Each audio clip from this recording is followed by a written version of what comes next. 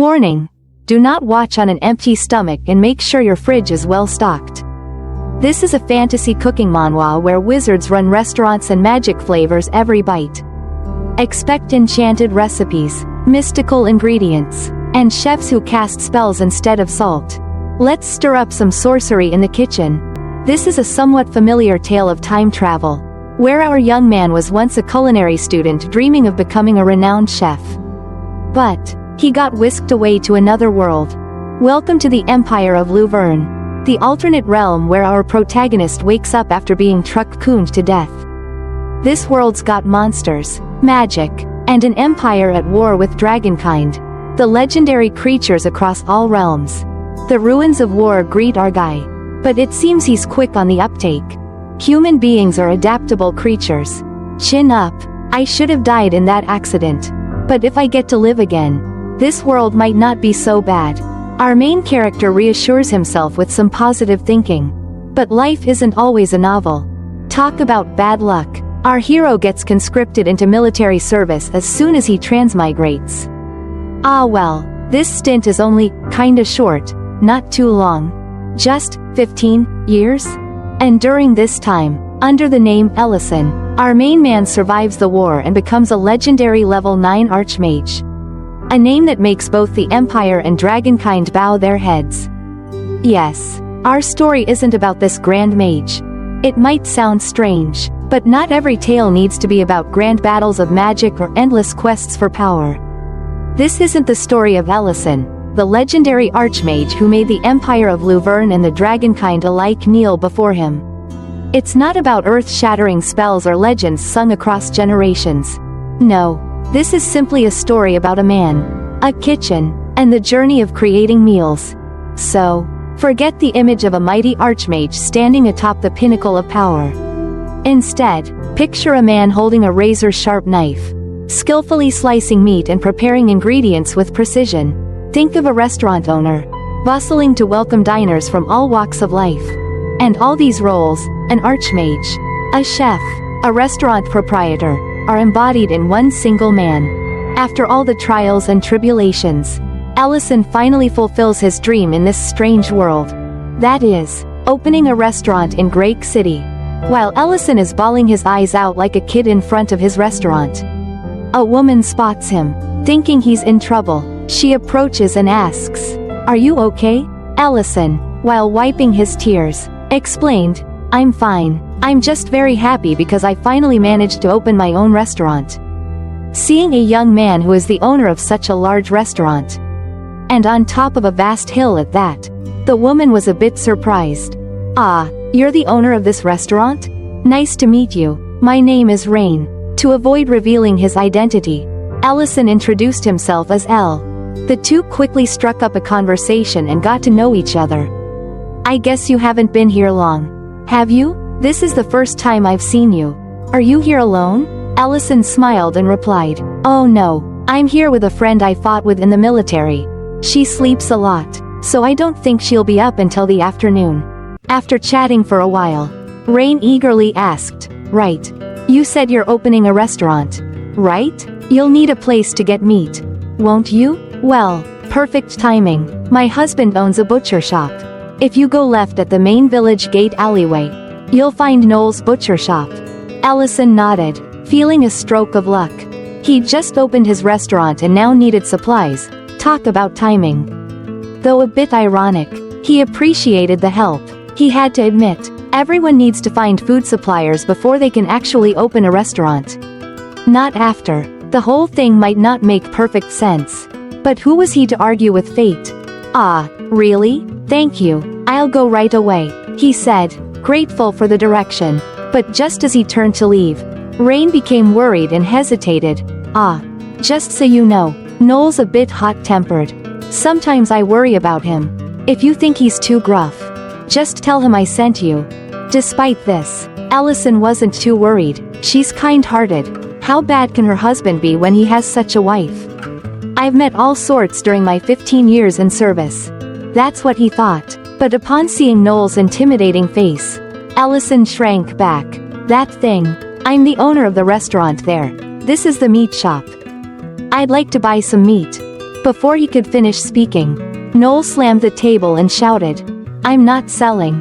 When Ellison asked why, Noel became even louder. "Are you deaf? I said I'm not selling meat to you. You're a restaurant owner? I've seen many scoundrels like you. You buy meat cheap and sell it double the price just before it goes bad. People like you have been cheating me for 3 years and doing business like that. I don't know where all of you come from, but I'm sure you're just the same. I have no meat to sell to you." At that moment, a giant frying pan descended upon Noel's head. What kind of divine strength was that? A voice rang out, full of anger. "What nonsense are you spouting? I came here because I was worried. And just as I thought." Despite being extremely angry, Noel immediately became as docile as a puppy when he saw his wife. It's true what they say, outside he's a tiger, a wolf, but at home, he's just a little dog. After dealing with her husband, Rain turned to Ellison. "I'm sorry, Ellison. I apologize, Ellison." Once he gets upset, it takes him a long time to cool down. "You were looking to buy Balearan meat, right?" Reluctantly, but ultimately to avoid another frying pan to the face, Noel gave in. He shuffled off to the back and brought out the meat. At this point, Rain apologized to Ellison once more. "Phew, let me apologize again. He used to carefully manage a restaurant because the owner was his comrade from his mercenary days. So I think he was quite shocked when he was betrayed like that." Understanding the reason behind it made Ellison somewhat sympathetic. But he was quite surprised to learn that Noel had been a mercenary in his youth. On this topic, Rain asked, "You don't look very old. Do you, Elle? Have you done your military service yet?" Thinking of the 15 beautiful years of youth lost, Ellison couldn't help but shed tears. "I've been burdened quite a few troubles." He choked up. "I've been through a lot of bad stuff over the past 15 years. Just as Ellison was about to open up about himself, Noel returned with a bag in hand. "Here's your meat," he said, still sounding gruff. "Why don't you show off your great skills?" Ellison checked the meat and was quite astonished. He didn't expect to receive this piece instead of Balearan meat. Seeing his reaction, Noel chuckled with delight. "You think I'd give you the precious Balearan meat? No matter how you cook it, Balearan meat is always delicious. But from now on, I will only supply meat to restaurants that I recognize. Try making a special dish with that piece of meat. From now on, if you don't please me, you won't even get a slice of fat. Let alone meat. I'm very picky, you know, so you better brace yourself from now on." Seeing Ellison dumbfounded, Noel felt even more satisfied. "Hey, are you listening? Scared already, aren't you? Let's see what kind of impressive dish you can cook up." At this moment, the legendary frying pan was used once again. Killer pan skill. Pang. Noel was knocked out cold. Women are truly terrifying. Rain couldn't believe the extent to which she had to deal with her stubborn husband. She had even intended to give Ellison the best cut of Balearan meat. But he had declined. "No worries. I'll cook for both of you. Come by my restaurant this afternoon." "Okay, Rain?" Rain was taken aback by his response. After all, the cut Noel had given them was the fatty part of a wooba, hardly the choice for a fine dish. But before she could even exchange the meat with Ellison, he turned and walked away. "This is enough. I promise I can make something delicious with this," he called over his shoulder. "See you both later." In this world, animals and livestock go by entirely different names compared to Ellison's old world. Cows are called wuka, chickens are palenque, a far cry from ordinary chicken. Palenque is considered a luxury ingredient, a true delicacy in this realm. Wolves are Balearan, and pigs are called wuba. Return to the restaurant. Ellison smiled when take out the pork belly meat.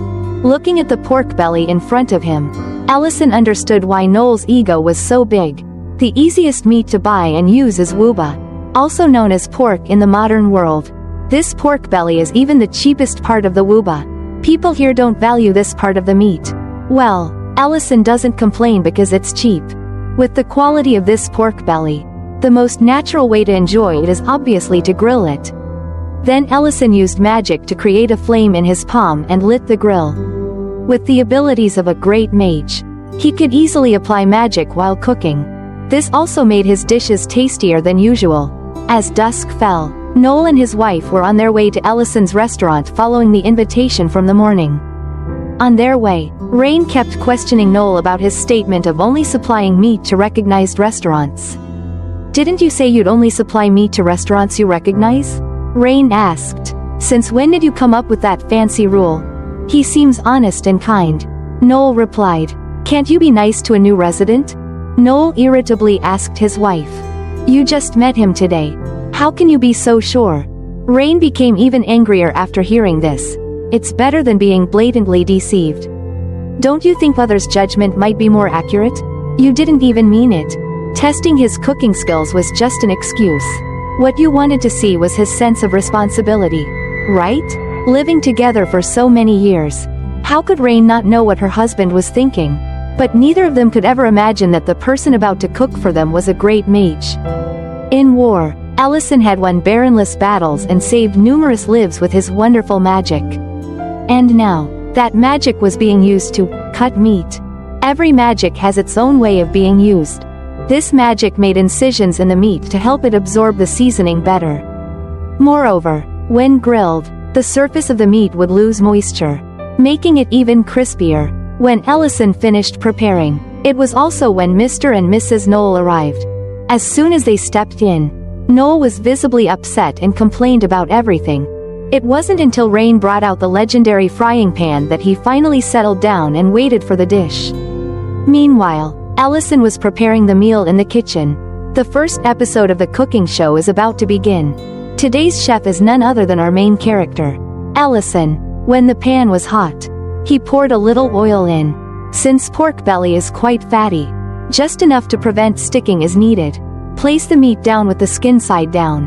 Otherwise, the skin will dry out by the time the meat is cooked through, making it less delicious. While grilling, Ellison focused his mind entirely on each movement.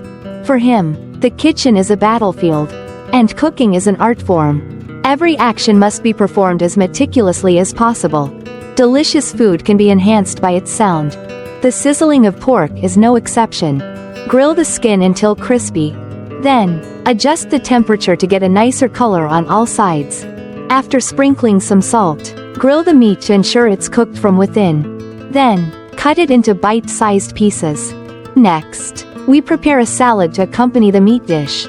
Perhaps just eating salty dishes like this isn't quite palatable for the locals here. The variety of vegetables and fragrant dressing will help balance out the richness of the grilled pork belly. Mr. Noel seems so meticulous that it's best to avoid adding unnecessary things. Finally, we decorate beautifully. Grilled pork belly and salad completed. My mouth is watering again. Content about cooking always tortures me. Lately I've been constantly hungry. After completing the dish, Ellison carefully served it to the first two guests of his restaurant. With the first bite, Rain's taste buds suddenly exploded. She felt as if she could envision pigs frolicking in endless fields. "Oh my god, this is so delicious," Rain exclaimed. "Is this wooba belly meat?" "Yes," Ellison smiled. "It's lightly crispy on the outside but juicy inside. The slight tartness of the salad also cuts through the richness of the meat." Rain continued, "I never imagined such a perfect combination." This reaction didn't surprise Ellison much. He had tasted the terrible food of this world in the military, so he could understand why Rain felt that way. "I'm glad you like it," Ellison said. Rain smiled brightly at this moment. "I really like it," she said. "It seems I have to supply the meat to ensure that I can enjoy your cooking again." Ellison was overjoyed to hear this. "Thanks for the compliment," he said. "What about you, Mr. Noel? Does this dish suit your taste?" Ellison turned to Noel, and the sight before him was shocking. His plate was empty, his face grim with drool flowing like a stream. "No way," Ellison exclaimed. "Out of meat already? Bring more meat. I need more meat," Noel roared. Just then, Rain timely intervened with the legendary pan. "Oh, the power of women. If you want more," she said, "ask properly." Noel then laughed loudly. "You've passed," he said. "Honestly, of all the wooba dishes I've tasted, this one is the best." "Deal," Noel said. "Just say what kind of meat you want. I'll supply you with the best meat from the Luverne Empire." Finally, everything went smoothly. Ellison had found a good meat supplier like Noel, which was enough to consider the opening day a success. But just at that moment, someone woke up smelling food. Things are about to get interesting. Late afternoon in the suburbs of Grake. Ellison had easily adapted to his new life. Just a short time after opening, the number of guests was not crowded but stable enough. Everyone who tried Ellison's cooking came back many times afterward. After seeing off the last guests, Ellison prepared to start cleaning up the restaurant after a day's work. At that moment, he realized that he was running out of spices. Sauces and spices. Everyone should know how important these are in cooking. However, in this world, they are both rare and expensive. You can't just use them as you please. Moreover, both their quality and variety are not as good as in the modern world like ours. It's tough living in a world where the cuisine is less diverse. It's boring. You miss out on a lot of life experiences living in places like that. I say this based on my travel experiences to many places. If I have a chance, I will tell you more in other stories. Ellison took out a gold coin and placed it in the magic circle he had drawn beforehand and recited the incantation only he knew. The quickest way to solve the ingredient problem is simply to use this world's summoning spell to summon objects from the modern world here. Actually, Ellison had accidentally created this spell while trying to find a way back to his old world. Magic depends on how you use it. It will have limits on the size and mass of the object. But anyway, it's still useful. This is not a perfect spell because it can't help Ellison return to his old world. He felt guilty about taking things like this, so he also left a gold coin behind. Moreover, unprocessed products like fresh meat, eggs, or vegetables all spoil when summoned here. Prepared products also have an expiration date, but they seem unaffected. Ellison doesn't know why either. And another thing is that it's very energy consuming, using up a lot of mana. Even with the title of Grand Mage, Ellison can only cast the summoning spell once a day. After changing containers for the newly summoned ingredients, Ellison put them in the magic-powered refrigerator. But as soon as he opened the fridge, he was boiling with rage. What the hell? Where's all my beer? Ellison roared. He immediately realized that the culprit was the lowly Rurin and dealt with her right away. Rurin, deep in sleep next to a pile of beer cans, got her head knocked swollen. Why wake me up? What did I do? Rurin sleepily asked while yawning. Ellison held a beer can in his hand and interrogated. Look here, who allowed you to drink all the beer in the fridge? At least clean up after drinking. Rurin was still half asleep but tried to argue back. Who told you not to save delicious food for me last time? Besides, I'm a dragon. Cleaning is for lowly beings only. I won't clean up. Seeing her talk back made Ellison boil with anger. So he gave her another swollen-headed punch and dragged Rurin off to work. Peel that pile of onions. Watching Rurin tear up from chopping onions, which hurt her eyes, she seemed harmless but Ellison was still a bit worried. She is a dragon. After all, even in human form, a dragon is still a dragon. Not to mention this dragon has the bloodline capable of inheriting the Dragon King's throne.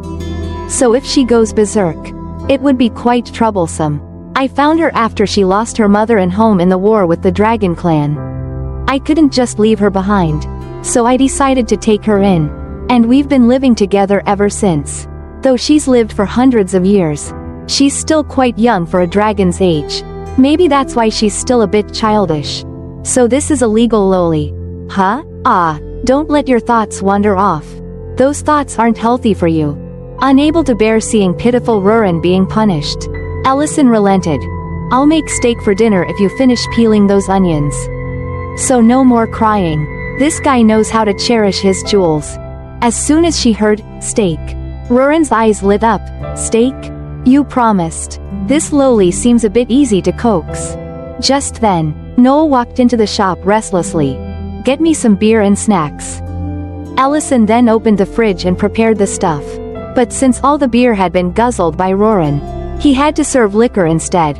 Lucky that you summoned this last time. But to be sure, we need to change to a new bottle.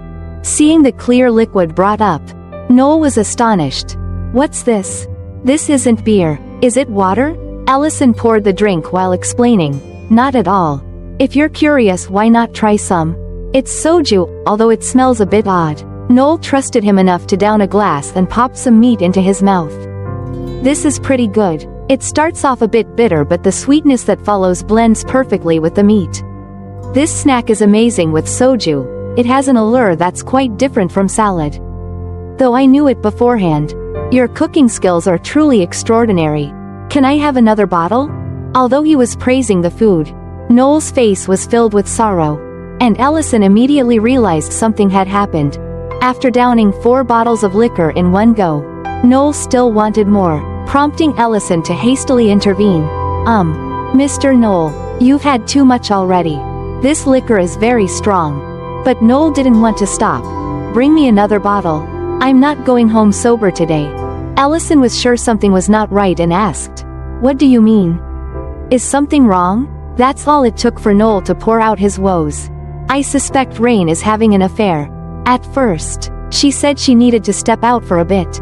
But it's become frequent. For months now, she's been going out on a specific day regularly. It kept happening, so the other day, I decided to secretly follow her. And I saw her meeting an old colleague of mine from my mercenary days. He used to be my best friend. Surely that's why he suddenly disappeared after I opened the meat shop. He must feel ashamed to face me while sneaking around with Rain. And today, she went out again even though it's not her usual day of the month. She probably doesn't care about me anymore." Noel's mood shifted from anger to helpless sorrow. Ellison didn't know what else to do but advise, "First, calm down. Getting drunk won't solve anything. Right?" Noel couldn't stay calm and shouted, "But I can't face the truth. And you know what's funny? I still love Rain. Despite all this, I can't live without Rain. What should I do? Such a lovesick man." That's also why Noel has been enduring for months now. But he's reached his limit. Their marriage will soon crumble if nothing is done. Unable to ignore this scene, Ellison decided to help. "Leave this to me. I haven't known Ms. Rain that long. But I don't think she's the type to do such a thing. You wait here." Ellison then took on the role of detective to investigate this affair. And of course, he couldn't do without his assistant, the lowly Rurin. Rurin was still sobbing while peeling onions. She grumbled, "This is too much. Elle is such an idiot."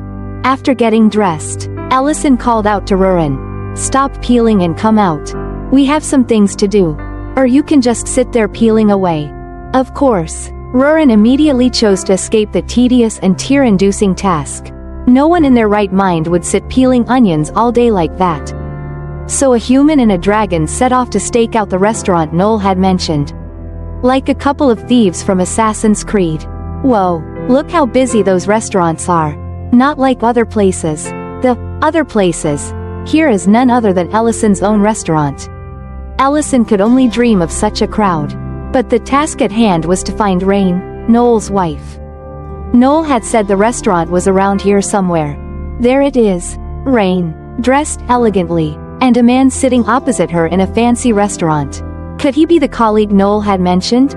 After locating their target, it was time for Rurin to shine. "Rurin, do you see that man and woman over there? Eavesdrop on their conversation for me." Of course, Rurin wouldn't do such a thing without proper compensation.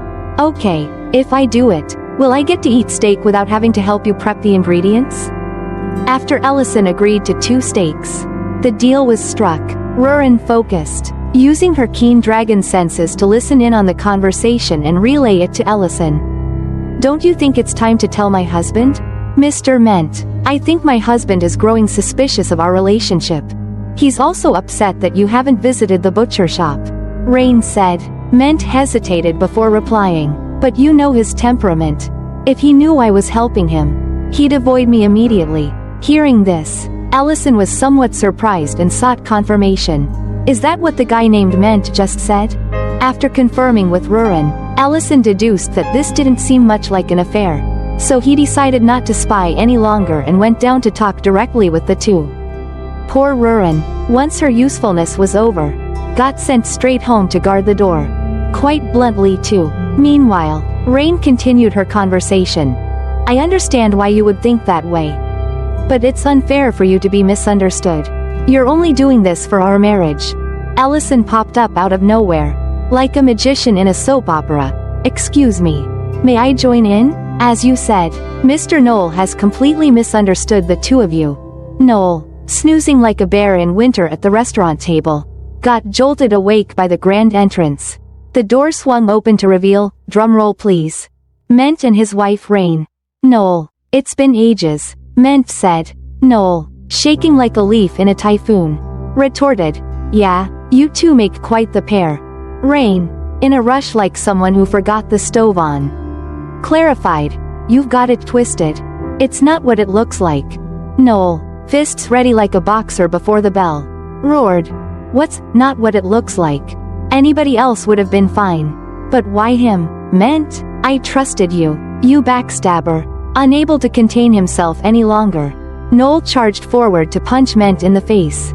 But a magical shield prevented things from going too far. "Mr. Ment, please clear up this misunderstanding. Why would you let him punch you like that? The problem won't be solved that way. Mr. Knoll might calm down if you tell him that you were the one who lent him money to open his shop." Upon hearing Ellison's words, Knoll sobered up instantly. What did you say?" Seeing Knoll calm down, Ellison moved towards the kitchen with a pile of ingredients, saying as he went, "Let's all sit down and talk first. I'm off to whip up some grub." Ellison had the perfect recipe for this soap opera scene. "Mr. Knoll's been hitting the bottle all day, so let's go with a hot soup for the hangover cure. And since Ms. Rain brought me Balearan meat as usual, shabu shabu hot pot it is." Explanation: Shabu shabu is a Japanese nabemono hot pot dish featuring thinly sliced meat and vegetables boiled in broth and served with dipping sauces to taste. I'm not very fond of it because it feels a bit bland to me. I prefer Vietnamese hot pot for its variety of flavors and diverse tastes. And now, back to our regularly scheduled cooking extravaganza. Ellison grabbed his trusty deep pan and got down to business. "I've got sauces galore and soy sauce for dunking the meat and got that broth going." He sifted through anchovies and tossed everything into the pot like a culinary wizard. The truth is that he is a magician. Voila! Shabu shabu hot pot is served. Meanwhile, outside, Knoll still couldn't believe what he had just heard and asked his wife again. "Rain, what did you just say? Did Ment really lend us money to open our shop?" Rain sighed deeply and explained, "Just like you said. When you were out of money after being scammed, Mr. Ment lent us almost all his savings to invest in our shop. Now that our shop's raking in the dough, I meet him monthly to pay off the debt. That's all," Rain explained. Knoll, sweating like he's in a sauna suit, stammered, "But that money must have come from the Lord after they nabbed the scammer. Are you saying it was all a lie?" Suddenly, everything Knoll knew turned faker than a $3 bill, leaving him struggling to swallow the truth.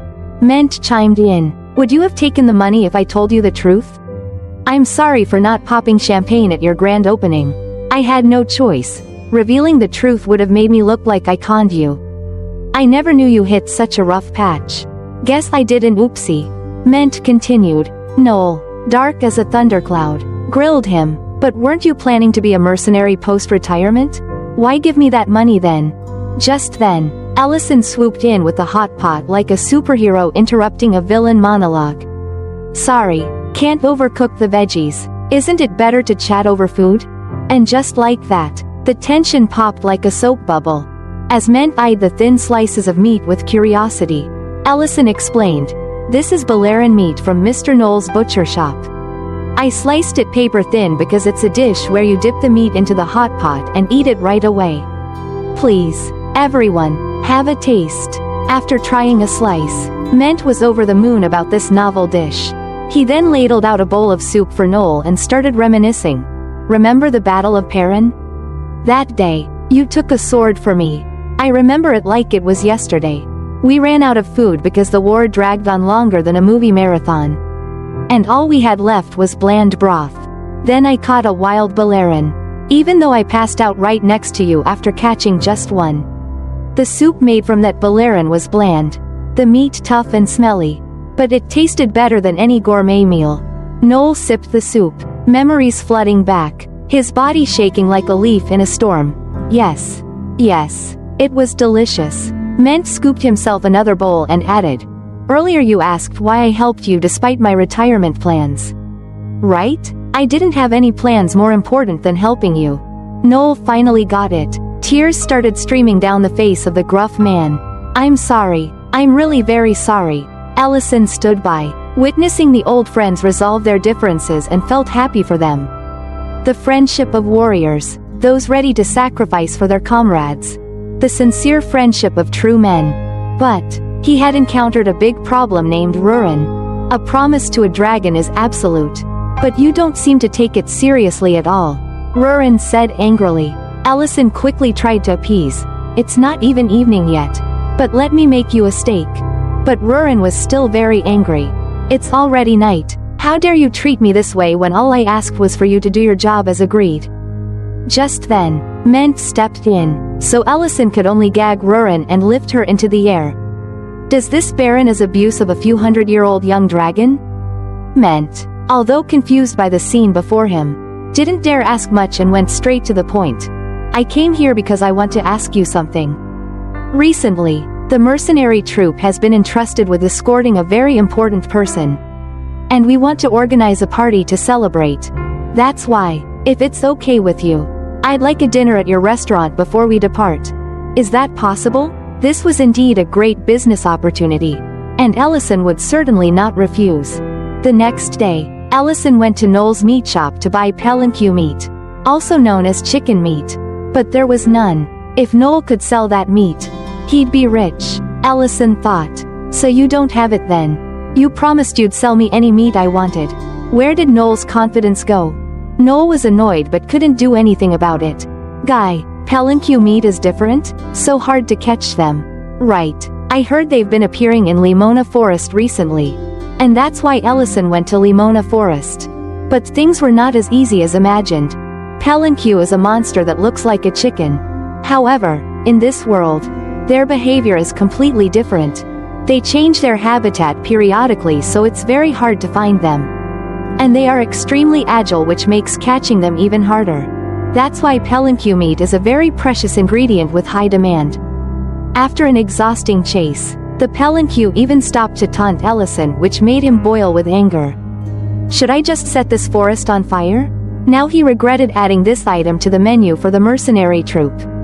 After struggling for a while and getting nowhere, Allison had to surrender and ask for Rurin's help. "After this, you'll have to do quite a bit of dishwashing," Rurin said, then released the powerful aura of the dragon race, which made the palanque too scared to move.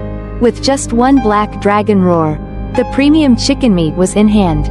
How does it feel? Quite terrifying, right? If you hadn't eaten the heart of the Dragon King, you would surely end up like that palanque.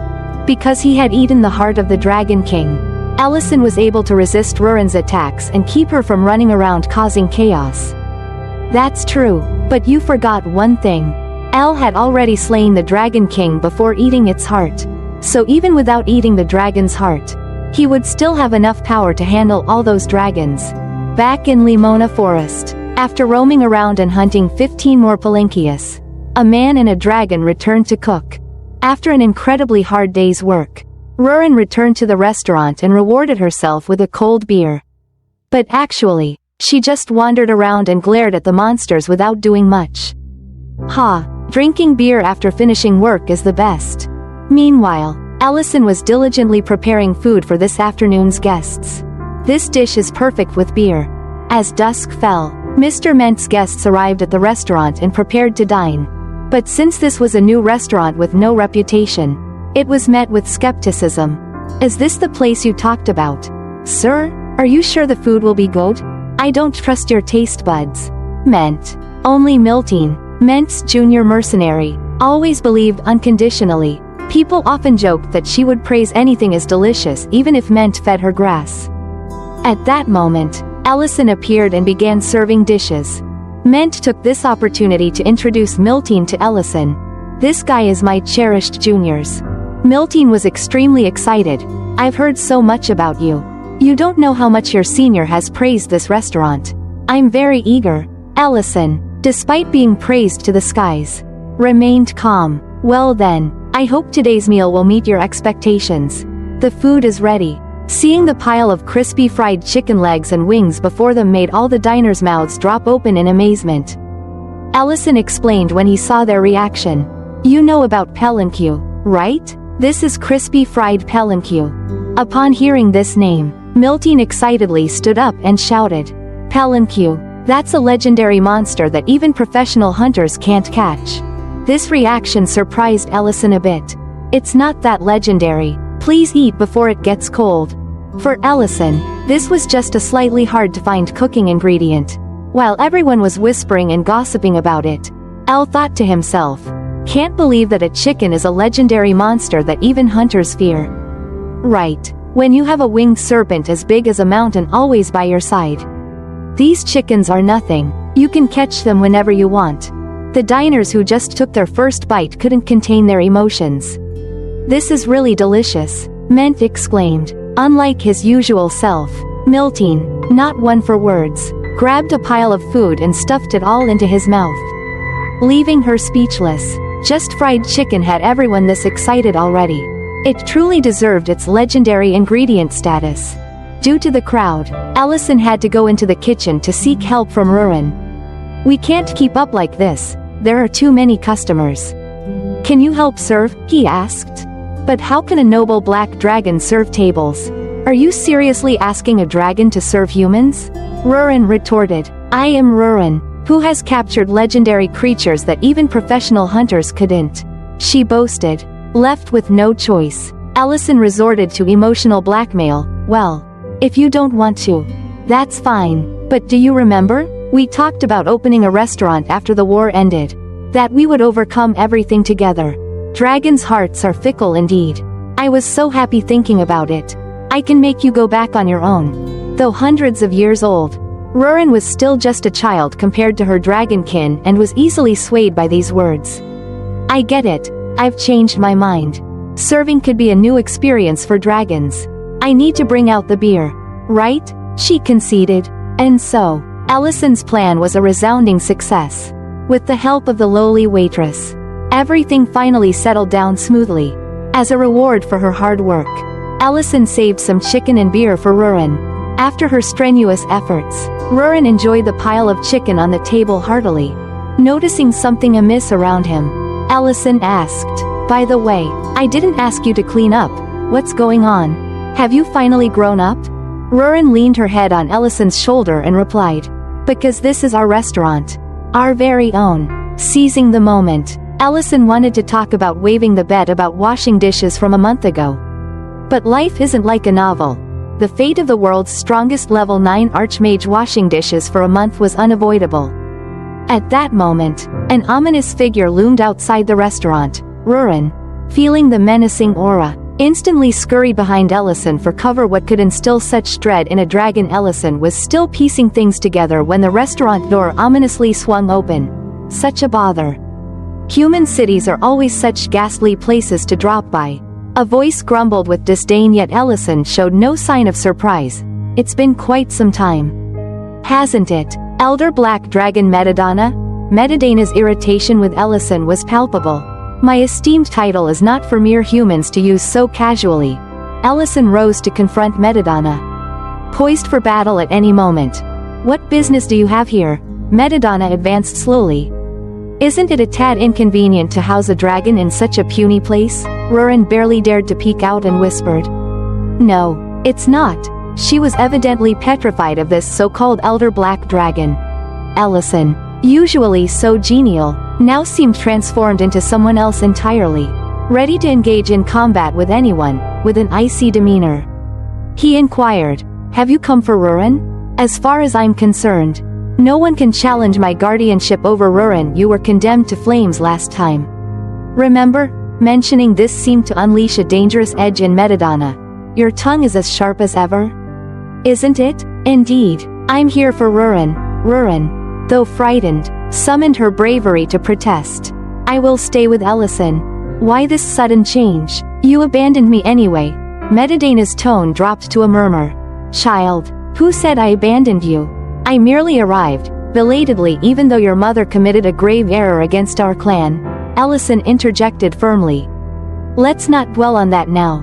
What's important is the promise between us. I'm well aware of how sacred promises are to dragons. Medidana's lips curled into a cunning smile.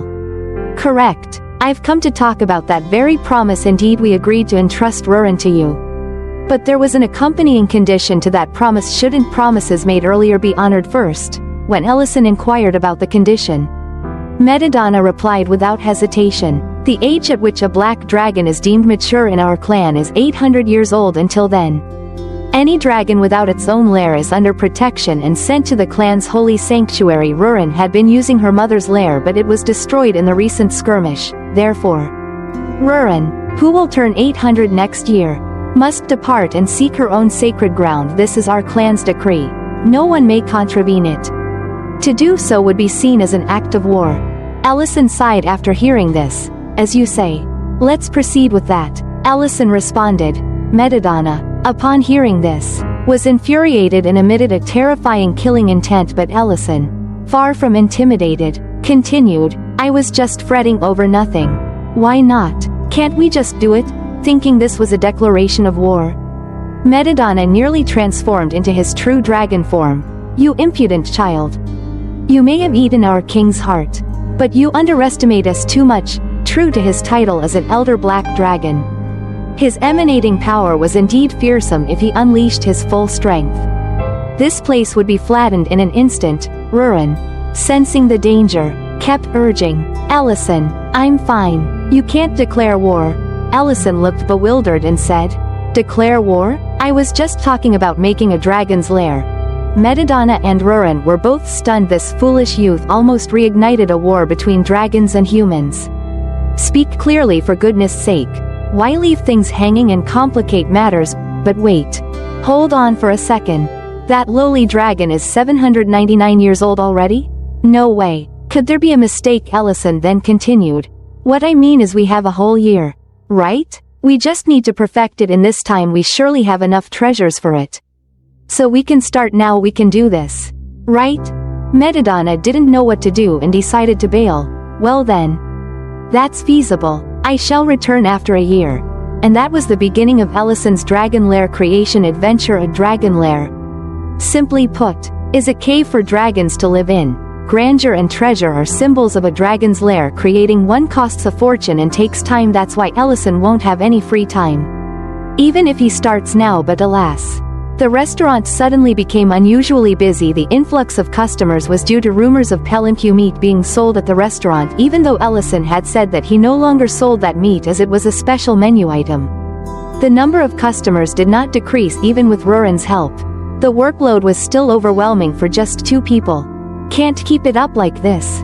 Ellison had to find a way to reduce the number of customers. I'm stumped. People usually look for ways to increase staff when they have many customers. But this guy is doing the opposite. Reducing the number of customers. Truly, an extraordinary person always has their own path. The next day, Ellison took Noel into the forest to where the Pelinque were. Noel was still clueless about what was going on. What's this?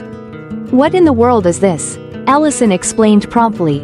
Pelinque. What else? I'll supply you with Pelinque. The only one in the empire. You sell Pelinque meat and attract more customers. Noel still couldn't believe it was real.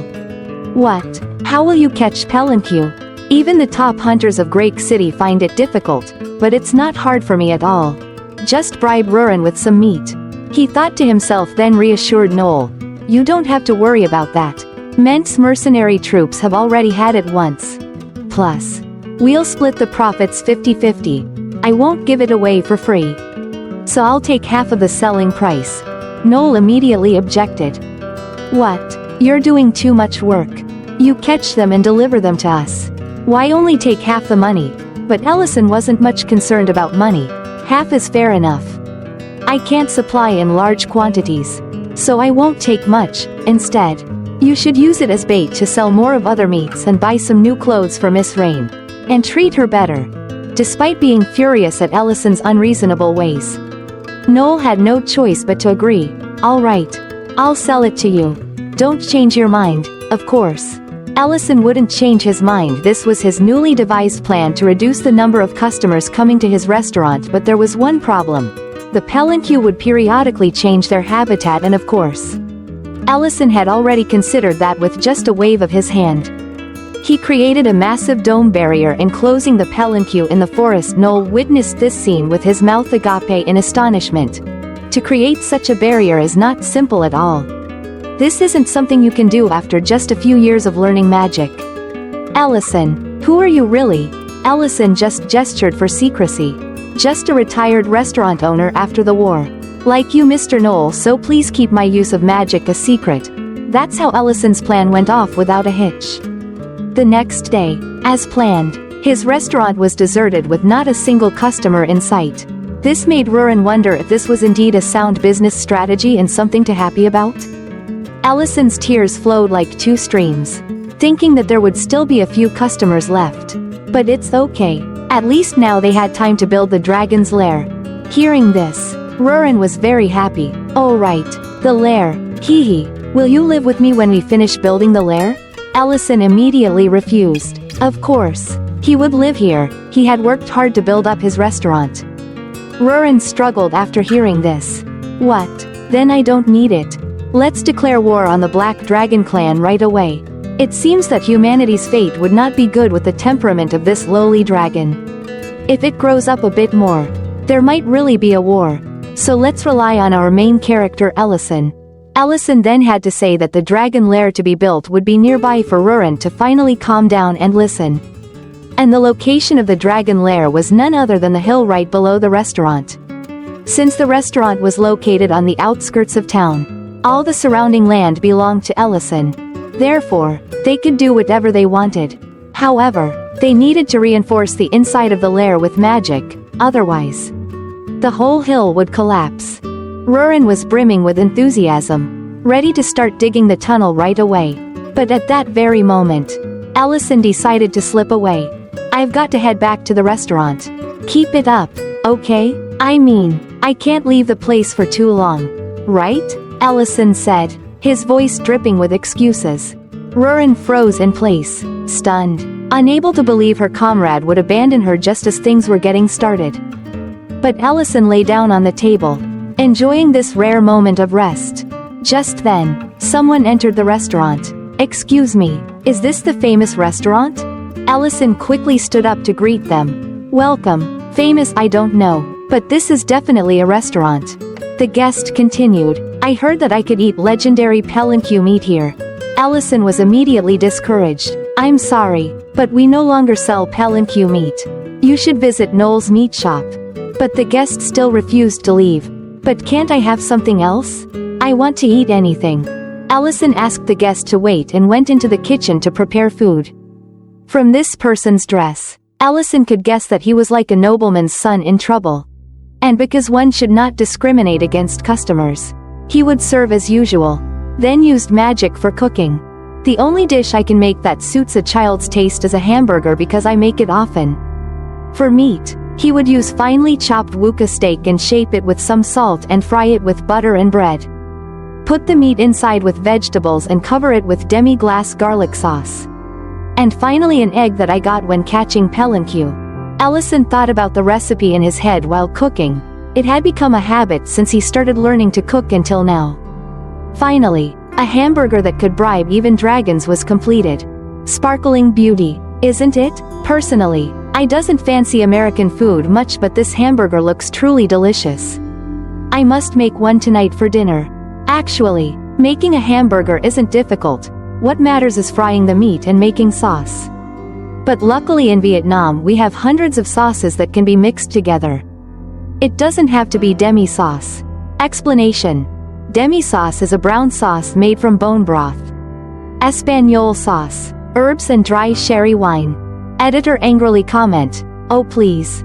Last time you rallied everyone to my house for pho cooking and ended up hugging my PS all day long, leaving me alone to cook for everyone. You know well enough that making delicious pho takes at least 8 hours. Right? Ah, sorry folks. Let's get back to our story. Ignore that editor guy. The young man was amazed when he saw the dish. Amazing. Is this a sandwich? Allison, not wanting to explain, said, they are similar. Just as the young man was about to take a bite, a man suddenly burst through the door. Young master, I've been looking for you everywhere. What are you doing in a place like this? What if you get food poisoning from eating food in such a place? Please come outside with me. Ellison couldn't stand his restaurant being slandered and spoke up. I've been patient, but you've gone too far. The man still refused to stop. Are you the owner of this restaurant? I don't know if you realize who you are preparing food for. But this is the son of the Lord, the Baron of Grake City. This is the heir of Baron Dirain Grake. But that didn't concern Ellison at all. I don't care whether it's a baron or a duke. The food I serve is for customers. Is there a problem? The two then argued back and forth, neither willing to give in. Dirain, seeing this, hurriedly intervened. Please stop. I'm fine. Feeling guilty, he left a gold coin and then left. But this made Ellison feel even worse. It seems our Ellison is starting to feel something isn't right with this little lord. Could the compassion of the great mage, the strongest person in the world, be awakening? Perhaps we'll have to keep watching to find out. After a while, Rurin came back covered in mud and crying. It's Ellison's turn now. I say it's Ellison's turn. I had to do all the work. I can't do it anymore. My hand hurts so much. But Ellison had changed clothes and was ready to go out. Don't be like that. I'll dig tomorrow. More importantly, I need to go somewhere. Rurin was curious upon hearing this. Where are you going all of a sudden? I'm hungry. Ellison focused on the gold coin in his hand and said, I'll cook something for you when we return. I've taken the money, so I must do it. We have to go to the Lord's castle. At the Lord's castle, Dirain was moping alone in his room when suddenly, a teleportation portal appeared, stepping out were Ellison and Rurin. Greetings, young Baron Dirain. Dirain was so shocked he couldn't speak. But Ellison approached with a paper bag in hand. You forgot something. Haven't tried it yet, have you? I've reheated it, so take a bite. Is this an interworld delivery service? Wish I had that skill every time I needed to travel. Holding the hamburger made Dirain drool. Despite his many questions, he decided to take a bite first and worry later. Is this guy really going to eat food from a suspicious teleporting stranger in his room? His brain must be on vacation. Just then, there was a knock on the door. Young master, I heard noise from your room. Is everything all right? Ellison's face was the epitome of boredom. He thinks, are you kidding? Let the kid eat his burger. You nuisance. Dirain trembled and looked at Ellison for help. What now? Ellison reminded him. What do you mean, what now? Just tell him everything's fine. You're the heir to the lordship and a baron. They can't disobey you, so chin up. Dirain looked down gloomily. But they've never listened to me before. They always ignore me. With no response, the knocking grew more insistent.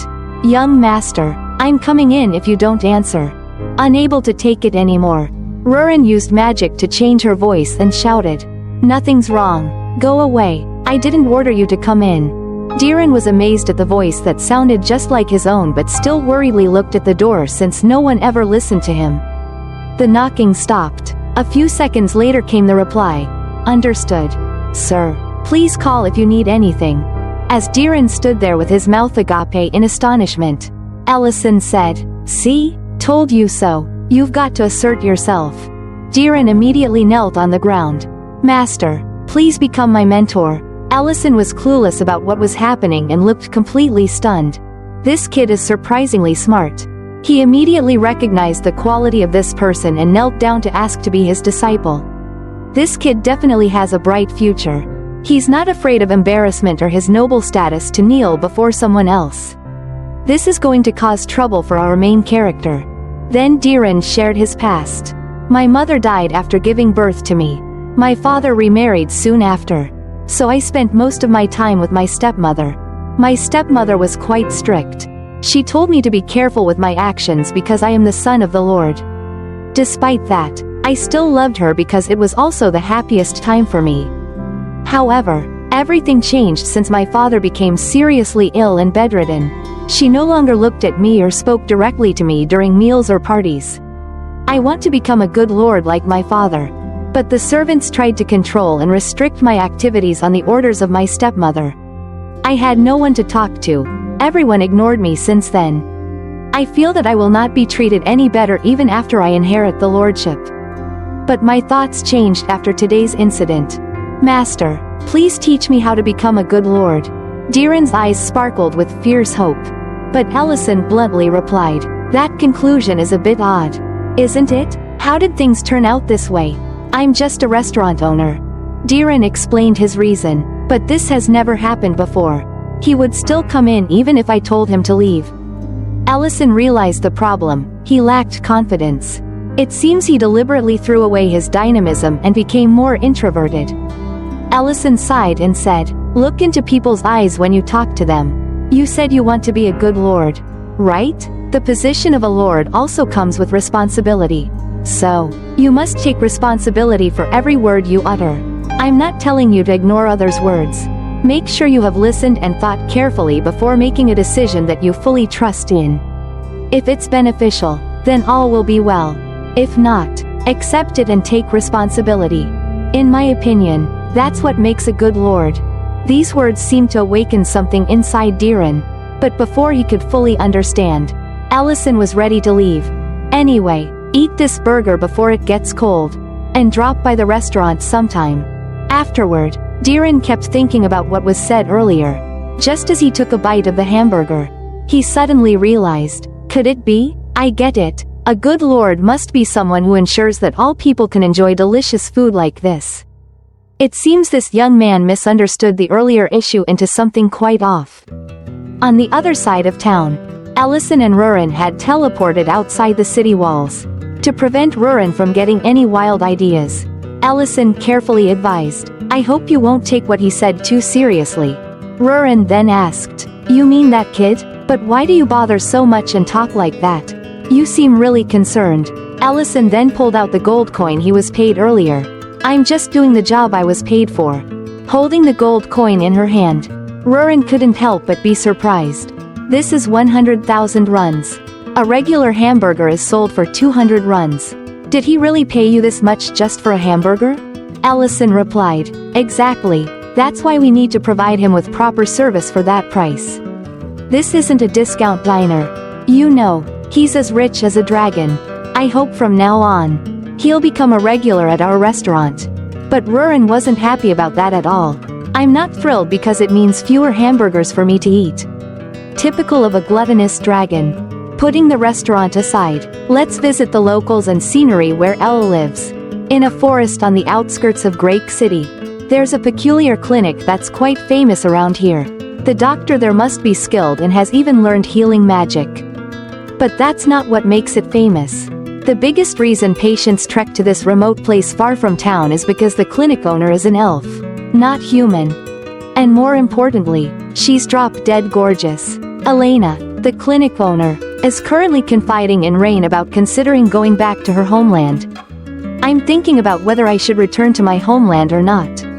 I love helping and healing people so much that I left my village despite everyone's objections. But reality is quite different from what I imagined. No one cares about the healing. They just want to meet an elf female at any cost and don't see me as a doctor. Recently, a woman came here and got angry with me. She said I seduced her husband. I know not all humans are like that, and it's not that I hate healing others. But it's really hard to keep everything inside and continue working. After listening, Rain asked, by the way, you don't like me either? Elena quickly explained, what? No, I like you, Rain. Besides, you've always treated me well. And that's why I accept this without any prejudice. Rain then asked further, so if there were more things here that you liked, would you stay? There are many things I don't like about my husband. His snoring when he sleeps. Plus he's quite clueless. But there are things I like more. I like his reliability, how he only has eyes for me, and always does his best in everything he does. You said you still love healing people, right? Then try having dinner at the restaurant next to the hillside tonight. The reasons for you to love this place might just increase bit by bit. And Ellison's restaurant could be one such place. On the flip side, Ellison was caught red-handed by Noel while digging a hole with a pickaxe. Hey, Ellison, what are you up to here? I was just about to head to the restaurant. Ellison greeted him back with a smile. I'm on my way there too. Just got caught up in some construction work. And who might this be? As introduced by Noel, this was Nellin, his grandson. They had matters to discuss. so they decided to talk over a meal at the restaurant. At that moment, Noel mentioned that his wife and an elf would be visiting the restaurant. Hearing this, Ellison immediately shouldered his pickaxe and headed back to the restaurant. On the way, he asked Noel, "Usually, elves don't leave their home forests. That person must be quite famous, right?" This topic seemed to irk Noel. "You don't need to ask me, apparently. All the boys in town have been flocking there even if it's just for a splinter in their finger. It's despicable really. Hearing such things makes me understand why elves despise humans so much." Ellison responded, "Not all elves are like that. You shouldn't stereotype them. I do acknowledge that elves are a very proud race." But before Ellison could retract his statement, he witnessed an astonishing scene. Elena, a noble elf, was kneeling down trembling in fear before Rurin. You are a great being. Please forgive my rudeness." Rurin radiated a menacing aura. "So you realize your rudeness? I'll overlook it if you spend the rest of your life as my servant." Ellison was agape with shock at this scene. Rurin boasted upon seeing Ellison return. "Oh, you're back? I've just acquired a useful elf servant for myself." At this moment, Ellison's hands clenched tightly, engulfed by flames of anger. "What are you doing with our customer? Huh?" Rewinding a few minutes earlier, when Rurin was lounging on the table and Elena pushed the door open.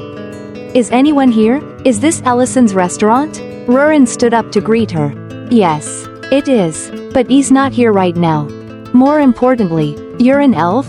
Once again being noticed for her race, Elena bowed her head to the ground. "Yes, that's right." Rurin then approached. "The elf race is very beautiful. Indeed, it's no exaggeration." Elena awkwardly replied, "Oh, you are beautiful too, and you look much younger than me." Rurin gave a dangerous smile. "Younger? Are you saying I look young? I may be young compared to my race, but I'm still much older than you. Who allowed you to speak so casually to me?" A terrifying aura was immediately released, causing Elena to kneel trembling on the ground. And this was the scene that Ellison witnessed just now. And of course, our main character immediately took action. After handling the situation, Ellison cheerfully opened the door for customers. "Sorry for the noise. Please come in." After getting a bump on her head, Rurin cried tragically. Elena, witnessing this scene, was wide-eyed in astonishment. "Am I dreaming? Is she really a dragon?" One thing that everyone from children to the elderly knows is never to anger a dragon. Dragons are walking natural disasters that can whimsically burn down entire villages. They are the strongest race, the pinnacle of all species. I've heard legends about dragons since I was a child, so much so that I'm sick of them. However, he is treating that dragon like a child. Who really is he? While Elena was still bewildered, Ellison approached. "I apologize on her behalf for what happened earlier. I really didn't expect such a thing to happen while I was away." Elena, still frightened, asked again, "Are you really human?" Ellison was a bit surprised by the question but then realized that Rurin had revealed her dragon identity. With no other choice, Ellison whispered to Elena, "Yes, I am human, and that girl is a dragon. As you already know, living with a dragon is quite strange. But it's hard to explain. Can you keep a secret?" Elena trembled with fear. "Of course, I have no intention of disturbing a dragon. I don't want to die yet." Ellison didn't know what else to say other than reassuring her that she wouldn't be killed here. It seems like Rurin has left an extremely bad first impression. At this point, Ellison asked, "Speaking of which, are you Dr. Elena that Noel referred here?" Elena with a haggard face replied, "Ah yes, it's me. I am Elena." Ellison grimaced upon hearing that. You can imagine a half-star review about the restaurant like in the modern world. "I came here on a friend's recommendation, but ended up being captured as a subordinate. Oppressed unbelievably. Such a terrible first impression indeed. If this were Earth, this place would have been shut down by the online community already." Elena continued, "I've heard that you can eat very delicious dishes here even if they are only made from vegetables. When it comes to food, Ellison is extremely professional." "Yes, that's possible. Do you have any allergies?" Elena explained, "Not for humanitarian reasons, but my body can't digest meat. So as long as I don't eat meat, I'm fine. Allison thought for a moment and then started preparing food in the kitchen. The cooking show begins. Today's topic will be nutritious vegetarian dishes. There are many delicious dishes that don't need meat, but I think pasta is one of the best. Add thinly sliced onions, garlic, and mushrooms to a pan with hot olive oil and sauté. This way, different flavors will combine to create a harmonious taste. Next, strain crushed tomatoes through a sieve and add to the pan. Season with salt, sugar, and other spices. Then reduce the heat and watch so the sauce doesn't burn. While waiting for the sauce to thicken, boil pasta for 8 minutes. Additional explanation. Pasta comes in many numbers. Each number will have different boiling times. Please pay attention to the packaging. Remember to save some pasta water. Finally, mix the pasta with the sauce and add some pasta water to help thin the sauce. And the pasta dish is complete. Afterward, Allison served the dish to Elena. Please eat this with a fork. I didn't add any meat so you don't have to worry. Just seeing the dish made Elena want to eat it immediately. She picked up a fork and carefully enjoyed this delicious pasta dish. Meanwhile, Allison continued serving wuba meat to his nephew Noel but noticed that Nellen seemed unhappy. Could it be that he doesn't like this dish? When he turned to look at Elena, Allison almost couldn't believe his eyes. The noble elf image had completely disappeared, replaced by a gluttonous girl enjoying her meal. Elena happily thought to herself, delicious. Until now I've only been eating raw vegetables. I never knew there could be such delicious food. Elena needed only a few bites to quickly finish off the plate of pasta. At that moment, Allison approached her side, startling her. It seems that you really enjoy pasta? Elena hastily covered her face in embarrassment. I'm sorry, it was so delicious that I couldn't help myself. Allison gave a friendly smile and handed her a handkerchief. Don't worry about it, I'm glad you like it. Elena blushed and replied, yes, I attract quite the stares in town. So I usually just munch on veggies I snag from the market. It's not like I haven't thought about chowing down at a restaurant. But they don't have much of a menu for us herbivores. And even if they did, the food is pretty much like eating raw veggies. So I wondered if cooking was really necessary. Allison totally got Elena's vibe. Everyone here doesn't spice things up much. So everything tastes like Blandsville. At this point, Elena got all jazzed up. But my mind did a 180 after coming here. That dish earlier was seriously delish. Big thanks to Miss Rain. Allison finally dared to breathe a sigh of relief. Thrilled to hear that. Just then, Noel suddenly stood up and bellowed. What's that? What did you just say? Nellen piped up again. I just realized that Mom and I don't share any blood ties in. Where'd you hear that? Nellen slammed the table and shouted. That's not important right now. I've been duped. I can't focus on work. That's why I left the mines early. I couldn't just go home. Elena and Allison were all ears to the drama and didn't dare make a peep. It seems that no matter the world, eavesdropping is an essential skill. Don't you know what Miss May went through to raise you? She worked day and night just to take care of you. Even though your dad sacrificed himself as a mercenary. Don't you think it's noble of her to raise a kid that's not her own flesh and blood? Aren't you smart enough to figure that out on your own? Nellen's face turned dark as he stammered. I know that. I know I'm at fault. But this morning I was too hot-headed and angry. So I refused the lunch Mom prepared and called her an old hag. At this point, Noel grabbed Nellen by the collar in rage. What? There are things you can say. And things you absolutely cannot. You blockhead. Things were spiraling out of control and Ellison had to step in. 1 hour before Noel and Nellen arrived at the restaurant. Nellen's mom was so worried she brought food deep into the mines for her son. But she had no clue Nellen wasn't even there.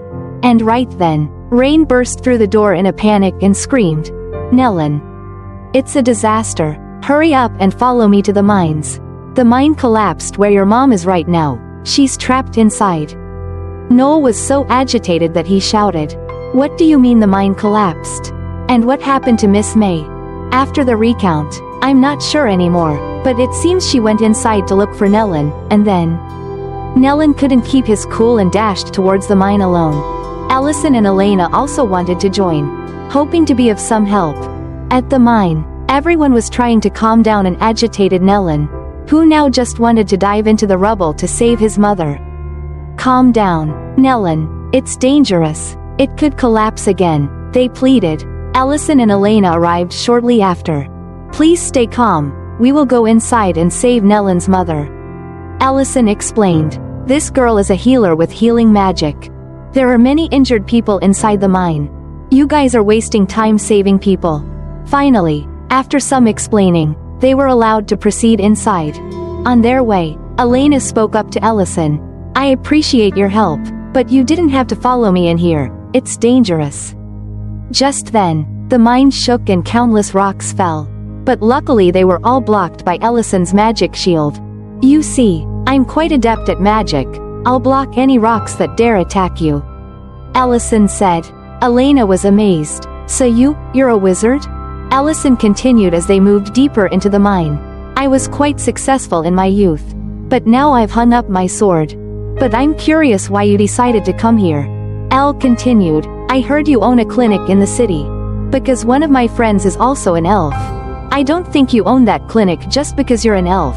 And surely humans haven't always treated you well. Yet you decided to go into a collapsed mine to save people. Is there a special reason why you did that? Right at that moment, as Elena was about to respond, they reached a fork in the road. Oh no, the path splits. We don't have time to search both ways. Allison closed his eyes and began chanting a spell. After summoning spirits and illuminating the entire space, they found the injured worker. Seeing the moving lights, the worker exclaimed in panic. What's this? I must be on my way to heaven. I'm starting to hallucinate.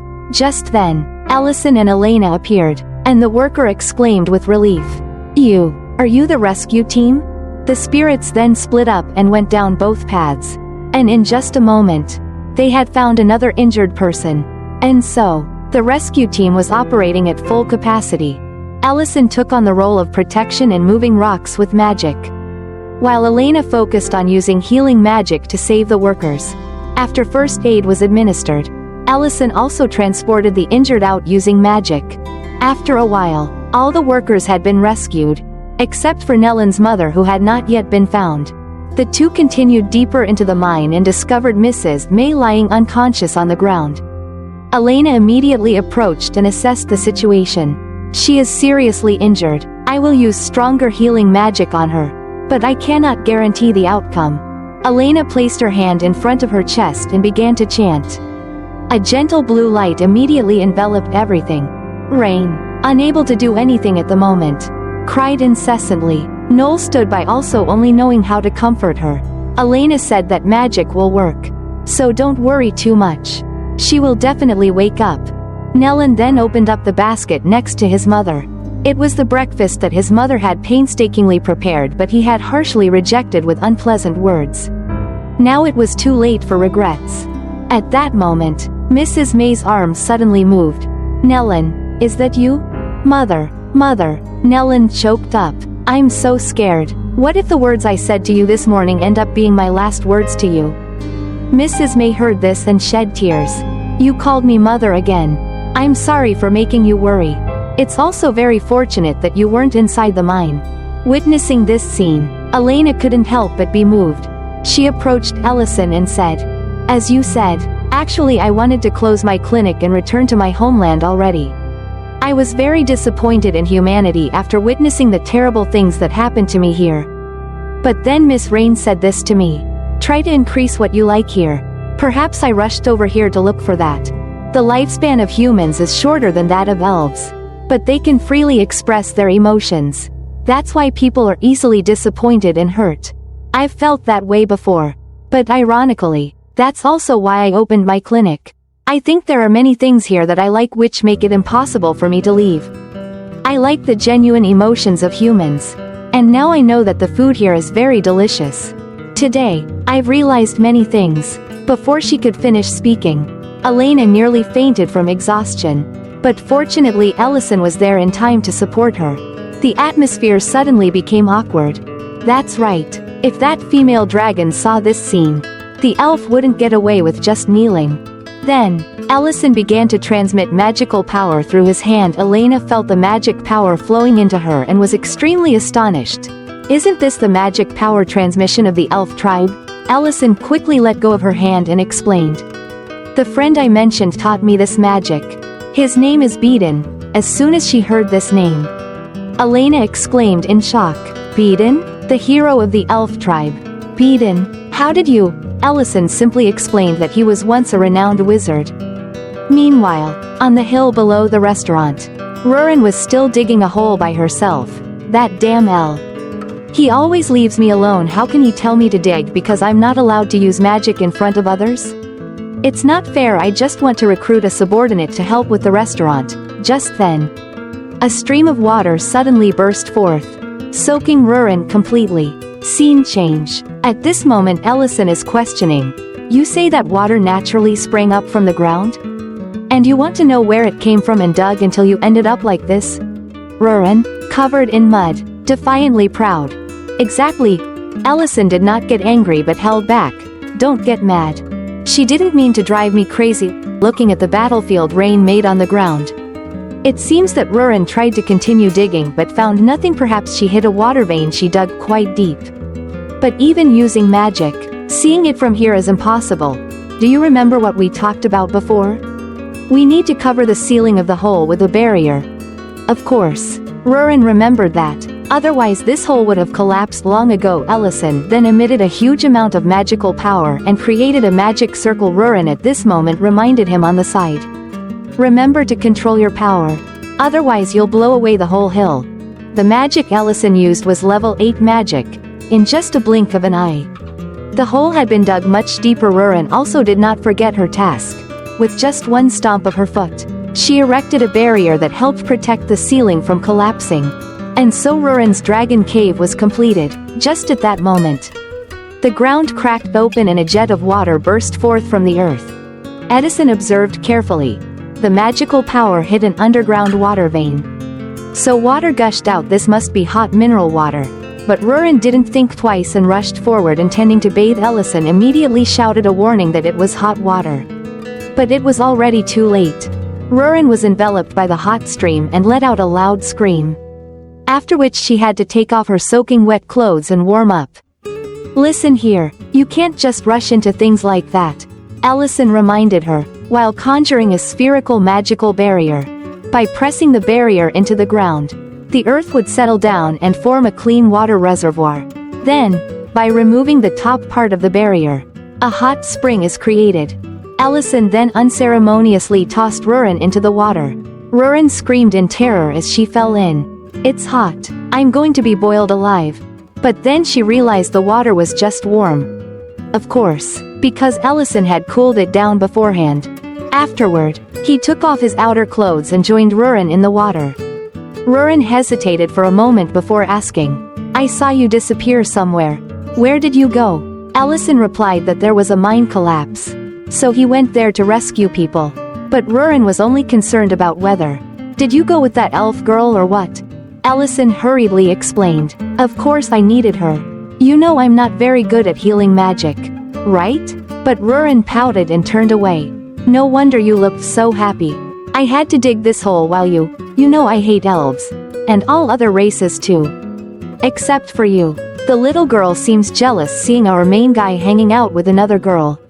Then, Ellison carefully prepared a hot cocoa and handed it to Rurin, who despite being sulky, couldn't resist and took the cocoa cup and drank it deliciously. Seeing the atmosphere soften, Ellison prepared himself a cup while saying, Cocoa powder is made from cocoa beans. This simple-looking powder actually requires many steps like planting, fermenting, drying, roasting, grinding finely, and many more to make it. Many people have worked hard so we can enjoy it. I have enough power to blow up a mine, but still lack the ability to heal the injured. Even finding simple ingredients for the restaurant without Mr. Knoll's help is impossible. Even if I use magic to create a space here, it can't be done without the help of the dwarf tribe in building the dragon cave. People may differ in race, abilities, and personalities, but that doesn't mean we should shun them. Even if one were a dragon, they couldn't handle everything alone. Rurin understood some of this. I get it now. But I will still treat you differently than them. You are special. And so they enjoy the hot spring together all night long.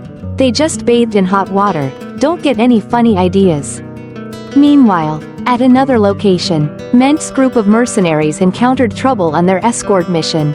They were surrounded by a group of people and pushed towards a cliff. Despite their best efforts to break through, Ment was sent plummeting down the cliff by a treacherous bandit. The next day at ELL's restaurant. Today, Ellison had put up a closed sign to focus on other tasks. When Rurin asked why, he explained, "We had hot cocoa yesterday. Sadly, we ran out of milk. So I'm going to build a farm so we'll always have a supply. But every castle starts with bricks. And to have a farm, you need livestock to graze. And what Ellison needs now are the Baranuric from downstream of the Varant River." When Ellison told Rurin to teleport downstream of the Varant River, she was confused. "You don't understand. I can't teleport to a place I've never been. The last time, I teleported us to the Lord's castle by following the scent of that kid." But Ellison remained insistent. "I'll tell you the location and distance. So just trust your instincts." Reluctantly, Rurin agreed, and they teleported to the lower Varant River. From there, Ellison could clearly see a herd of Baranuric nearby. But they were both free falling from above. In that moment, they still found time to argue. "You're a dragon. Why are you afraid of falling? Don't you have wings?" Ellison teased. Rurin clung tightly to Ellison's neck and shouted, "I'm not transforming into my dragon form. I'd rather die." For some reason, Rurin refused to transform into her dragon form. And Ellison didn't dare ask why. Fortunately, thanks to Ellison's magic, they landed safely. Upon touching down, Rurin was awestruck by the vastness of the river. When Ellison explained that it was the sea, Rurin blushed a little. "I've never seen the sea before since I was born," she admitted. A little embarrassed. Seeing her reaction, Ellison decided to make a plan for a beach day, which Rurin was ecstatic about. The task for the day was simple. Both of them needed to catch around 10 Baranuric. The one who caught fewer would have to cook for the day. Back at the restaurant, 3 people were hanging around outside the door as if they hadn't eaten in days. It seemed Ellison's loyal fans couldn't survive without his food. While waiting, the 3 got to know each other. Ellison had no idea what was going on and was having too much fun with Rurin to notice until he returned. Thanks to the Dragon Clan's mind control magic, the Baranuric were now obediently staying in the pen. The fragile fence Ellison built should hold, and he planned to construct a proper sleeping area for them soon. But for now, his focus shifted back to reopening the restaurant. Ellison was shocked when he saw the 3 hungry people loitering outside. Thankfully, he had returned just in time to avoid a disaster. The trio was soon treated to their favorite dishes. One of them asked jokingly, "Honestly, what would you have done if I hadn't come back today? Just waited outside like that?" Another replied casually, "I guess you would have had to dig 3 graves next to the restaurant." Cause of death: starvation. Ellison couldn't help but laugh. But there were truly no words for this situation. Meanwhile, Rurin was stuck washing a mountain of dishes since she lost the bet to Ellison. While she worked, one of the 3 people asked, "So, how are you going to manage the Baranuric? Aren't you short on staff?" Ellison thought for a moment before answering, "I'm planning to hire some employees. The pasture needs careful tending. So I can't just hire anyone. I'll need to set up some recruitment tests." Noel, ever the schemer, had an idea. "Are you planning interviews? Don't worry about it. Don't elves have the ability to see through people's hearts? The boss here needs to know who's good and who's bad. I've met plenty of people when I was a mercenary. We bothered you on your day off. So let us help you out. We'll conduct the interviews and pick the most talented employees for you. Leave it to us." And so, the next day, the interview process for the pasture positions began. Word spread quickly, and many applicants showed up. The judges this time were none other than Noel, Elena, and Diran. The first applicant opened the door, only to be immediately rejected. A young man with no enthusiasm. "How could someone like you manage the Baranuric?" Noel grumbled. The next applicant was a handsome young man who seemed enthusiastic, which pleased Noel, but as Elena peered into his heart, she immediately rejected him. His thoughts were full of indecent ideas about her. The next applicant was a middle-aged man with a pipe in his mouth. "I have 35 years of experience. And I'll make this the best pasture in Grake," he declared confidently. This time, it was Diren's turn to ask the questions. "So, what do you think about the comfort of the Baranuric?" The man was completely baffled by the question. But before he could respond, Diren unfurled a scroll filled with detailed writing.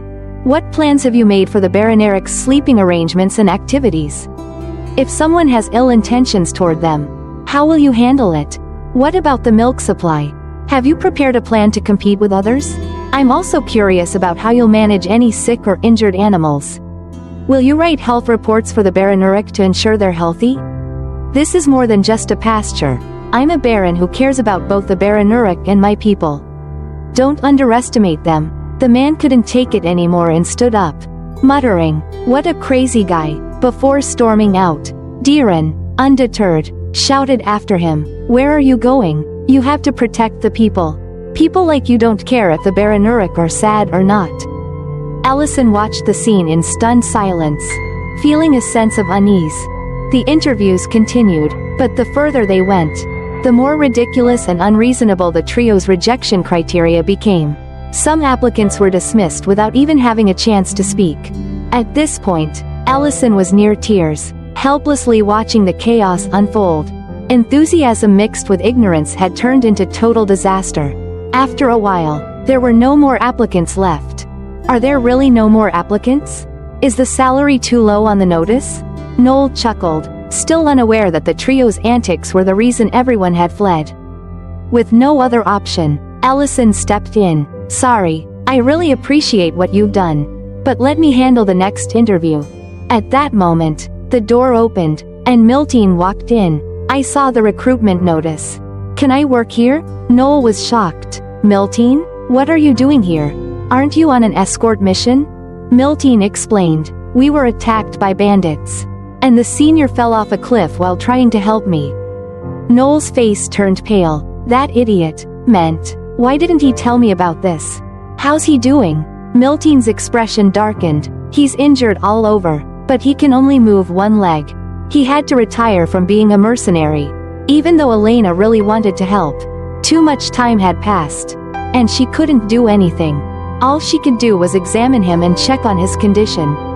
Rurin, overhearing, interjected, "But why are you the one looking for a job when Ment is the one who's injured?" Allison immediately scolded her. "Mind your words. She's already under a lot of stress. And you're complaining." But Rurin, still curious, pressed on. "Aren't you curious? It seems she's also quit being a mercenary. It's strange that she's with Ment and is now applying to work here."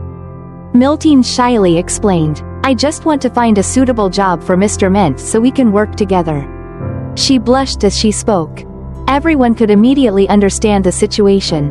Noel couldn't believe it and asked, "Wait, how old are you?" When Miltine said she was 29, Noel explained, "You're 13 years apart." Miltine wasn't bothered. "I only see age as a number." Elena, ever the observer, commented, "Why not? Among elves, a 13-year difference is considered an age-matched relationship." Allison explained, "You can't view this through the lens of elf lifespans. Humans live much shorter lives than elves. So 13 years is quite significant." Miltine, however, was resolute. "It doesn't matter. I've already made my decision. I left the mercenary group. If you won't let me work here, I'll starve on the streets." Rurin was intrigued. "That enthusiasm. I like you. Age doesn't matter. You're hired, right now." It seemed Rurin was trying to prove that a 700-year age gap between her and Ellison wasn't a problem. Miltine was delighted at the offer. But Ellison spoke up. "I appreciate that you and Mr. Ment want to work here, but we haven't heard his opinion on the matter." Miltine blushed. "That's true. I haven't asked for his opinion yet. I plan to tell him after I milked a jug. The senior is the one who taught me how to wield a sword, from how to hold it to how to maintain it. Working on the pasture is tough, but I want to learn how to handle it on my own. Then I want to show him how things are done here." Already thinking about these things before even being hired, impressive. This touching story of love deeply moved Elena. How wonderful. Such determination, such a beautiful longing, but maybe the wording is a bit off. After a brief pause, Allison smiled. When you get that first jug of milk. Ah, I just thought of a perfect dish for when we visit Mr. Ment. I'm looking forward to working with you. And so, the restaurant staff grew by one. The next day, Miltine arrived early, eager to work. Her first task was to lead the Baranuric out so they could graze. Miltine was excited and approached the first Baranuric carefully. She was surprised at how obedient the Baranuric were. I don't know what magic they used, but the Baranuric are incredibly well behaved. There shouldn't be any problems. But things weren't that easy. The Baranuric didn't attack proactively, but even a gentle push was enough to knock Miltine to the ground. Despite using various methods, all Miltine received was their abuse. After struggling to get the Baranuric to the pasture, Allison reluctantly gave her another far from easy task. Wild Baranuric are very active, so their hooves don't need trimming. But since these are domesticated, you need to check their hooves regularly. And of course, Miltine was repeatedly kicked away. The next day, while Miltine was preparing the hay for the end of the day, the Baranuric swarmed around her. Move out of the way. The fresh grass is over there. And so Miltine was kicked away once again. A few days later, Miltine, dirty and exhausted, sat on the ground lamenting. I'm completely worn out. Nothing has gone well. Herding cows, trimming hooves. I haven't even milked yet. At first, I was so confident, but what am I doing now? What if I get fired before I can work with my mentor? As if understanding Miltine's distress, the Baranuric came over to comfort her. They seemed to understand and actively wanted to be milked. And so Miltine cheerfully carried the first bucket of milk to show Ellison.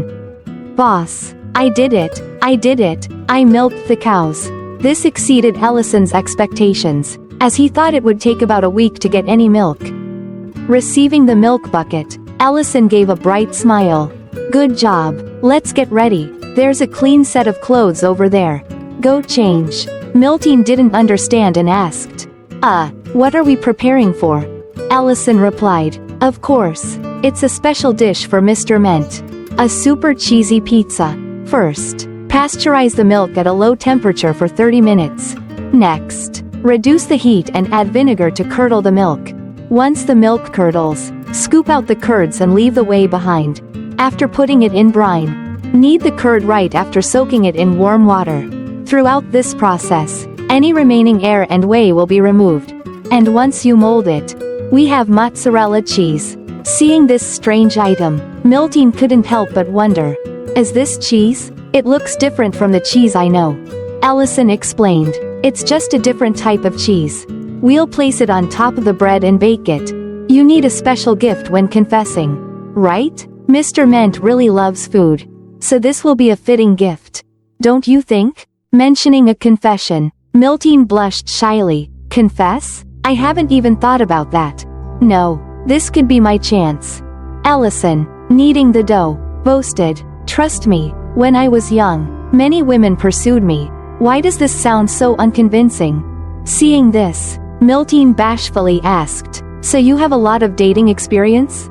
Ellison casually replied that he didn't date at all, which almost made Miltine punch him. Ellison then brought the pizza and continued. However, there's one thing I know for sure. Sincerity always works. So put your sincerity, Miltine, into this dish. Mr. Ment will surely realize it. Love experts always speak with such wisdom. After the preparations were complete, everyone went to Mr. Ment's house to check on his health, while Miltine nervously held the pizza outside. What will her decision be? After a while, Ellison introduced Elena. This is Ms. Elena, who runs a clinic. Ment was very surprised by everyone's visit. Oh, the famous elf? But how did you all know? You couldn't have known unless you were with the mercenary group. At that moment, Miltine blushed as she stepped in. Senior, how are you feeling? Now, Ment understood the reason. Afterward, Elena used healing magic on Ment's leg. Although it couldn't fully heal, she would help with physical therapy. Ment then moved closer to Miltine. Oh, I thought you had something to say? Miltine blushed deeply, sweating all over. This is a big deal. It's more embarrassing than I thought. The others were expecting a romantic confession. But Miltine changed the subject. "You're very hungry, right? Let's eat first and then talk." Miltine was shaking. "Calm down. As I was told, sincerity always works. And I will express my sincerity through the food." It turned out Miltine had arranged the sausages on the pizza in the shape of a heart. But Ment still didn't understand. Seeing this, Miltine explained, "This dish is called pizza. I made it myself. Allison also helped a lot. It looks nice, doesn't it? It looks like, right." At the crucial moment, Ment couldn't resist reaching out. "Let's give it a try. Shall we?" Poor Miltine was left crying silently. But upon discovering that the gooey substance on the pizza was cheese, Ment was amazed. He had thought cheese was the smelly stuff sold at the market corner. But that's simply curdled milk. After taking a bite, Ment was immediately captivated by the taste. This chewy flavor and texture are delicious. Everyone should try it too. So the plan to confess through food was a complete failure. Miltine could only eat in tears. After finishing the pizza, Ment happily said, "Miltine, I never thought you could cook so well. How did you manage that?" Miltine then seriously asked, "Senior, have you decided what you'll do in the future?" Ment didn't understand what was happening and the atmosphere became tense. "Why, I'll think about it slowly. Why don't you come and work with me at ELL's pasture?" Ment was quite surprised at this news. "ELL's pasture? You have a pasture?" Allison replied with a smile. "Just recently, and I would be honored to have you work with me. Miltine is also working for me." Ment was amazed. "She's working there already? What about the mercenary group?" Miltine turned away, too embarrassed to look Ment in the eye. She summoned all her courage and shouted, "I left right after you. In the future, I want to be by your side." Ment seemed to understand something and accepted the job at the pasture. Everyone was thrilled, especially Miltine, but it turned out that Ment didn't understand anything. "I'm glad you've come to work at the pasture. At least now you can freely fall in love. Right? I don't think you could have dated anyone while being a mercenary. Now that you're grown up, you should try dating a few guys. I think I owe L for this one. When can I start working?" "Words fail me," Allison responded. "Right after you recover. Take some time to rest." He felt very sorry. "Miltine, I'm sorry. I thought it would work." In the end, sincerity didn't work. Miltine thought, "I shouldn't have listened to relationship advice from people who've never had a partner." On the way back, Allison comforted her. "Miltine, please don't be too heartbroken. You two will work together at the pasture." Miltine forced a smile. "I'm not heartbroken. There will be many opportunities in the future. As I said, I'm happy to work with everyone. I'm off now. See you later, boss." Even though Miltine said that, she couldn't help but cry as she walked. She was determined not to give up. No matter what happened, the power of love is truly strong. The three gossipers could only shake their heads in dismay, unable to offer any help. Meanwhile, Ment sat by the dim light, sighing deeply. What should I do? It seemed Ment had realized everything from the beginning. He just didn't want to face this truth. The next day, Crown Prince Leon of the Luvan Empire visited the place. Although he smiled, he showed contempt. "So peaceful. This place is so ugly." When he saw two beautiful girls standing by the roadside, he didn't hesitate to approach them and invite them both to his room tonight. What a scumbag! Duke Porgo Tamurin saw this and asked the great mage Medrin what the crown prince was doing. He wants those two girls to come to the castle tonight. Porgo's face suddenly became extremely dangerous. This is a royal meeting. So rude. Well, let them handle it themselves. I'm tired of looking after the crown prince. Meanwhile, Diren was preparing to meet the crown prince. Since his mother wasn't well, he had to go alone. Seeing him worried, the butler encouraged him. "After all that has happened lately, you have become a true lord. And every word you say will represent Grake. Please don't forget that." Entering the room, with the crown prince and Porgo present, made Diren a little nervous. "Father, please grant me your wisdom." Sitting down at the table, Porgo inquired, "Count Grake's health condition hasn't improved, has it?" Mentioning this, Diren felt a little sad. "Yes, my father is still bedridden." Leon spoke up. "That's unfortunate. If I recall correctly, Count Grake is under Duke Saren. Diren responded. That's true, but it's been a long time since they last spoke. I haven't met him either. He was trying not to say anything wrong that could give them leverage. Leon continued. I suppose so. I've heard Duke Saren isn't doing well either. Porgo immediately chimed in. Then isn't it time for you to change your allegiance? I mean, you should side with me. That way, this territory will receive solid protection. And your position won't be shaken anymore. Don't you think so? Diren thought carefully before replying. That's a very difficult issue to answer immediately. He understood clearly that he shouldn't make any hasty decisions in this sensitive period. Porgo didn't stop there, adding, then let's talk about something else first. With large-scale irrigation in the neighboring kingdom's civil war, many things are happening, which means that Grake, like other territories, will have to pay more taxes. Diren immediately froze. Is that an official request from the Central Royal Authority? Porgo smiled slyly. Does that really matter? Managing the territory is the Count's responsibility. Of course, if you accept my earlier proposal, this issue will be reconsidered. So, even this is hard for you to answer? A Count always has to make choices. Whether it's good or bad, you have to make a decision because doing nothing isn't an option. So what will you decide? Porgo was like a venomous snake tightening its grip on the inexperienced Diren. If nothing is done, Grake will be ruthlessly torn apart by the power struggles. With no other choice, Diren shouted, all right, I'll host a great banquet and then give you my answer. Porgo, thinking, there's nothing delicious in this backwater place, was about to refuse. At this point, Leon interjected, sounds good, just in time. I need something to entertain me until dinner. So, can you bring out a dish that can satisfy me? I'm sick of the dishes in the royal palace. Diren could only force a smile. Of course, because in Grake there is an excellent restaurant. Now, he could only rely on his self-proclaimed mentor, Ellison. At the restaurant, Ellison was serving lunch to his staff.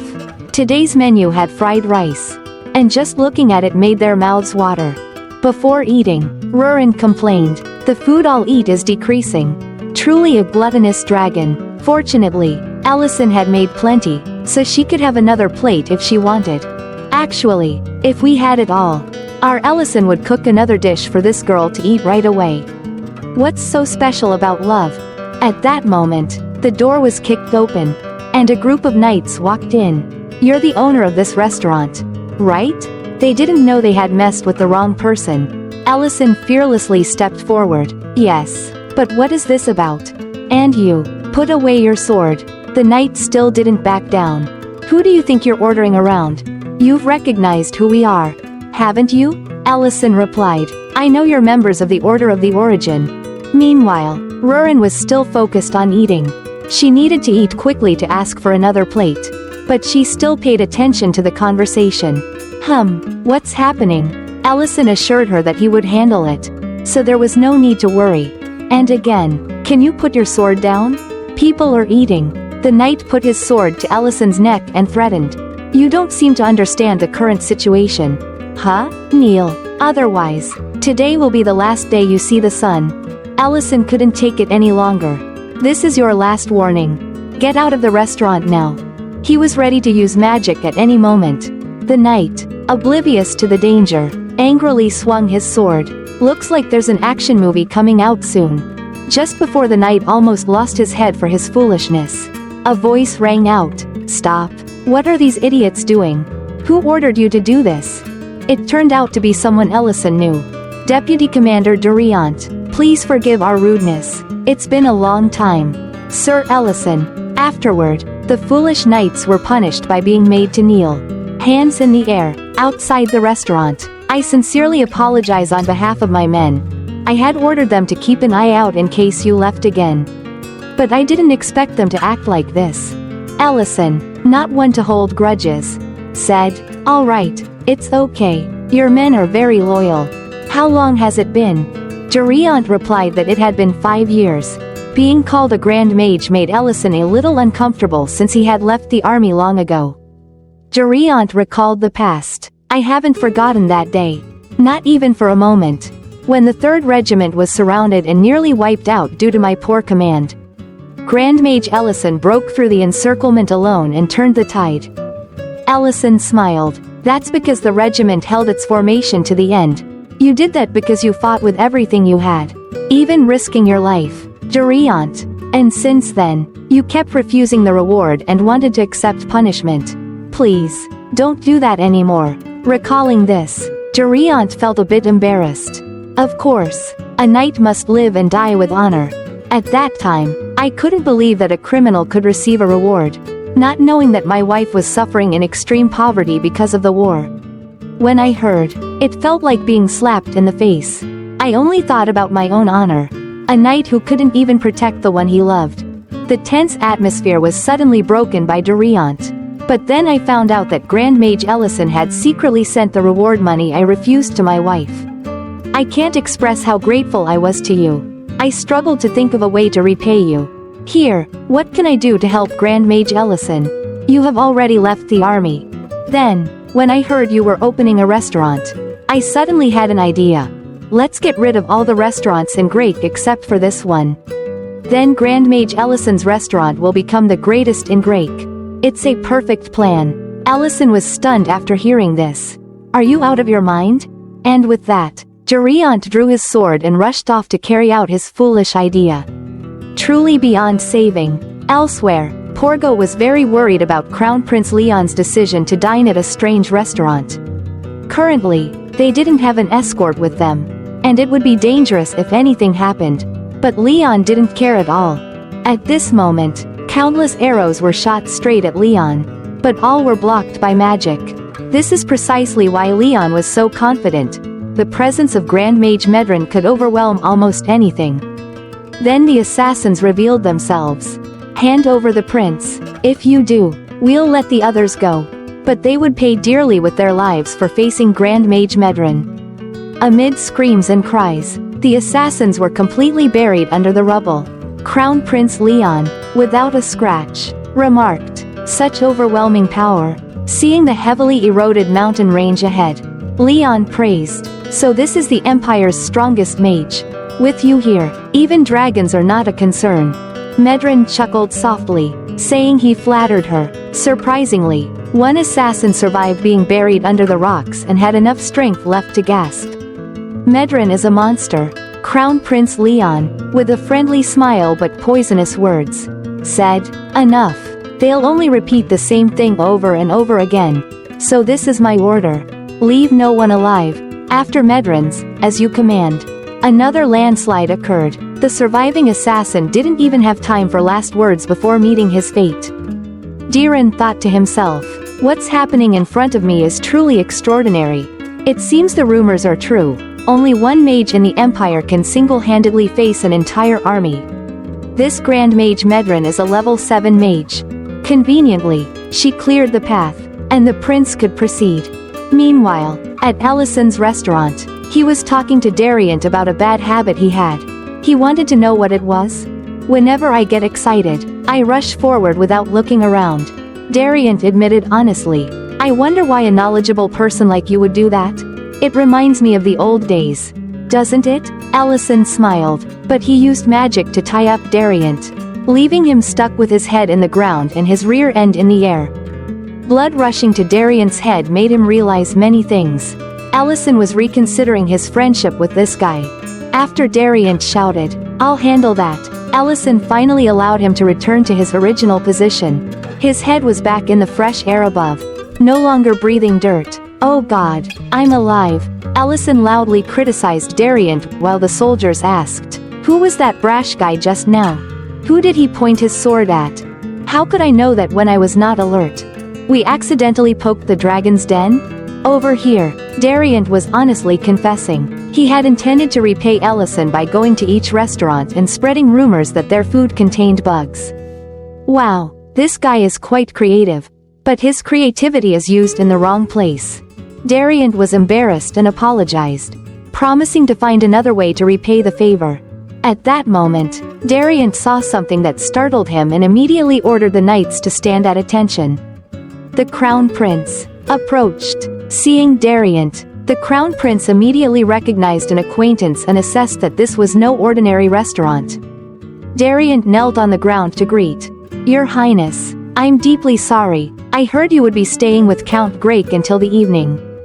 I was planning to, but then I heard about an excellent restaurant, so I decided to check it out for myself. And, of course, I'm not alone." The Crown Prince introduced his attentive entourage. Dariant seemed uneasy to see Medren here. Crown Prince Leon turned to warmly greet Ellison. Ellison greeted him back, but thought to himself, "The Empire's Crown Prince is coming here? So that's why the Order of the Origin Knights is in Grake. And the woman behind the Crown Prince is a familiar face that I don't like. Wait, this uniform is an old royal mage uniform, isn't it?" Prince Leon's sharp eyes quickly noticed Ellison's attire. "So, you served in the mage corps, right? I see you still wear the uniform," he observed. "I wore this because it's comfortable, even though I retired from service a while ago," Ellison replied. Leon was delighted to discover Ellison was a mage. "In that case, you must have heard of Medren over there, a grand mage of the 7th rank. If you've served before, you must have heard of her, right?" Leon enthusiastically introduced his favorite subordinate. Before Ellison could respond, Leon called out loudly, "Medren, come over here for a moment. Your subordinate is here." "Oh, come on, why did he have to call her over?" Ellison thought. Duke Porgo, annoyed, remarked, "This is such a waste of time. In this tiny restaurant, Medren, the prince is calling you." Medren had already heard but was too scared to respond. Her fearful expression gave away her terror as she stared at Ellison standing in front of her. She got even more nervous when her comrades urged her forward. It wasn't until Porgo called her name a second time that Medren reacted. But she was still speechless. "Are you too tired from before? Go see and meet him," the Duke reminded her. Medren apologized and dismounted from her horse. Removing her helmet and approaching the prince, Leon enthusiastically introduced her. "This person here was also a mage. Do you know him?" Medren, sweating nervously, stammered. She recalled the incident when she first met Ellison and had to compose herself. "If I make a mistake, everyone here will get buried along with me," she thought fearfully. At that moment, Ellison smiled. "This is my first time meeting you. I'm Elle." Although it seemed like a simple greeting, this was the warning sign that Ellison gave to Medren. She quickly responded accordingly. "I'm Medren. It's my first time meeting you too." Leon was disappointed to realize they were strangers, missing the fact that Medren was putting all her effort into deciphering Ellison's intentions. Since he was pretending not to know her, he didn't want any trouble. She had to act as naturally as possible. Even if it meant being slightly rude, she would surely be forgiven. Thinking that, she pulled out all her acting skills.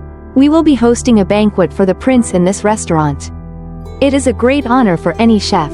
So, can you please prepare a splendid meal right away?" Ellison gave her a dark look but agreed to her request. Miltine, working in the meadow, was also interested. Now that the royal family was involved, she couldn't help but wonder who Ellison really was. Leon was praising the restaurant's interior, finding it cleaner than expected. Ellison replied with a smile. "I didn't expect such esteemed guests to visit, so the reception might not be perfect. I hope you can forgive me." Leon laughed heartily, telling Ellison not to worry. The most important thing in a restaurant is the taste of the food. But since the situation had arisen so suddenly, Leon asked, "Can I confirm once more? The restaurant serves dishes that can surprise even the crown prince?" He was enthusiastic. The heir to Count Grake was very confident in his choice. "So, my expectations are high." Ellison looked down at the spotless yellow-headed leopard sitting there gingerly. "So this guy brought me trouble here?" Ellison seemed to understand this damn situation. He deeply felt that his peaceful life after demobilization was in danger. If the royal family came, Ellison would have to return to politics on the battlefield to quell the rebellion. For him, this is very troublesome and time-consuming. With Count Grake gravely ill and bedridden, the situation in Grake was unstable. He must have come to me for help because he couldn't withstand the pressure of the power struggle. Especially from this old man, Duke Porgo, known as one of the trio of power in the royal court. eyed Diren while holding a dinner knife. I hope this isn't a way for you to delay your answer. Crown Prince Leon were on the same side as Duke Porgo. Half-jokingly, the prince said, "Look at the man over there. Prepare a feast for him. We have a lot to do tonight." Allison knew he couldn't let this go on any longer. Just then, the Crown Prince came up with an idea. "Little Grake, we trusted you and traveled to this distant restaurant. So, shouldn't you trust us in return?" Diren didn't immediately understand what the Crown Prince meant. "Let's make a bet," Leon said, smiling but emanating a dark aura. "Can this restaurant serve a dish that will satisfy me? If you lose, you'll have to walk naked around Grake." My god, does this guy have a twisted fetish? He must, Diren thought. Young Grake was pale, startled by the prince's condition. Still, Leon laughed and said, "If you truly trust this restaurant, you have nothing to fear." Allison smiled dangerously and said he would prepare a dish that would satisfy the prince. He thought both the Crown Prince and Duke Tamura needed to understand who could lay hands on Grake. The Crown Prince eagerly proposed the bet, a dish to satisfy the prince. Does it exist? The guests must have tasted countless delicacies from the Empire. Allison brought out the starter. "This is mushroom soup, light and flavorful to stimulate your palate." The Crown Prince seemed quite enthusiastic upon seeing the mushroom soup. Allison knew it would be difficult to please a guest with food. Leon praised, "It smells nice, and the flavor is rich. Controlling the temperature perfectly enhances the mushroom flavor. But this isn't enough to satisfy me. I've had plenty of mushroom soup like this before." Duke Porgo, while wiping his mouth, agreed with the Crown Prince. Allison smiled kindly. "I'd also like to hear feedback from other guests. From someone who can't refuse your request." Medren nervously opened the mushroom soup pot, finding a message on the surface. "Give a fiery review." Seeing this, Medren began to sweat. She took a spoonful and then burst into exaggerated acting. Oh, this flavor." Medren banged on the table. "What a wonderful soup. The flavor and texture are the ultimate taste experience. It feels like mushrooms are growing in my stomach. This is like a level 7 culinary magic." "No, level 9. It's level 9. Medren's exaggerated display left Duke Porgo and Crown Prince Leon stunned. Diren was also surprised, but only Ellison knew the whole story, so he was trying to contain his laughter. Blushing, Medren continued, "So, would you please try this dish again? It's truly delicious." She felt so embarrassed that she'd rather meet Hades or Satan than stay in this situation. Leon was startled and reluctantly said, "Since she praised it so much, I'll taste it again." "Medren, your expressions are more lively than I expected." Diren also confirmed that the soup was delicious. "If it weren't for this occasion, I'd have asked for another bowl." However, Medren's reaction seemed to be about more than just the flavor of the soup. As a high-ranking mage in the royal court, she must have had this kind of soup before. Why would she suddenly praise it now? The prince and duke finished eating and shared their thoughts. "I see. What else is there? Who would dare make a level 7 archmage do this? Could it be the restaurant owner?" Their reaction seemed plausible. Ellison covered his mouth and smiled. "I'll prepare the next dish." Then, Leon still said, "I've tried it again, but I don't see much difference from the soup in the palace."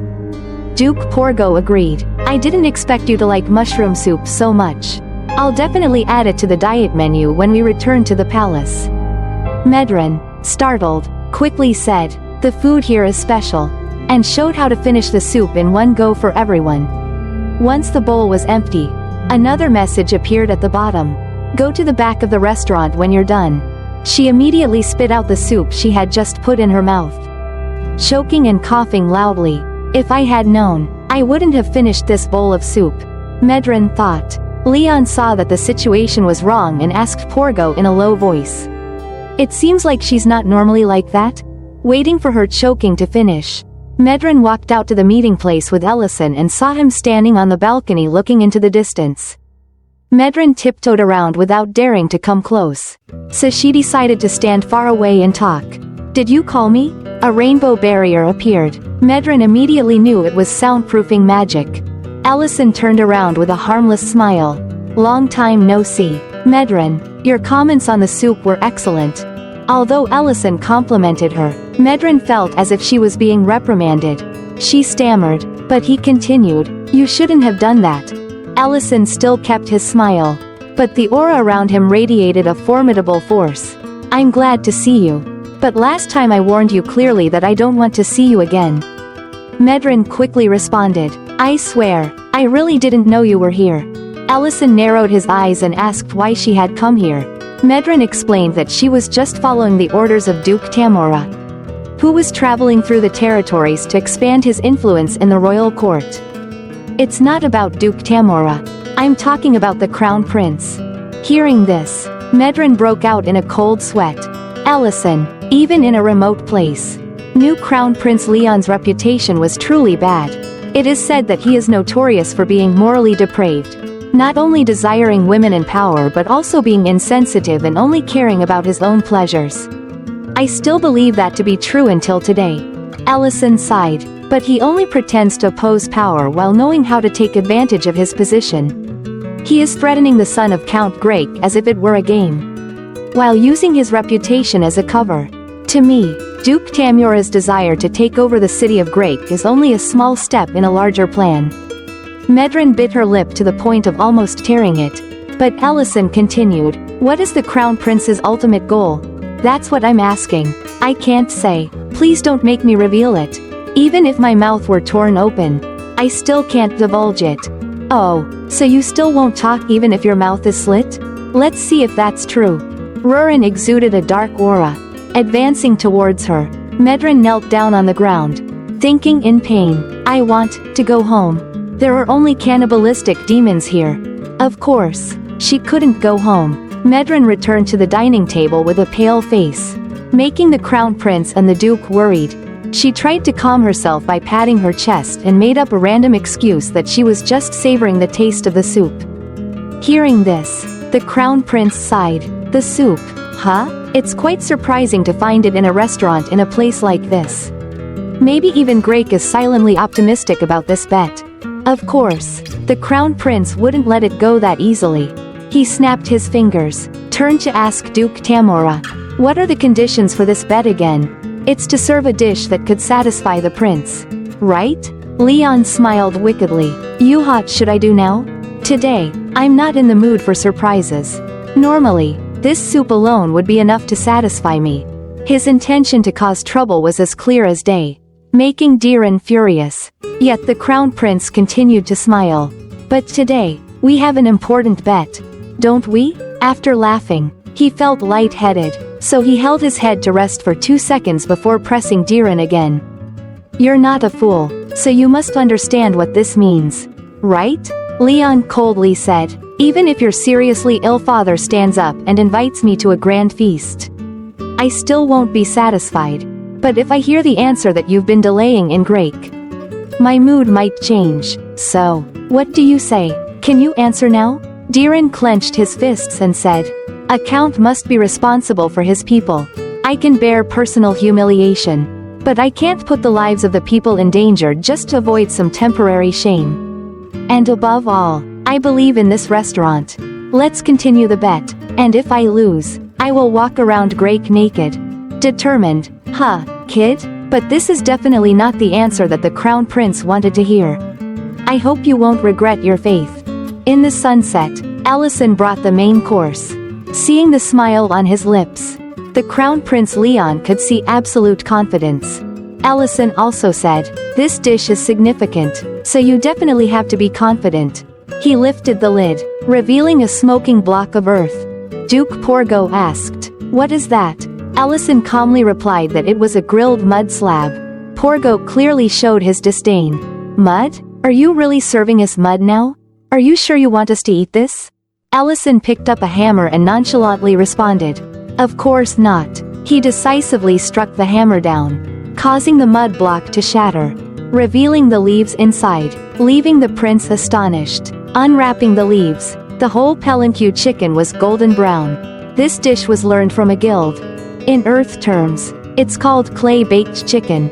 Leon wondered how Ellison got this meat, and Ellison cheerfully replied, "Usually, we don't serve this kind of meat, but we save it for our most esteemed guests." "Explain." Clay grilled chicken, also known as clay baked chicken, is a delicious dish with a meticulous cooking process in East Asia. Popular in Vietnam, South Korea, Japan, and Singapore, after being cleaned, the chicken is seasoned with local spices inside its cavity, then wrapped with lotus leaves or other local leaves. Finally, it's coated in clay and baked. This cooking method gives the chicken a unique flavor, rarely found elsewhere. Just thinking about it is enough to make one's mouth water. Being hungry and having to edit all the food is like torture. Allison helped them carve the chicken, all the while saying, "At first glance, this dish just looks like a worthless block of mud." Those who don't know might point and ask, "What is this?" It can hide its true self once, twice, even 3 times. While speaking, Allison cut the meat and placed it on Leon's plate. He smiled warmly, but that's only because the chefs haven't truly understood the dish's essence. Once the outer mud layer is broken, the delicious palanque meat inside is revealed. And everyone's reaction will be, "Hee hee." The prince very much wanted to know who this guy was insinuating about. Allison turned his back to them, holding a broken piece of clay in his hand, leisurely remarking, "Oh, nothing. This dish is just like a deep scheme to eliminate the nobility and consolidate royal power." Acting like a fool, just like the crown prince. Damn, he dare say this. Allison made everyone's faces freeze. Everyone with an expression of horror. Yet Allison acted as if nothing had happened, coldly breaking the clay in his hand and saying, "Of course, just like this dish, even if it breaks, it still holds its true value inside. Right, prince?" The situation turned around so quickly that it was hard to believe. Let's talk about the current situation of the empire. The empire has been weakened by the war with the dragon tribe. The king is loosely controlling the realm, which has led to counts openly expanding their influence in their territories. Allison held the broken clay and stroked his chin, reasoning like the famous detective Conan. The king's power has hit rock bottom. In the middle of such a situation, the crown prince has to find a way to survive. Allison, despite being in hiding, knows everything, as if he's living under someone's bed. He placed the broken piece of clay on the table and said, "So the most reasonable way is to give up power." The crown prince, struck in his guilty conscience, froze, breaking out in a cold sweat, imagining his future predicament. "Look at me, I don't crave power or anything. I'm completely harmless. Just leave me alone with wine and women." This was the crown prince's intention. Exactly what he had done. A clever ploy to prepare for his grand schemes in the future. This tactic has also been frequently employed by prominent figures throughout history when they hadn't yet secured power but found themselves in the crosshairs of other factions. Under the scrutiny of others, Leon is completely immersed in beauties and wine. Facing Allison's revelations, the prince sat still, like a child waiting for judgment. Allison casually said, "All the above is just my guess." Meanwhile, Duke Porgo looked at him with dangerous eyes. "Are you crazy? Do you understand what you're babbling about?" Allison turned his back to them, calmly saying, "Be patient and listen a little longer. The most surprising part is yet to come." The truth is that the prince's actions are just a charade. The prince is secretly preparing every step to counter the nobles, aiming to regain the lost royal power. Not sure how much of it was true, but the prince trembled as if he had a stroke. Allison smirked. What will happen if this plan is exposed? The assassination plots so far are just child's play. Duke Porgo slammed the table, calling out, "Dariant!" Dariant immediately burst through the door. Deputy Leader Dariant is ready for orders. Porgo looked at Allison as if he would be quartered immediately if he uttered another word. He said, "It's an interesting thought, but don't you understand the current situation? This restaurant will be wiped out today, including its owner." Dariant was extremely worried, not knowing what trouble Lord Ellison had caused that was this serious. "What? You plan to silence me? Do you think it's that easy?" Allison chuckled. This old man is truly a fool. Al could take on all 10 of those dragons, and he even ate the Dragon King's heart. These primal soldiers are nothing. Truly, the deaf do not fear the gun. Porgo saw Ellison's constant mocking and was furious. He said, "You have a sharp tongue." Porgo, enraged, continued to mobilize the available resources. Medren, make him kneel now. Help. Can I log out of this conversation? Boo-hoo? Medren was trembling. She was terrified, biting her lips. Make him kneel, please. For the love of God. Don't provoke him any further. She thought. She stammered. I can't do it. Porgo had no idea, but Medren knew all too well how terrifying Ellison could be. Despite signaling the warning so clearly, her comrades couldn't understand, and now a disaster was about to descend. Porgo was shocked. What are you saying? Unbelievable. Ellison didn't bother hiding his mocking smile anymore and said bluntly, Medren is the wisest. Medren giving up didn't mean Porgo would let it slide. He was so angry that his facial features twisted. How dare you, Knights of the Origin, I order you to behead this man now. Before the Knights of the Origin could raise the white flag and lose face. At the critical moment, the prince pierced a piece of chicken and put it in his mouth. He bit into it and used his hand to tear the chicken drumstick apart, causing such a commotion that the other three could only stare. Leon laughed so hard he couldn't see the sun. This dish is super delicious. What are you all still doing? Hurry and try it. He is watching you. Porgo stammered. Prince, I'm sorry, but in the current situation. The prince pounded the table, shouting, sit down and eat. It seems all those years of Leon playing dumb weren't in vain. He actually understands reason quite well. Looks like this crown prince's vision isn't so ordinary after all. Porgo gulped nervously and sat down to cut the chicken and eat it. How is it? Leon asked. It's delicious, Porgo replied. Are you satisfied? Porgo was stunned for a moment before reluctantly nodding. Yes. Finally, the old man managed to get on the same wavelength as his comrade. Seeing that everything had calmed down, Prince Leon decisively declared, it seems that the result has been decided. I have lost, and it would be a lie to say that I'm not satisfied with such a wonderful dish. He spoke while wiping his mouth. Congratulations to the heir of Count Grake. You've won the bet. Diren, suddenly praised, was startled but quickly expressed his gratitude. Prince Leon stood up and spoke to Ellison. Thank you for the wonderful meal. We will leave immediately now. Ellison courteously replied, it was an honor, but didn't you say you wanted to hear the answer from Mr. Grake? The prince donned his cloak. I was planning to stay here for another day because I have an appointment with some ladies. However, I believe I've already heard Mr. Grake's answer. He sighed and assured, there won't be any more trouble. Gather all the Knights of the Origin, we're heading back to the capital. Finally, those troublesome guests left. Ellison immediately relaxed, wiping the sweat from his forehead and said, phew, it seems everything is fine now. Fortunately, we won the bet. What a bunch of lies.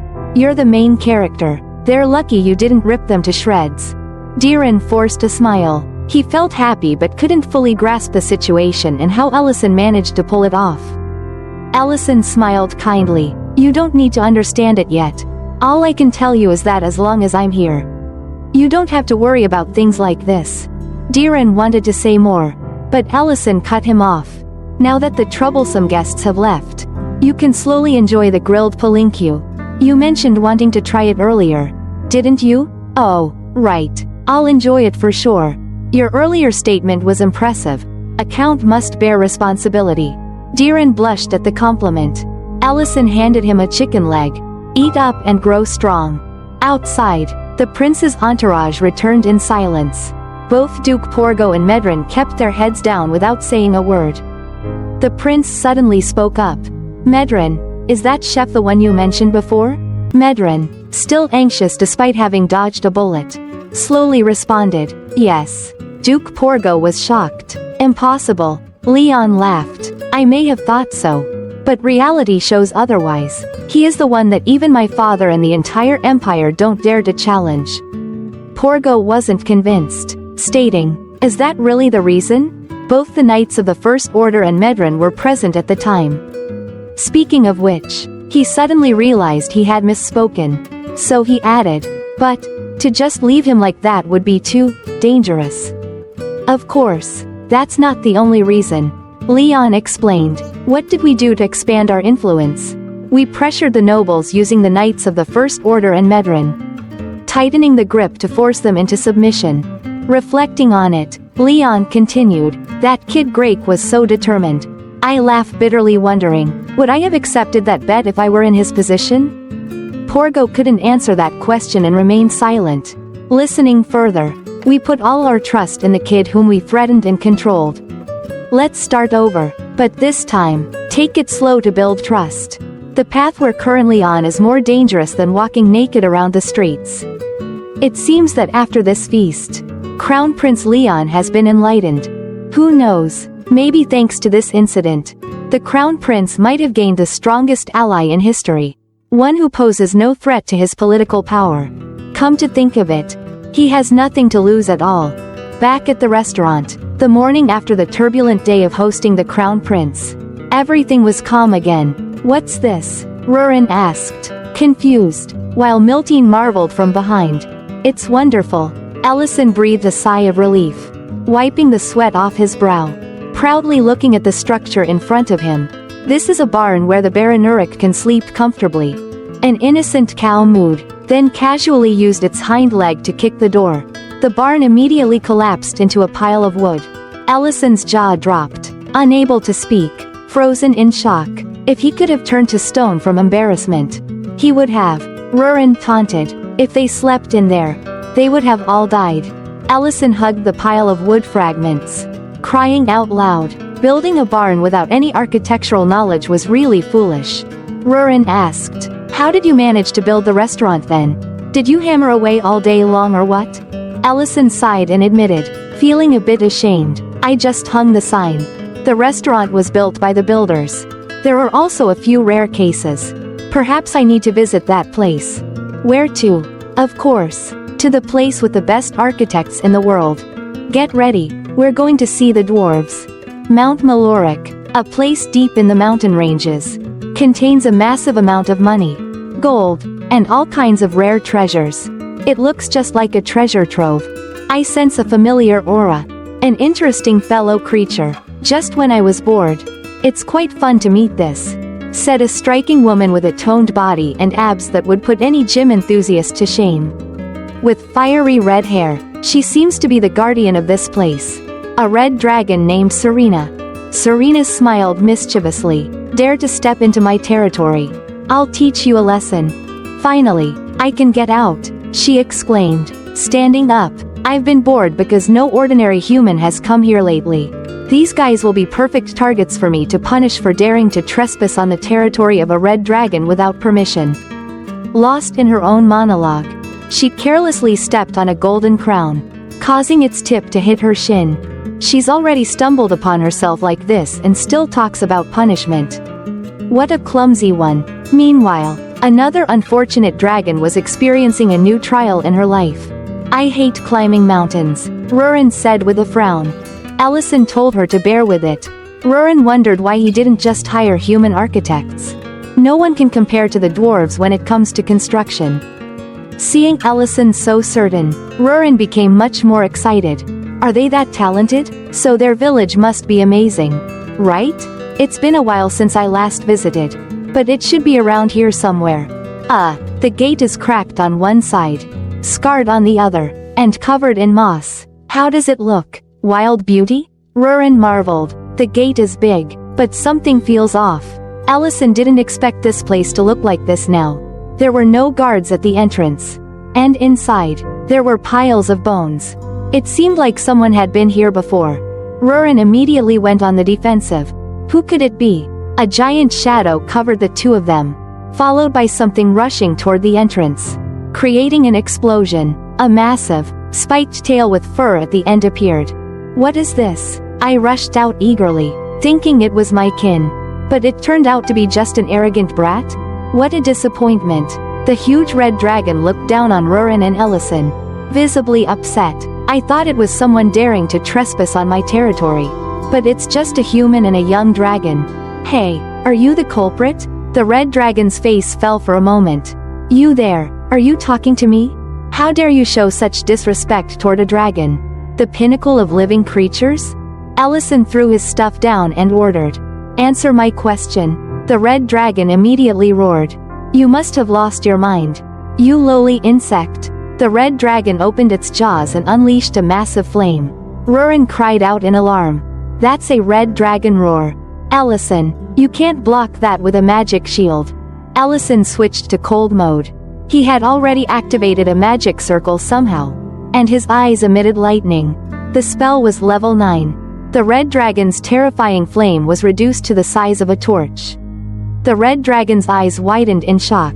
My red dragon roar, Ellison said coldly. Fire control. A powerful blue light struck the red dragon. The spot where it hit was charred. The red dragon finally realized who was in control here.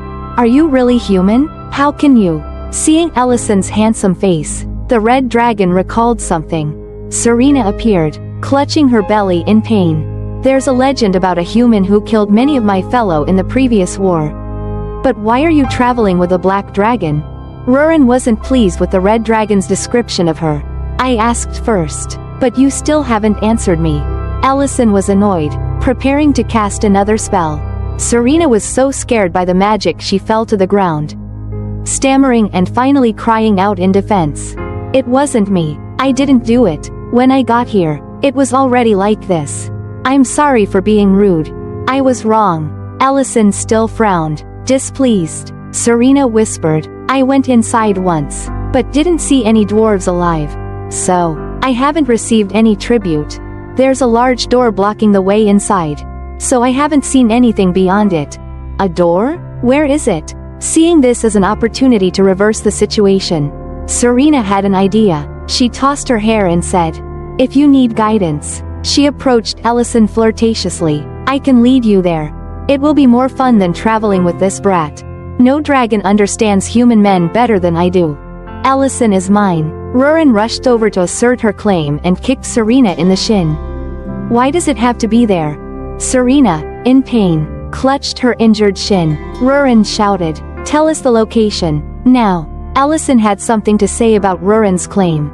Serena, still in pain and unable to stand, could only give the location to these two unruly guests. Underground, at the deepest level, Ellison and Rurin eagerly set off, with Rurin moving faster than usual. Meanwhile, at the Count's castle, Diren was recounting everything that had happened at the restaurant to his mother. I heard you're not feeling well. Are you feeling better now? He asked cautiously. Countess Grake, Berna Grake, maintained a cold expression, saying she was fine but didn't touch the delicious pastry on the table. Diren was worried. You skipped breakfast again. If you don't like the dishes on the menu, we can change them. Don't worry about that. Berna was indeed very cold toward Diren, making the boy feel distressed. Returning to her room and sitting by the bed, looking at her unconscious husband, Berna began to pour out her heart. I feel suffocated. This vast space is like a coffin enclosing me. Even the sweet breakfast tastes like sand. Can you hear me? I can't take it anymore. The emaciated man kept his eyes tightly shut. Every moment with Diren felt like torture. Back to the ruined dwarf village. The path was littered with corpses, with no survivors. This was definitely caused by a dragon. We should go back and deal with that red dragon, said Rurin. She clearly still resented Serena, despite her fondness for Ellison. Ellison hurried to calm the impulsive girl. Take it easy. I don't think the dragon is lying. At that moment, they came across a door. That's probably the door she mentioned. The giant, solid door had a protruding section with intricate designs on it. Ellison could sense many signs of life being blocked behind it. This door doesn't look easy to open, Rurin said, testing its sturdiness by punching and kicking it and thinking they should just break it open. Suddenly, the orb in the center of the door lit up and a voice spoke. Stop. Go away, intruders. You are not welcome here. Ellison, witnessing this miraculous scene for the first time, was amazed, but he still recognized that the voice belonged to a dwarf and asked what had happened here. From within, the response came. The red dragon destroyed this place.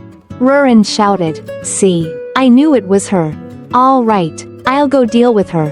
Seriously, this girl has a hot temper. Keeping her is 100 times more troublesome than keeping other species. Ellison quickly grabbed the girl to stop her from acting rashly. Wait, let's talk more first. A voice came from inside again. A dragon? Allison said. Calm down. But Rurin still jumped up in anger. Why? It's simple. Just go and break their heads. Then these people will open the door.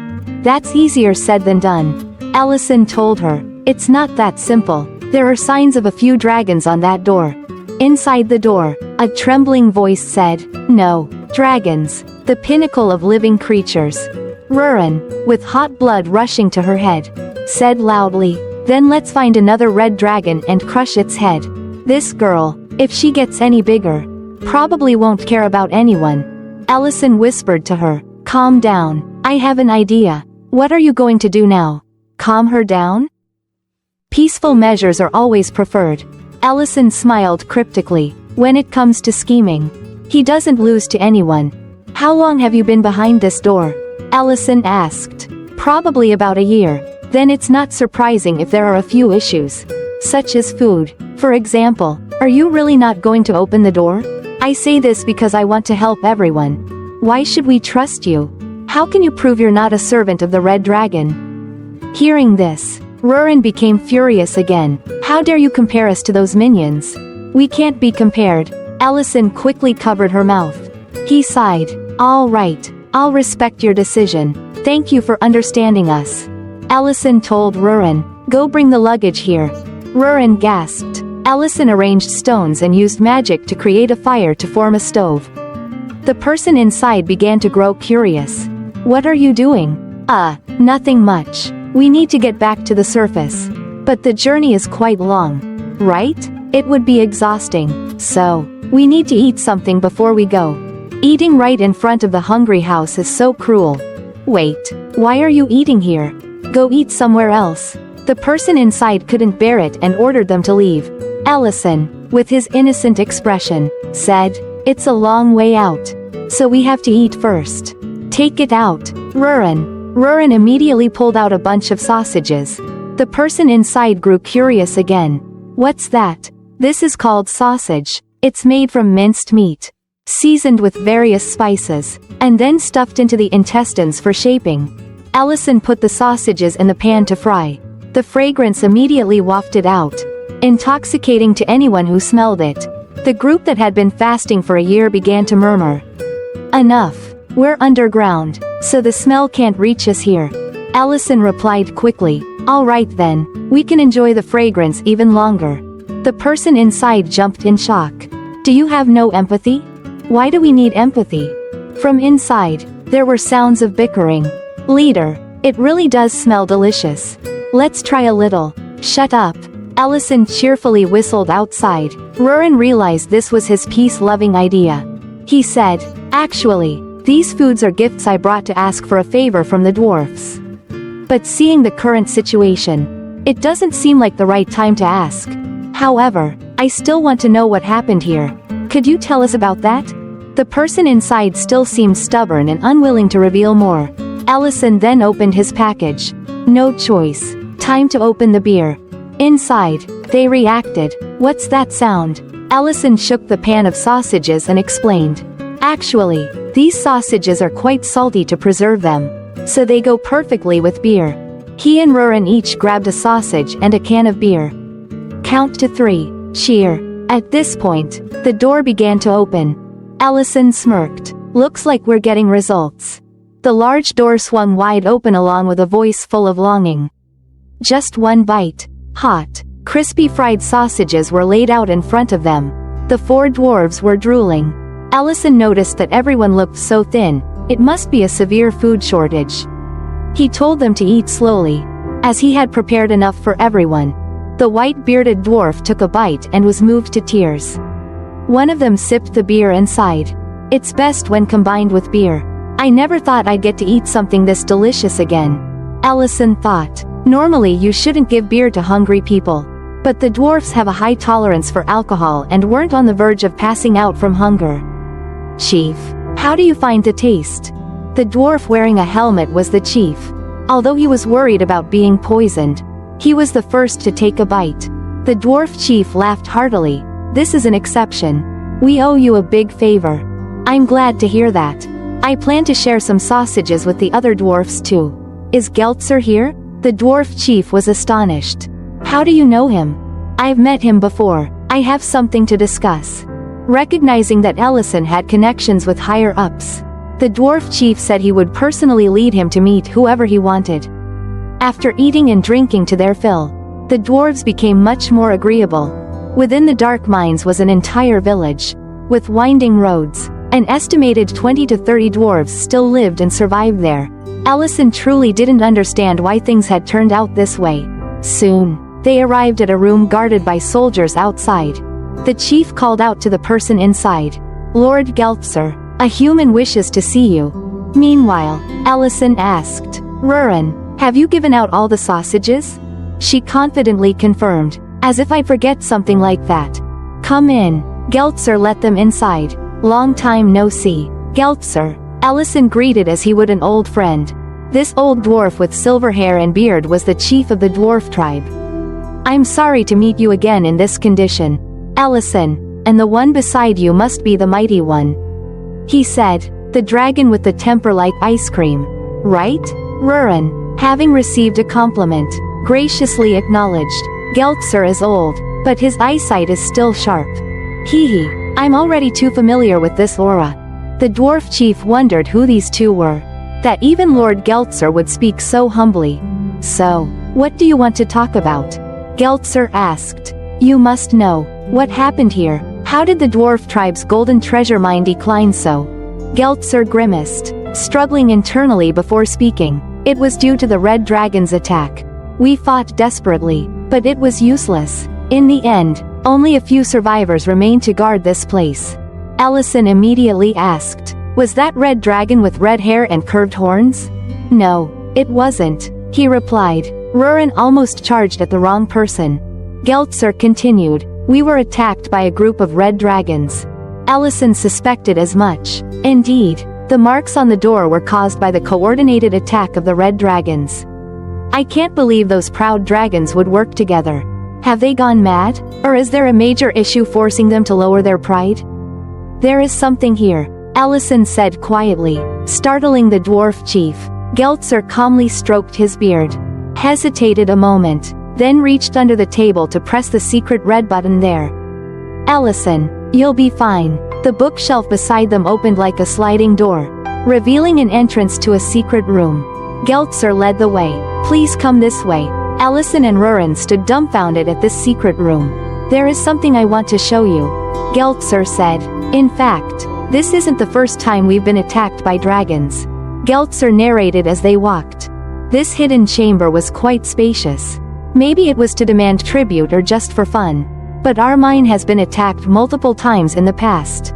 However, we have been able to stay here for so long because we have a guardian. Geltzer dropped the ring that held a gemstone emitting a mysterious blue light, illuminating the entire space inside, revealing a massive skeleton. He introduced, this is their guardian, the noble golden dragon Kulert, the protector god of the dwarf tribe. Ellison was taken aback by the enormous size of the dragon skeleton. With this size, this dragon must have lived at least 5,000 years. Did you offer tributes to this dragon for protection? Geltzer immediately denied it. He never accepted tributes. He simply helped us, protected us from invaders, and imparted wisdom while maintaining his generosity and warmth. But in the end, he could not withstand the passage of time. Ellison and Rurin were momentarily speechless. Geltzer raised the glowing ring and turned back to look at them. You're curious too, Ellison, aren't you? Why did the red dragons attack us? Why do we insist on staying in this dilapidated mine? The glowing ring transformed into a gemstone. Rurin seemed entranced by its light. Geltzer said, it's all because of this. The ancient jewel is the essence of magic, capable of creating a dragon king. Our dwarf tribe must protect it. The dragon king was said to have commanded the dragons. It is said that if the supreme dragons acted like an independent nation, no country or hero could stand in their way. Especially since this embodies the will of all species. This world might be destroyed, and only a few dragons could create the ancient jewel, essential for the birth of a dragon king. Golden Dragon Kulert was one of them. He hid and protected this place to prevent this jewel from being used for evil purposes, as well as to prevent the birth of a new Dragon King. The number of jewels needed to create a Dragon King remains uncertain. Dragon King colored. Ruren's face grew increasingly pale, recalling some old memories. At that time, she was still a little black dragon, joyfully playing around. Ruren trembled, remembering the silhouette of a woman attacked by the black dragon. Elder Metadonna. That person had previously come to the restaurant, pressing her and Ellison. At this moment, Geltzer mentioned another name, Gatira. This name completely awakened the memories Ruren thought had long been dormant. It was her mother. Ruren remembered being with her mother, lying in her mother's arms and laughing so hard the sun couldn't be seen. Ruren, I told you not to come here. But Ruren just grinned and responded, you always were a fool. Present-day Ruren clutched her chest and collapsed to the ground, her face as pale as a ghost. The scene of rivers of blood flashed in her mind, and Ruren's tears fell as she called out for her mother. Ellison hurriedly embraced Ruren to console her while answering Geltzer's inquiry. It takes 3 crystals, collected by a dragon, to fully awaken a Dragon King that can destroy everything. Geltzer held the gemstone, closed his eyes, and said, I understand the pain you must endure. I'm truly selfish. Geltzer hid the gemstone back in the ring and continued, the ancient jewel is always associated with sorrow and grief. Dragon King colored and I tried to find a way to destroy it. But we never succeeded. Ellison told him, we plan to build a dragon cave in Grake City. So come with us. We're planning to build a new village there. Geltzer was stunned. A new village for the dwarf tribe? As you saw from Ruren's reaction, we have no intention of using the ancient jewel to create a Dragon King, and this place has already become a target. Dragons will continue to attack. Geltzer looked longingly at the dragon's bones. He seemed reluctant to leave this place. Ellison quickly said, I'm not forcing you. I know that for the dwarf tribe, nothing is more valuable than one's homeland. The decision is yours. Geltzer, struck to the heart, stood still without saying a word. Outside, Ruren stopped crying, her eyes still brimming with tears. Are you feeling better? Ruren wiped her tears and replied to Ellison with a single word. Then asked, are we just leaving like this? Shouldn't we take the ancient jewel with us? Ellison said, I've set up some magic traps for intruders, so we can provide support if needed. With that said, Ruren accepted it. Ellison explained that leaving suddenly is hard for them to accept, given the many memories tied to this place. Meanwhile, Geltzer remained deep in thought. Just then, the chief entered. Chief Geltzer, I have something for you. He brought up a plate of hot sausages. What's this? Geltzer widened his eyes, looking at the sausages as if they were from another planet. This is the food that the human left us. The others have already started enjoying it. I told them to wait a bit, but they couldn't contain their hunger any longer. The chief pulled back the curtain to leave Geltzer outside. The whole dwarf tribe was feasting and celebrating like a party. Geltzer was incredibly amazed and moved to see the smiles on his people's faces. He suddenly realized something and remembered a memory from long ago when he was young. Look, Geltzer, you called for me. Dragon King colored? The frail old dragon said. Isn't living in this cramped and dark place miserable? Geltzer replied firmly, Dragon King colored may see it as cramped, but for us, it's quite spacious. Oh, really? I thought you were here for the ancient jewels. Colored laughed heartily. What are you talking about? We fully understand how important they are. Geltzer was startled by Colored's teasing. Ha ha, now my magic can hide the power of these jewels. But if I do that, the dragons will come searching for them. So, after I'm gone, ensure that the entire dwarf tribe leaves this place. Geltzer was surprised. What? Why would you ask us to abandon both Dragon King Colored and our homeland? Dragon King Colored laughed in a foolish manner. What's left after my time will just be a pile of bones. Please don't say that. The Dragon King became serious.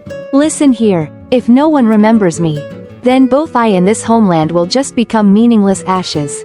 So, survive. What is the point of departure if it only eats away at the pain of the living? Eat, grieve, and become happier for the next generation. I'm not here to make you suffer.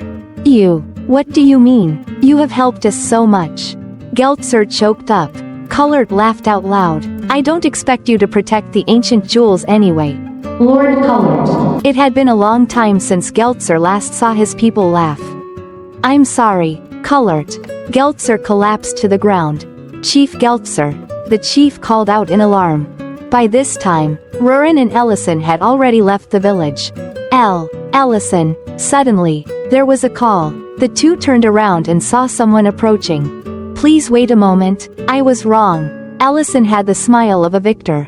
The Maloric Mountain Dwarf tribe will help you build the Dragon Cave. Geltzer led his fully packed people, breathlessly saying, please accept us. And so, the dwarf tribe came to live in Grake. With just a few sausages, he managed to recruit an entire tribe to work as builders. Amazing. Upon arrival, the dwarfs immediately began building the Dragon Cave for Rurin. Now there's no need to worry about Elder Black Dragon Metadona coming after them. The problem of Rurin's nest was solved. They may be small, but they work with incredible efficiency. Ellison looked at the construction before him with confidence. Then I'll leave this matter to you. Elle also had to marvel. They're really fast. Geltzer assured. Leave it to them. But is it alright to start right away? Don't worry. Although they're hungry, everyone is very healthy, but I still want to eat a few more sausages. Ha ha. Don't worry about food. Ellison turned to ask. Rurin, how about it? Looks nice, right? Yeah, I'm really excited. Rurin smiled, utterly satisfied. How could she not be? When she no longer has to dig a muddy nest every day. Now, the remaining issue is this. Ellison held the ancient jewel with hesitation. I trust that you, Ellison, will use it properly. Geltzer smiled with confidence. That's why I trust the future of the dwarf tribe to you. Ellison's face went blank. Rurin will absorb it? Rurin snapped. Don't joke around like that. She extended her hand and gave him a playful punch as Ellison placed the jewel into his pocket. So, I'll have to keep it from now on? He patted Rurin on the head to comfort her as she was in shock. Rurin said grimly, the birth of a new Dragon King will never happen. Ellison agreed. To prevent that, we need to do something. At the same time, someone was crying. What is this? I was so excited to go out and breathe the fresh air.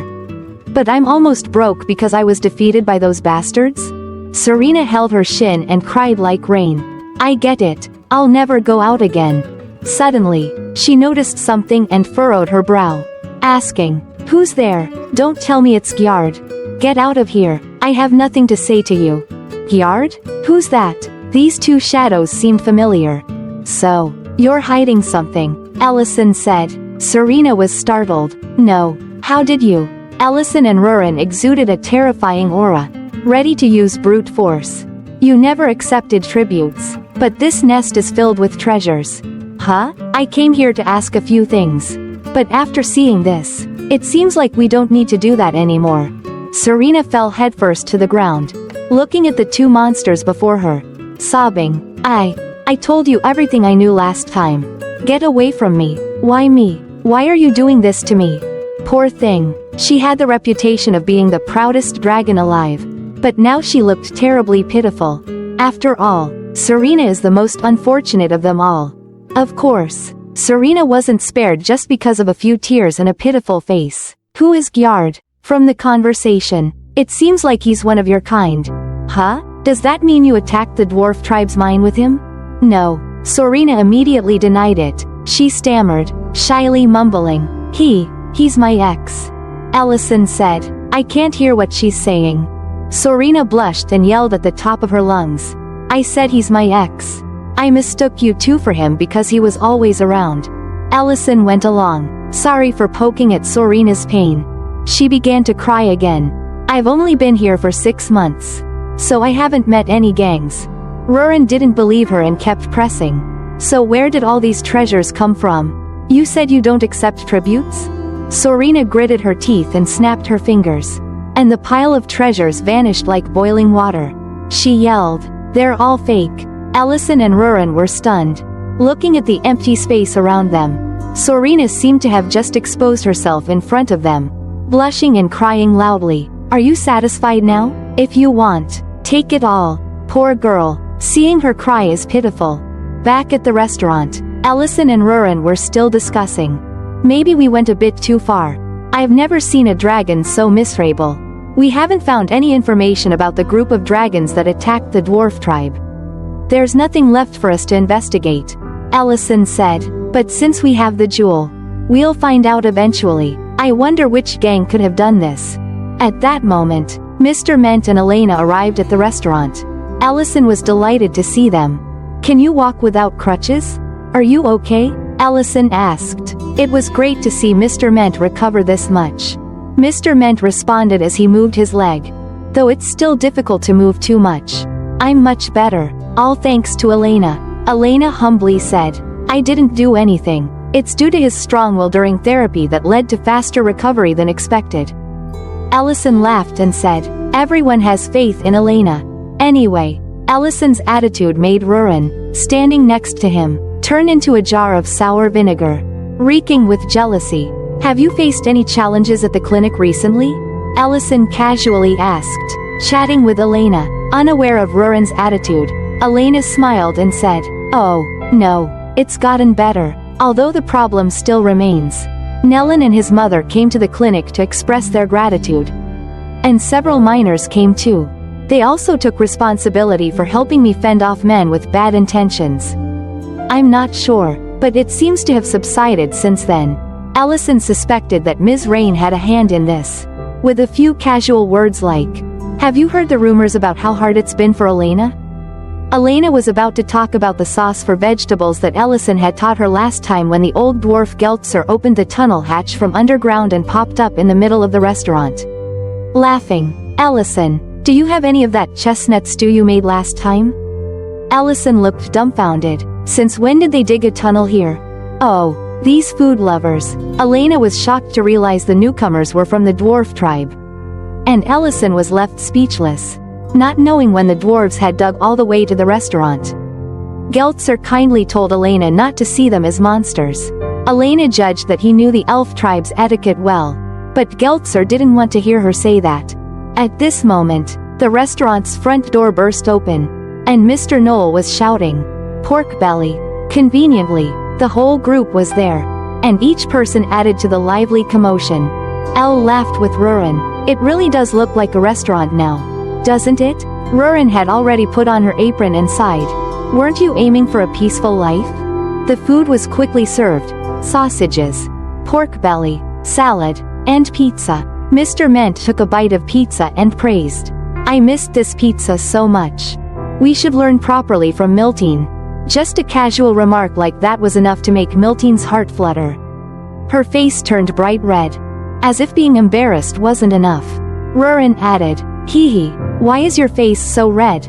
Give her some dignity. Of course. The others who enjoyed the delicious food were also extremely satisfied. Ellison smiled wryly. Should I cook some more? The dwarves were also happily toasting with sausage plates beside them. The warm, bustling atmosphere of the restaurant made Diren outside seem quite sad. He watched as Rurin happily picked up food for Elle, and slumped against the wall, calling softly, Master. Ah, are you calling me? Ellison suddenly opened the door and came out, smiling in response, startling the boy who almost fell to the ground, his heart nearly jumping out of his chest. Why are you sitting outside? What's this kid doing standing outside the door like that? With the magical prowess of a grand mage like Ellison, there's no way he wouldn't sense someone standing outside. The boy seemed startled, stammering, see can you make dessert? Dessert? I know how to make it. But, Diren bit his lip and knelt before Elle, bowing his head in pleading. Then please make a dessert that can make my mother smile. This request surprised Elle quite a bit. He asked back, do you mean Lady Berna? This steak looks good. The head chef was making it while also asking the sous chef if the soup was done. Keep checking it constantly to make sure it doesn't burn. And this is the kitchen of the Count's castle, where most cooking utensils and ingredients are available. But Diren still told Elle to let him know if he needed anything else. Elle looked at this abundance of ingredients and marveled that the Count's castle was indeed different from his restaurant. These spices can't be found in an ordinary restaurant. It also seemed that everyone here was quite skilled. Just look at the way the chef or sous chef talks. It's overcooked, redo it. I'm sorry, the sous chef replied. At this point, Diren said shyly, the atmosphere here isn't usually this tense. Elle didn't take issue with it. The Count had already stepped into the kitchen. Usually, head chefs don't talk much. Really? Looking at the head chef smiling at the crying staff. It's hard to believe. In any case, with all of this, I think we can make a delicious dessert. Diren eagerly asked. Really? Ellison assured him. That's right. And he told him to wait.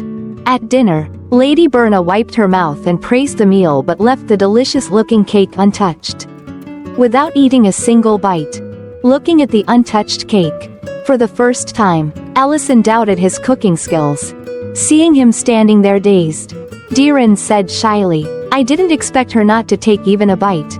Ellison replied shakily, no, if she had eaten even a bite, it would have been more hurtful. I understand.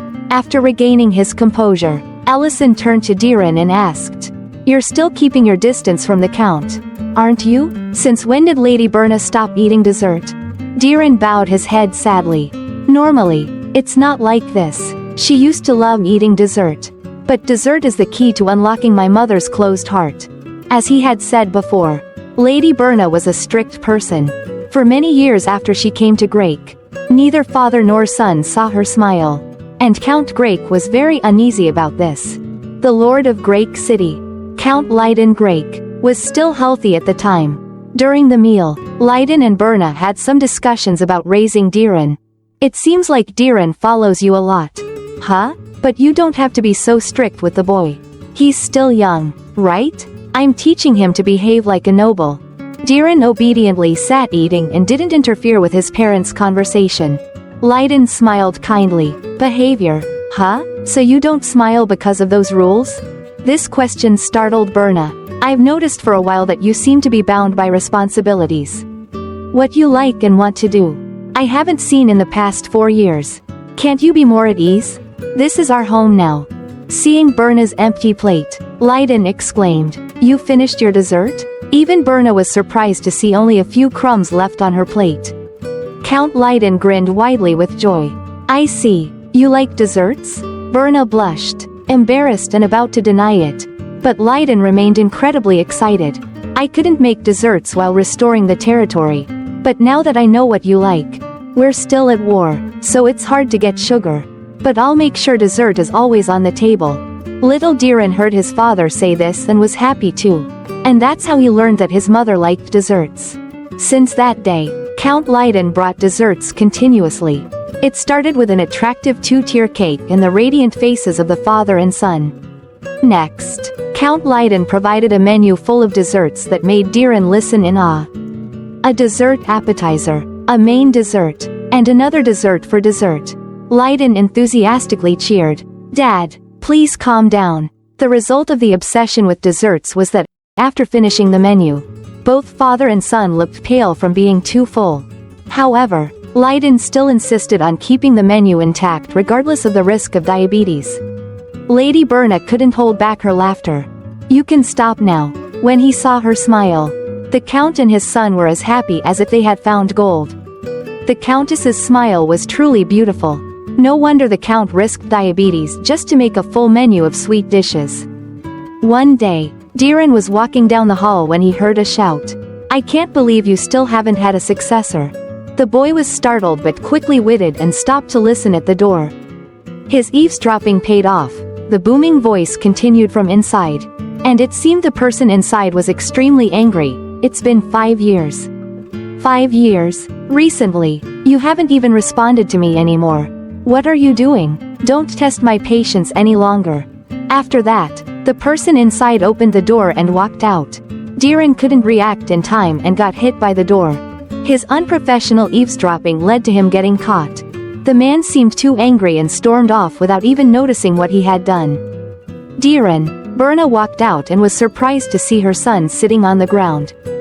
Diren asked his mother awkwardly. Mom, what happened? Berna gently helped her son up and explained.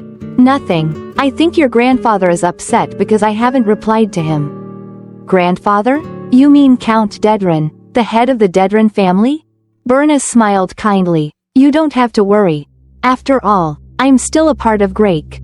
Now let's go eat. Berna cheerfully held the hand of her husband's stepson and led him to eat. Young and naive, Diren didn't notice much. In hindsight, he realized something was off. Since then, Diren thought that desserts had changed his mother a lot. For example, during meals, when he made a mess around his mouth, Berna would still frown and remind him, Diren, mind your table manners. He knew that though she remained strict, she now smiled. Proof was that while she scolded him 1 second, in the next she smiled gently and handed Diren a handkerchief. Use this to wipe. Diren was very happy. When Berna played the piano, he and his father would sit and listen, clapping enthusiastically. Only then were they truly a family. But that time was brief. That day, mother and son were learning to bake together. Lady Berna may have been a good pianist, but she certainly wasn't a good baker. You could tell just by looking at the cake. Another failure, Lady Berna lamented. If you're more calm when frosting, you'll get better results. The head chef commented. Berna said she'd try again, but the head chef told her she didn't need to anymore. Berna was determined to do it because she wanted to make a dessert herself. At this moment, Diren excitedly exclaimed, Mom, I did it. Diren held the perfect cake in his hand, which made Berna tear up. The boy comforted his mother. It's all right. Didn't you say that effort always pays off? Yes. I never thought my own words would be used to teach myself. Berna then turned to the household staff angrily. Who dares to run around the castle? The butler, seeing Berna, awkwardly replied, Madam, young master, there you are. You need to hurry. The Lord has lost consciousness. The cause is unknown, was the doctor's diagnosis of Lord Leiden's condition, but there's no sign of poisoning, and the symptoms are rare, so it's hard to diagnose. He's unresponsive and isn't even taking normal meals. Diren cried and called out for his father to wake up, but Leiden couldn't respond to the boy. It was as if his soul had been lost. Little Diren turned to his mother in panic and still remembered the look on Berna's face that day. Her soul seemed to have gone with Leiden, full of sorrow and anger, with no will left. Her eyes looked as if she wanted to give up everything. Since then, Berna no longer touched dessert and kept her distance from me. She only expressed her opinions through the servants, no longer speaking or smiling. Since then, my life has always been controlled. That's why I ran to my master's restaurant. Master, I can only remember up to that time. Ellison remained silent as he listened to Diren recount the story. The boy was still choked up. Sitting together, laughing, and eating, that's my happiness, Diren cried. It seems that it's too much to ask. On his way home, Ellison felt that everything was strange. There were many puzzling aspects to the lady's behavior. She became depressed after Count Leiden fell unconscious. But why did she distance herself from Diren and control him? Because he's not her biological child? No. If that was the issue, she wouldn't have opened up before. Lady Berna had a political marriage, but she seemed to love her husband very much. At least at that time. So why did she distance herself from the rest of the family? Loving yet keeping a distance? Ellison suddenly thought it was guilt. She was feeling guilty. That's right. This case seemed plausible. So Ellison immediately returned home and called for Rurin. Rurin was happily sitting on the bed drinking beer and was startled when she heard Ellison. What? I didn't do anything wrong. Ellison put his hands on his hips and said, I wasn't going to scold you. I need you to help with something. Rurin looked at Ellison, puzzled. What is it? Ellison posed a scenario to Rurin. Imagine if I suddenly lost consciousness and couldn't talk. Would you be sad? Rurin didn't need to think and immediately said she would be sad. Hearing this, Ellison told her to quickly follow him. Rurin got mad and said that he had skipped too many details. So Ellison added, and although you like desserts, you don't eat them. Rurin looked confused, wondering if Ellison was drunk. If you don't understand, just come along and you'll get it, Ellison said. At the same time, in Leiden's room at the Count's castle, Berna spoon-fed Leiden soup. Leiden was now just an empty shell, unresponsive to anything external. The soup spooned into his mouth would dribble back out. And Berna also had no reaction. like a robot cleaning up the spilled soup for her husband. At that moment, an unpleasant-looking servant entered the room as if he owned the place. He said, "We should get ready. Count Dedren has arrived." When Berna heard this name, her face became horrified. She stood motionless and then put the bowl of soup down. "I understand," and followed the servant. As they left, Allison's space portal appeared. This time, he brought Rurin straight into Count Leiden's room. Phew, I was wondering when she'd leave. It seems they've been waiting in this space portal for quite a while. Rurin looked at the man on the bed and began to assess. Is this the city lord? From his condition, could he have been cursed? Allison guessed. I don't really understand either. Rurin could only look and couldn't diagnose the illness. Allison walked around, searching for something, and asked Rurin, but she also didn't know the cause. Rurin said, "It's been too long since I've seen a case like this. So I'm at a loss." Rurin curiously asked Allison, "What brought you here?" Allison replied, "I thought there would be a clue here. But I can't figure out Lady Berna's true intentions." While talking, Allison rummaged through the drawers. When he turned back, he noticed Count Leiden looking in a particular direction. Overthinking it, Allison felt something was wrong. Leiden's empty eyes seemed to be looking at something. Where? Rurin didn't know either. Following Leiden's gaze, it seemed to be the piano. Allison wondered why there was a piano here. Meanwhile, Rurin inspected more closely and discovered a roll of confidential documents behind one of the pillars. She pulled it out. Allison saw it and urged, "Open it." Allison and Rurin unrolled the paper and were immediately shocked. The documents revealed that Lady Berna had embezzled taxes from Grake. Furthermore, the document detailed the amount of embezzlement from various sources. A shocking truth, but it didn't stop there. The author of the document was Lady Berna herself. Allison rolled up the paper and handed it to Rurin. "Can you go to the imperial capital for a moment?" Rurin was surprised. "Right now?" Elle answered, "I have to take this to someone in another room." In his room, Diren heard a knock on the door and wondered who was coming at this hour. Allison opened the door and walked in with a bright smile. "Diren, take a look at this." He handed Diren the roll of paper that he and Rurin had just found. After reading its contents, Diren's face gradually turned pale. "What's this? My mother transferred Grake's taxes to Dedren?" He was shocked at what he saw in the documents and had to hold back his voice. Allison reminded him, "Shush, Count Dedren is here." Diren quickly covered his mouth. But his expression was still devastated. He wondered why his mother would do such a thing. Who could gather this information?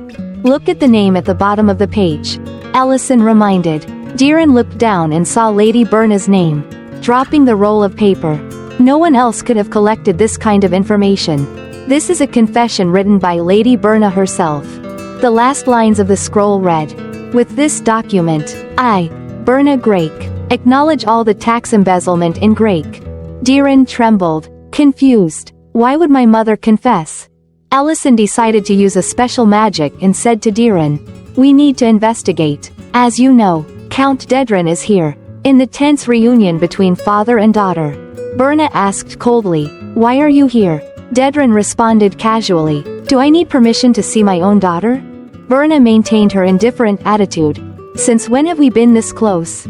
Dedren stroked his mustache and said, "I recently heard some interesting news. The Crown Prince and Duke Temurin came to Grake, and Diren was the one who welcomed them. The boy behaved very well. He's a bit different from what you said, right?" Berna immediately denied it. "I don't know anything." Dedren tapped his head, appearing like a senile old man. "I thought the boy was useless. Has he regained his confidence? What should I do? Should I make him the next Leiden?" This left Berna stunned. In extreme panic, she trembled and asked, "What are you saying?" He laughed maniacally. "Don't you know? It seems I did it without telling you. But it's not that hard to understand. I was the one who poisoned Leiden." Dedren laughed like a monster. "I intend to do the same with Diren." At this moment, Berna couldn't hold back her anger. "You bastard, I won't let you touch Diren. My daughter, I didn't ask for your permission," he said, and the man who had called her here appeared behind Berna with a rope in his hand. What happened next was predictable. Diren and Ellison could hear everything from the other side. Dedren was telling his henchmen to be careful. We can't let Lady Berna get hurt. Ellison frowned upon realizing that Count Dedren had poisoned Leiden. The reason behind Lady Berna's confession also became clear. Meanwhile, Count Dedren continued with his plan. Lock her in the basement where no one can find her. Diren was extremely angry. He banged on the table and demanded that the soldiers from the city lord's castle be summoned immediately. But Ellison tied him up with magic. He shouted, "Master, what are you doing?"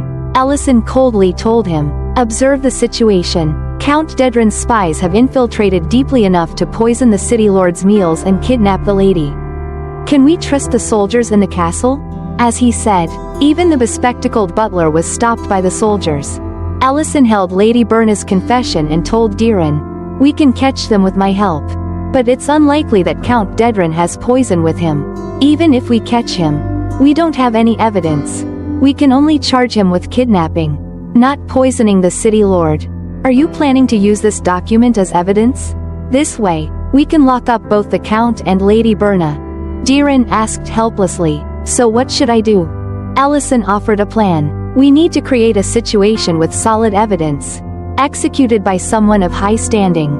At that moment, Rurin appeared, bringing someone of high status. In the middle of the night, Medren was brought here tied up.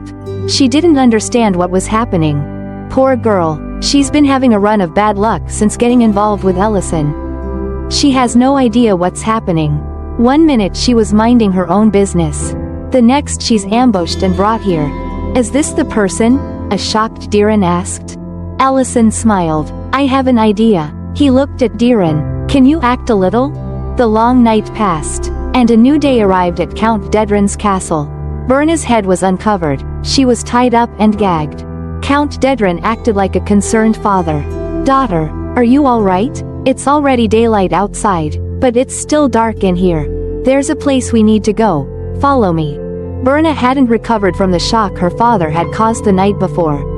Once freed, she shouted, "Why? Embezzling Grake's taxes and constantly controlling Diren's every move. You have everything you want. So why are you targeting Diren?" He laughed as if he had heard a joke. "I told you, I can't stand his behavior. By the way, I originally planned to poison Diren first. And after ensuring an heir, I intended to take over all of Grake. Is it because the Count has changed? Or because you're not charming enough?" he said, leading Berna out of the basement.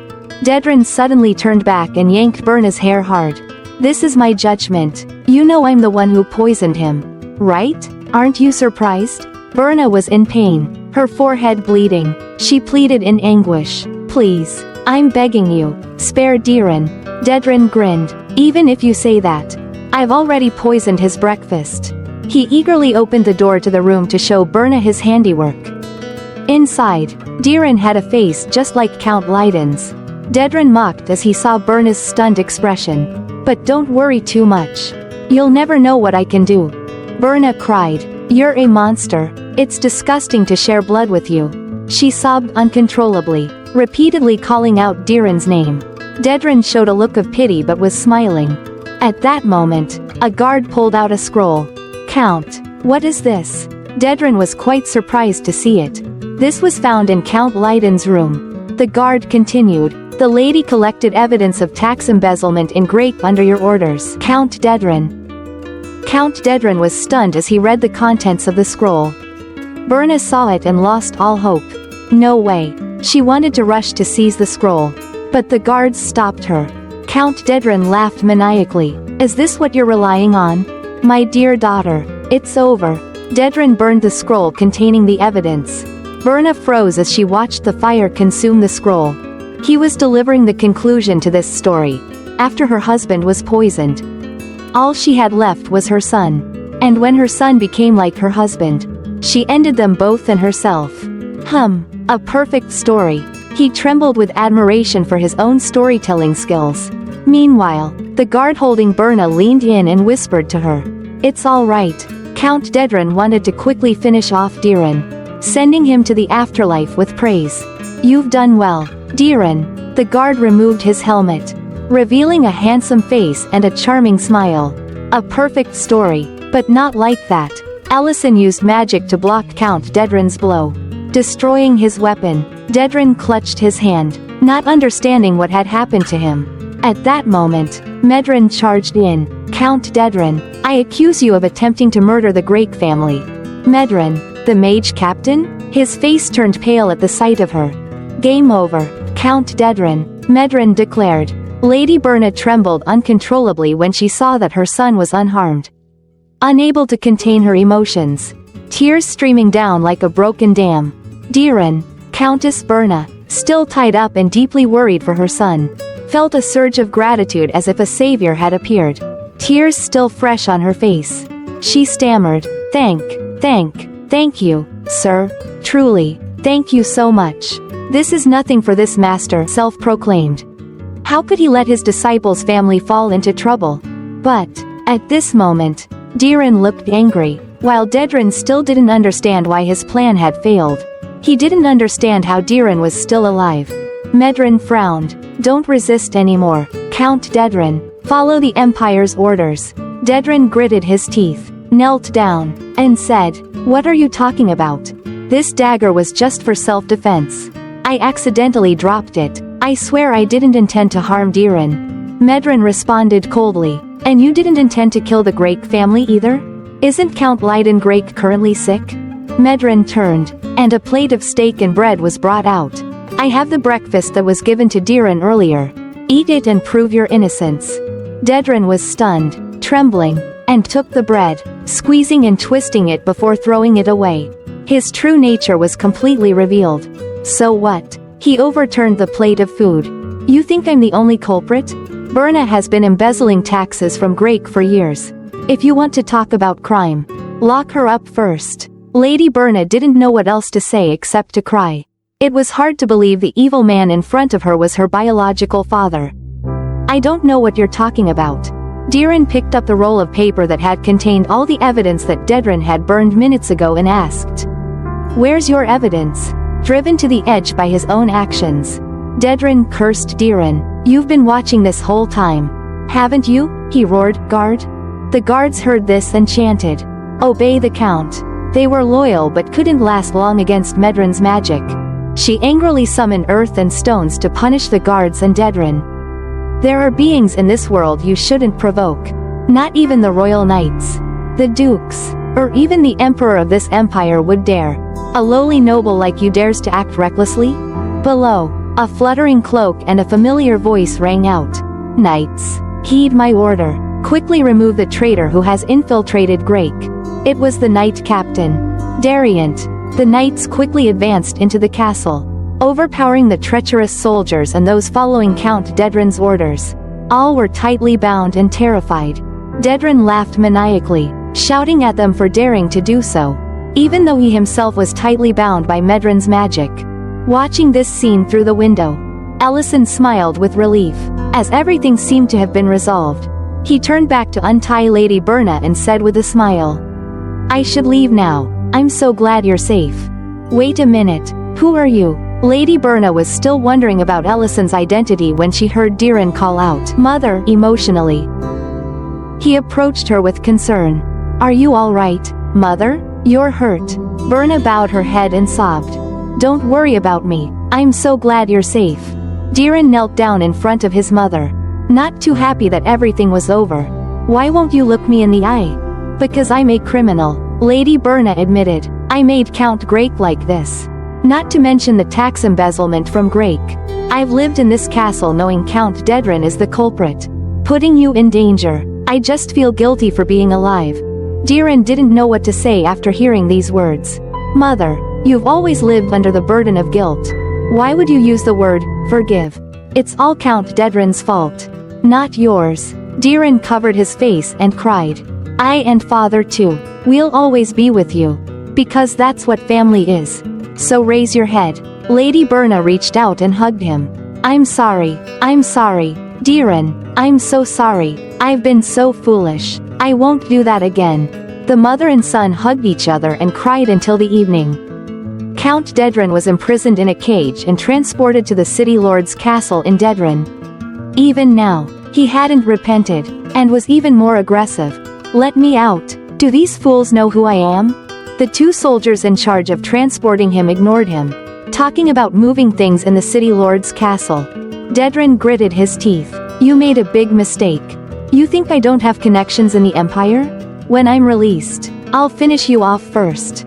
Ellison arrived sometime earlier and, hearing Dedren's words, became angry. Who do you think you are to say that? Dedren looked at him, sweating, but still defiant. Who are you? Are you a mage of the Empire? Ellison didn't answer, just glared at Dedren and said, to have such a large land and castle. You meddled with Grake.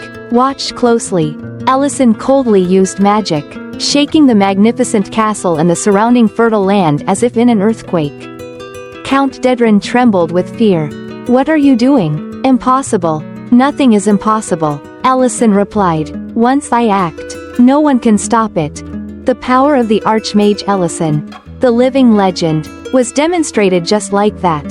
Diren sat at the dining table, full of excitement, and Lady Berna, with half her head bandaged, looked at him and asked, Diren, what's this? Diren, yearning for a family dinner after a long time, had prepared meticulously. A large table was set outdoors, adorned with exquisite decorations. I've prepared a whole table of desserts for you, Mother, Diren said to Lady Berna. Diren had also invited acquaintances to join the celebration, mostly Ellison's friends. The guests chatted animatedly. Goodness, so many sweets. Are we supposed to eat all of this? I guess so. Miss Rain's eyes sparkled at the sight of the desserts, while Mr. Knoll reminded her that eating too much would lead to weight gain. He was immediately rewarded with a punch to the head from his wife. Another bump appeared on Mr. Knoll's head. Oh, the woes of this well-meaning but tactless man. Meanwhile, Medren stood by the tree and shouted, Everyone, pay attention. Look toward the city lord Dedren's castle. There will be a special show for tonight's party. Diren eagerly turned Count Leiden's chair in the indicated direction. Berna was startled, not knowing what was happening, while Dedren, who was imprisoned in the cage, was crying and begging for it to stop. The city lord's castle in Dedren was uprooted, flying into the air, surrounded by a strange light. The castle began to explode from the inside, and in the blink of an eye, a tremendous explosion occurred. Count Dedren sat in the cage crying, Stop. It's my castle, but that was impossible. Ellison smiled in satisfaction. You will no longer see the light. Enjoy it while you can. Diren watched the fireworks in awe and asked his mother, What do you think? Lady Berna, with sparkling eyes, picked up a cream puff, trembling as she ate it, tears streaming down. It's wonderful. After finishing eating, the moon was already high in the sky. Lady Berna stood by the window, looking at the moon excitedly, then turned to feed Leiden, still chattering. You don't need to worry about Diren. I've realized how foolish I was. No matter what happens in the future, I won't hide from it anymore. Count Leiden seemed to be responding better and took the food. Lady Berna gently wiped her husband's mouth. I, Berna Grake, love my husband, Leiden Grake, very much and always will. Diren stood outside the door, listening and smiling contentedly. Meanwhile, Count Dedren was brought to the street, where people threw vegetables, rotten eggs, and harsh insults at him. Count Dedren was just confused, muttering regrets about his castle. Not far from there, Dariant and Ellison stood watching the scene of celebration. We've caught many spies, but we shouldn't let our guard down. You should be careful, Dariant reminded. Ellison put his hands on his hips and praised his friend for doing a good job. What about Duke Temerain? Ellison asked. At first, he was surprised, but then he was silent when he heard that it was your plan. He might want to come here in person if he sees what's down there, Dariant replied. Dariant looked at the sinkhole behind the two of them and sighed. No matter how you look at it, you are strong in an extraordinary way. But never admit that you are strong. Ellison chuckled smugly with Dariant. That's a spectacular show I created. Grake is about to go through beautiful days. Reality proved that Ellison might be a great mage, but he's certainly not an outstanding seer. The next day, it rained cats and dogs, and lightning struck the ground. Ellison stood looking at the rain, thinking of the beautiful days he once talked about. Beside him, Rurin shouted angrily, "I just hung up the clothes." A problem many people can relate to. Meanwhile, Ment and Miltine were struggling to keep the fence up in the terrible wind. Despite their efforts, the fence post still fell on Miltine. Ment was horrified, but it was too late. When they returned to the restaurant, they brought in a large puddle of water. "I said there was no need to go to the farm in this weather. Today, I'm forbidding anyone from working outside." Allison felt both helpless and sympathetic to those who worked hard. He handed them towels to dry off and spoke thoroughly. But Ment and Miltine still regretted the fence more. Rurin was still upset about the clothes. Instead of struggling with the harsh weather, Allison suggested that they help him serve the customers. The restaurant was quite lively today. Allison worriedly put a towel on Rurin's head. "Dry yourself off first, or you'll catch a cold." Ment and Miltine stood awkwardly as they saw the two close to each other like that. Allison continued drying Rurin off without hesitation. The two were intimate out in the open, without a hint of embarrassment. At this moment, a guest arrived, drenched in the rain. "What a peaceful scene," the guest sighed, immediately attracting Allison's attention. He looked up and recognized that the visitor was Benin. He took off his cloak and ordered something warm for the rainy day. Soon after, Allison brought out a bowl of noodles and introduced, "This is palanque meat noodles," which means chicken noodles. Benin was surprised. "Didn't you say you stopped selling palanque meat?" "There have been many customers going to Noel's butcher shop, so I started using palanque meat for cooking again. More importantly, how is your orchard? Is it okay? Isn't this the first time you've come here to try to buy my orchard? Would it be better for you if I gave up my orchard?" Allison laughed. "What do you mean? The price you asked for is several times higher than the market price. I'd be very disappointed if the orchard had to close due to bad weather like this." Benin laughed, admitting defeat. "I can't compete with your mine." He continued, "It seems the rain won't stop if I just stand in the orchard and try to do something. I've done all I can." He took a bite of the noodles and said, "This dish is really delicious. It's worth braving the rain to come here." Rurin came over with a towel and pouted. "Why aren't you drying my hair?" "Hold on, there are customers right now." Allison tried to comfort her, but Rurin still sulked. Benin watched this scene, then called Allison and poured himself a glass of wine. "In your life, have you ever made a decision that you regret?" Allison was taken aback and asked, "What?" Benin tilted his head back to drink and continued, "A decision you'd take back if you could travel back in time. A decision that, whenever you close your eyes, you'll always remember and be heartbroken over. Maybe you've never experienced it because you seem to get along well with your wife." Allison grimaced. "Wife? Rurin and I aren't like that." But Benin didn't seem to listen and continued, "I live alone, but there was once someone I loved with all my heart." He innocently continued, "I've loved her since I was 10 years old, and it's been over 35 years now. You could say she was my childhood friend, the only one who made my heart skip a beat." "Who was she?" Allison asked. "Her name was Meal.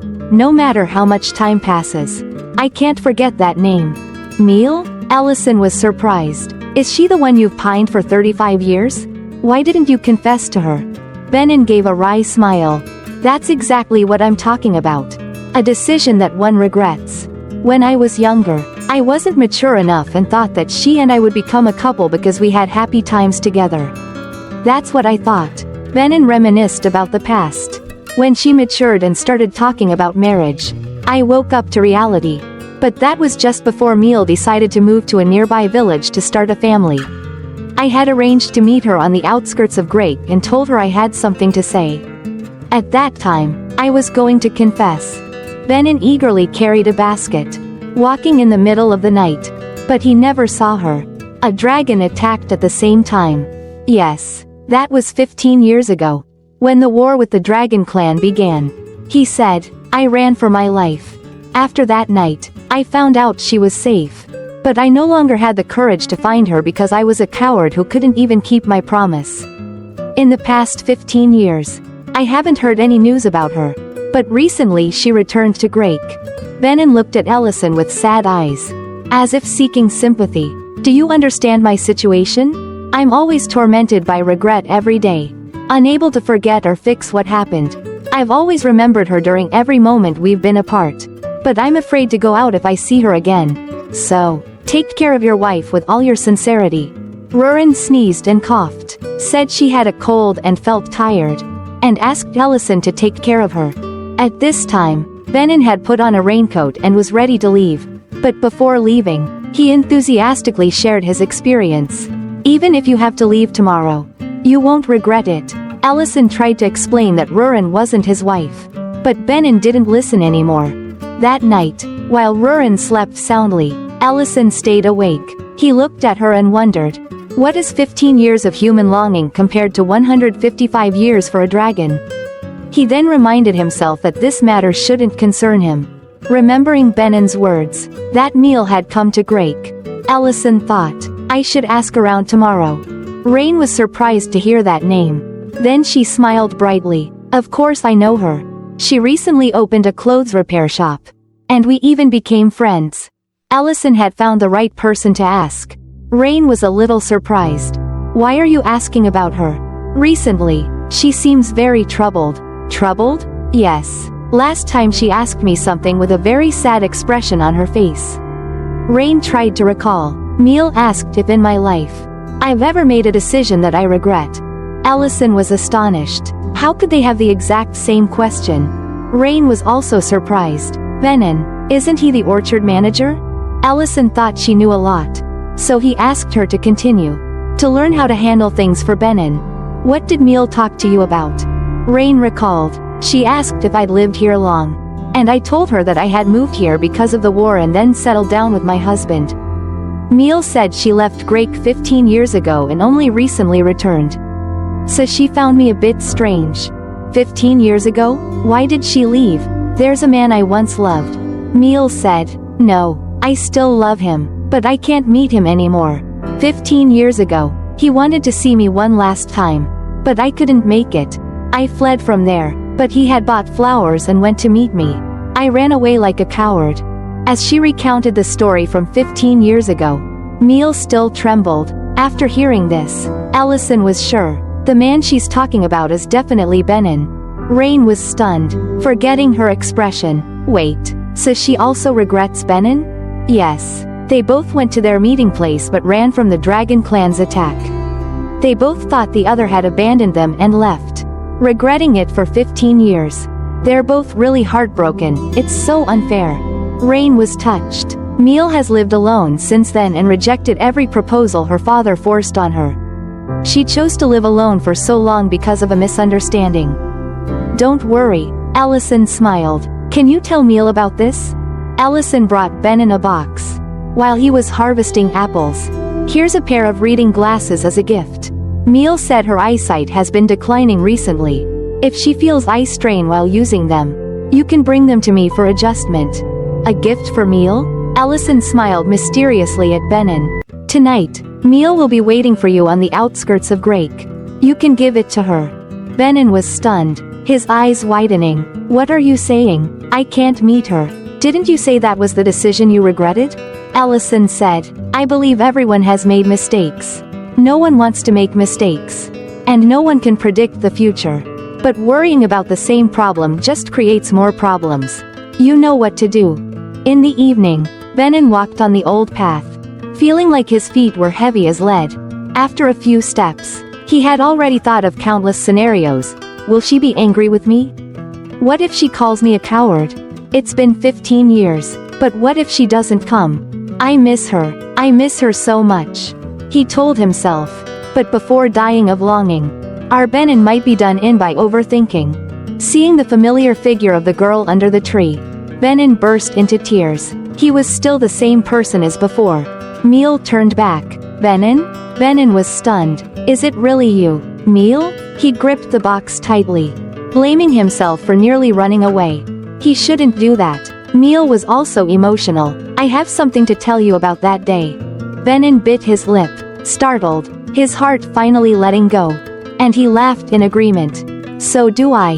Benin thought that even if Meal scolded or blamed him, it would be okay because the biggest regret of his life was not apologizing to her about that day. I'm sorry I didn't make it to the meeting place 15 years ago. I'm sorry I didn't make it to the meeting place 15 years ago. Neil also said. They both shouted in unison, tears in their eyes. Then, they froze. Venin forgot to cry. Neil stopped her tears. We both. Then they both burst out laughing. My God, there are two crazy people here.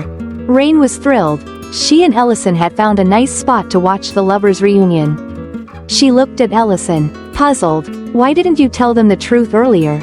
Ellison smiled. It's something they needed to solve themselves. We couldn't tell them beforehand, otherwise. We wouldn't have such a good story to watch. But don't you think it's unfair that they were alone for so long because of a small misunderstanding? Isn't it better that the misunderstanding has been resolved? Ellison looked at the results of his intervention. And they have found each other again. Venin gave Neil the glasses. And they walked hand in hand, not letting go for the entire journey back. A few days later, Venin and Neil stopped by Ellison's restaurant. They came to discuss the sale of the orchard that Venin had tended for years. This time, Venin resolutely sold the land, determined to use the money to build a house in the heart of Grake, where he and Neil could start a new life together. He gently took Neil's hand, pressed a kiss upon it, and said, his voice brimming with emotion, I've hesitated for 15 years, but I won't hesitate any longer. Neil lowered her gaze, her cheeks flushed, a shy smile blooming on her lips. After purchasing Venin's orchard, Ellison became a real estate tycoon. The vast area around the restaurant was all his land. But he still lamented, although the land around the restaurant is mine, there's no room to build Dwarf's village. Fortunately, I found a place to build it. Rurin agreed with Ellison's plan as she gnawed on an apple. She didn't like the idea of the dwarf people living in the dragon's lair, as that was her space and she didn't want anyone else living there. Except for one person. Rurin was sad. Even though you'll be at the restaurant, the cave is still very spacious. Ellison looked at her sadness and remembered Venin's advice. Blushing, should I live in the dragon's lair after it's finished? Rurin was initially stunned, then her eyes lit up like car headlights. And she grinned ear to ear before springing up to hug Ellison like a spring. Really? Are you serious? Are you sure? But the more space, the better. Plus, you can always build a tunnel to the restaurant, so getting around isn't a problem. This time, Rurin was the happiest. Remember, you can't go back on your word. Now I'm even more excited for the dragon's lair to be finished. Leaves fell as autumn arrived. The dragon's lair was 70% complete, expected to be finished next year. Geltzer reported the construction progress, and Rurin was very pleased, praising their work. At that moment, Ellison brought out hot steaks and praised them too. Geltzer smiled broadly. They haven't finished paying their debt, and Ellison already found land for them to build the village. At the other table, Miltine called over. The number of Baranuric has increased a bit. Really? Yes. It seems we'll have to upgrade the farm. And so, everyone discussed expanding the farm. Outside, Linte and Matt stood some distance away from the restaurant. Despite the distance, the younger sister's sharp nose caught the aroma. And of course, her brother smelled it too. Linte introduced herself. I'm Linte. I heard you were hiring for the farm. Can we apply? And I'm Matt. They handed over a dirty and torn piece of paper. Ellison's eyes widened. We threw that paper away a long time ago. Where did you find it? Linte blushed, stammering. The two stood still. Ellison laughed. We were planning to make a new ad to hire more people. Let's eat first, and then we'll talk. The cooking class began, and Ellison said he'd prepare something hot since it was cold outside. Beef was fried with butter, while in another pan, chopped garlic, onion, and mushrooms were sautéed. Once they started to change color, he added tomato sauce, seasonings, and beer to the meat. Cooking them all together, the aroma rose, and Ellison remarked, "No need for MSG. This is natural MSG." But he still added a little bit. After cooking for a while, the braised beef was ready. Linte took a bite and was amazed. "Here's the meat." Ellison told the siblings that he had made a lot, so they shouldn't worry and should eat their fill. Linte and Matt readily agreed. The tender meat and rich sauce were noticeable, and the warmth spread through the body with each bite, bringing a happy blush to their faces. It feels like this is the best food I've ever eaten. Thank you so much, Linte said. Allison saw they were hungry, so he told them to eat slowly. Also, you said you wanted to work on the farm, right? Is there a special reason you want to work here?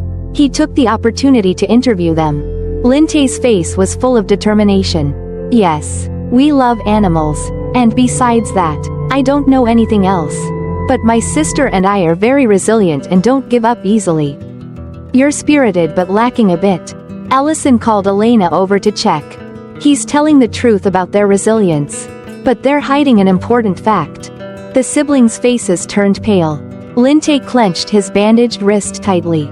Allison smiled coldly. I'm sorry, can I take a look at your wrist? Linte gritted his teeth and removed the bandage. Both siblings had fresh red marks on their wrists. Ment appeared immediately. Those are handcuff marks. Are you criminals? Allison asked sharply. Matt wanted to explain but was loudly stopped by Linte. He bowed his head. I'm sorry for hiding the truth. But please believe me, we mean no harm, and I understand that we've asked too much of you. After saying this, Linte got up and left immediately. Matt wanted to hold him back, but his brother rushed out of the restaurant. What are you doing? They seem like good people. At least we should explain the misunderstanding. Linte wrapped the cuff marks on his wrist again and told Matt that, regardless of the reason, a criminal is still a criminal, and he didn't want to talk about what happened. Matt was saddened and had tears in his eyes. Linte patted his sister's head. However, I don't regret my actions. Don't you regret not finishing the food? Well, would it be embarrassing if I said yes? But we couldn't finish the food in that atmosphere. In the evening, the whole village dispersed after finishing their meals. Allison was washing dishes, and Rurin stood beside him, asking, so the interview didn't go well? They have their own issues. But if they won't explain, there's nothing I can do. You should also think about how that will make Miltine and Mr. Ment feel. Rurin acknowledged that finding good subordinates was very difficult. Allison thought they needed to make a new ad. Looking up at the kitchen shelf, he noticed that the restaurant had run out of seasonings again, probably because of the recent influx of customers. He still used the old trick of buying supplies from the modern world. After summoning, Allison grimaced with dizziness. Is it exhaustion? Summoning is the only magic that leaves you this exhausted. Rurin said. This spell should have been impossible because I haven't absorbed the Dragon King's heart yet.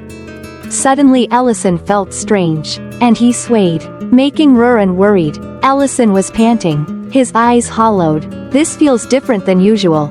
I can't absorb any more mana. Hey, what's wrong? Rurin asked anxiously.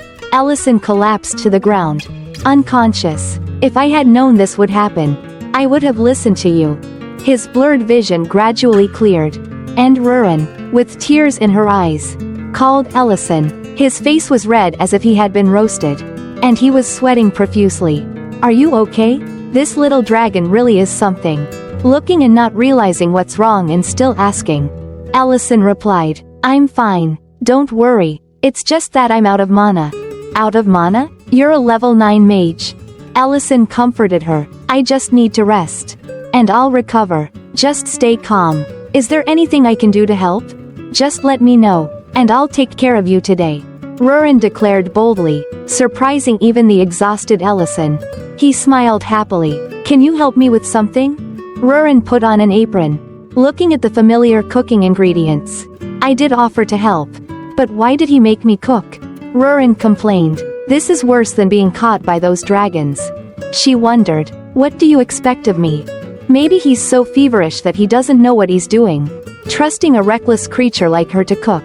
Let's hope our main character survives this meal, folks. Meanwhile, Linte and Matt were wandering in the cold night. No matter how hard we try to find a job, people in the city won't hire us because we're ex-convicts. That's why we went to the restaurant on the outskirts. How will we survive this winter? Being in prison is warmer. Linte and Matt were struggling with a difficult life. They no longer cared about others, only finding ways to survive. This made them scavenge for food in the trash or even steal food. We've become actual criminals, Linte said, while rummaging for food in the trash. They found the restaurant's flyer. Linte noticed a stray cat meowing and felt a pang of compassion. He seemed to really love animals. Let's search the trash more carefully. Suddenly, a fat nobleman appeared with his men. Are you sure Linte and Matt got out of prison today? Yes, I'm sure. Find them right away. When Linte saw the fat nobleman, he went mad, his face filled with hatred. Matt also remembered him well. Rotunda, the overseer of the construction site. I didn't expect he would still be looking for us. Linte gritted his teeth in anger. Unable to endure it anymore, he never stopped his wrongdoings. He stood up, but Matt held him back. Brother, we have to be patient. This time it won't be just 2 years. 2 years ago, in a room, there were inappropriate sounds. The fat Rotunda had pinned a woman against the wall. Ignoring her crying, he laughed indecently. Does it make sense to kick me out while the construction site is operating? He reached out to caress her cheek. Think of your husband, he's working hard without getting paid. It must be tough. The woman bit her lip. Not saying a word, Rotunda continued, I'm more of a man than you think. Don't worry. At that moment, outside the door, Linte and Matt rushed in, urgently calling for him. They were both bleeding. The scaffolding in Area 3 collapsed, injuring many people. We need medical attention. Hearing about Area 3, the crying woman in Rotunda's grasp ran away. He couldn't stop her in time, so he vented his anger on Linte and Matt. These idiots, they didn't help at all but caused this mess. His face, when angry, looked like a deformed piece of fat. We followed the plan, but the scaffolding suddenly collapsed. He muttered, then turned and had someone restrain Linte. What are you trying to say? That I'm embezzling the construction funds? Rotunda kicked Linte hard in the chest, beating him continuously. I even take in orphans and give them jobs. You'll be fired, and the damages from the accident will be deducted from your wages. Converted into debt, Matt saw her brother getting beaten so badly. She cried and begged, I'm sorry, Lord Rotunda, please forgive us. The lecherous fat man, having just lost his prey, then set his sights on Matt. He smirked, lifting her face. It seems you have another way to make money. Many nobles have strange tastes. What do you think? Linte flew into a rage upon seeing his sister insulted. He broke free in Rantada's astonishment. Linte charged at him, landing a punch straight to the fat man's face, making his nose bleed and knocking out a few teeth. The fat man was beaten to tears. Rotunda's 2 henchmen rushed to stop Linte but couldn't. Linte fought fiercely, taking on all 3 alone. After the fight, Linte and Matt went hand in hand to prison. In prison, Linte was always fighting with other inmates and getting injured.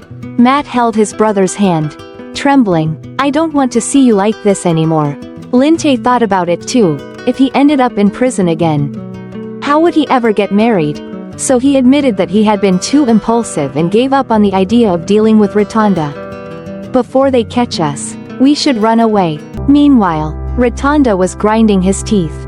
Those bastards think that after 2 years in prison, it's all over? Find them for me now. The henchman with the headscarf hesitated. Lord Rotunda, you know Lord Dedran was transferred to the capital. Making a big fuss won't help. What did you just say? Rotunda swung his arm, slapping the henchman in the face. Do you think I won't do anything without someone backing me up? The henchman, with a scarf on his head, felt the sting of the blow but only dared glare at him.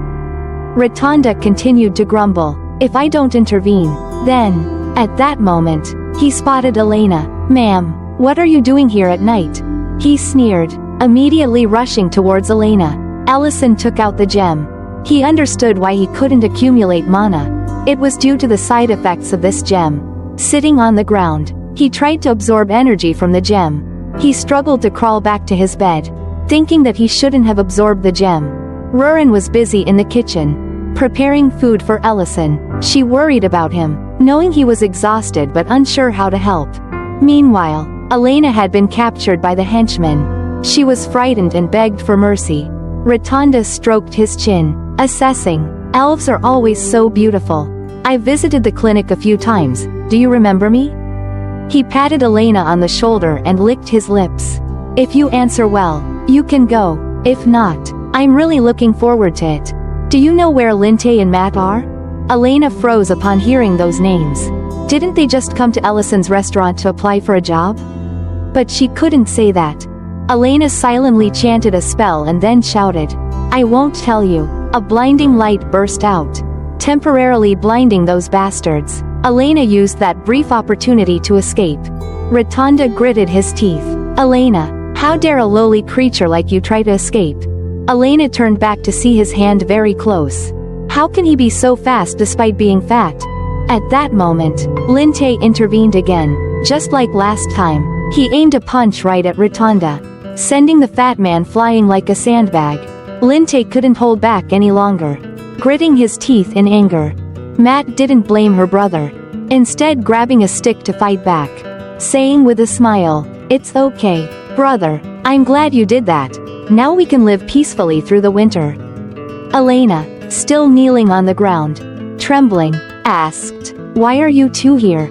Leave here, this bastard came looking for us." Matt answered, turning around. Linte clenched his fist tightly and said angrily, "This trash is really going after people unrelated to us? Let me remind you of the story from 2 years ago." But Rotunda, still on the ground, calmly took out a whistle, blew it, then sat up calmly and said, "Hee hee, you want to talk about 2 years ago? Huh?" Matt and Linte's faces were filled with fear as they heard the whistle. He continued, "You think I came here unprepared? You're about to die. Damn it, this bastard."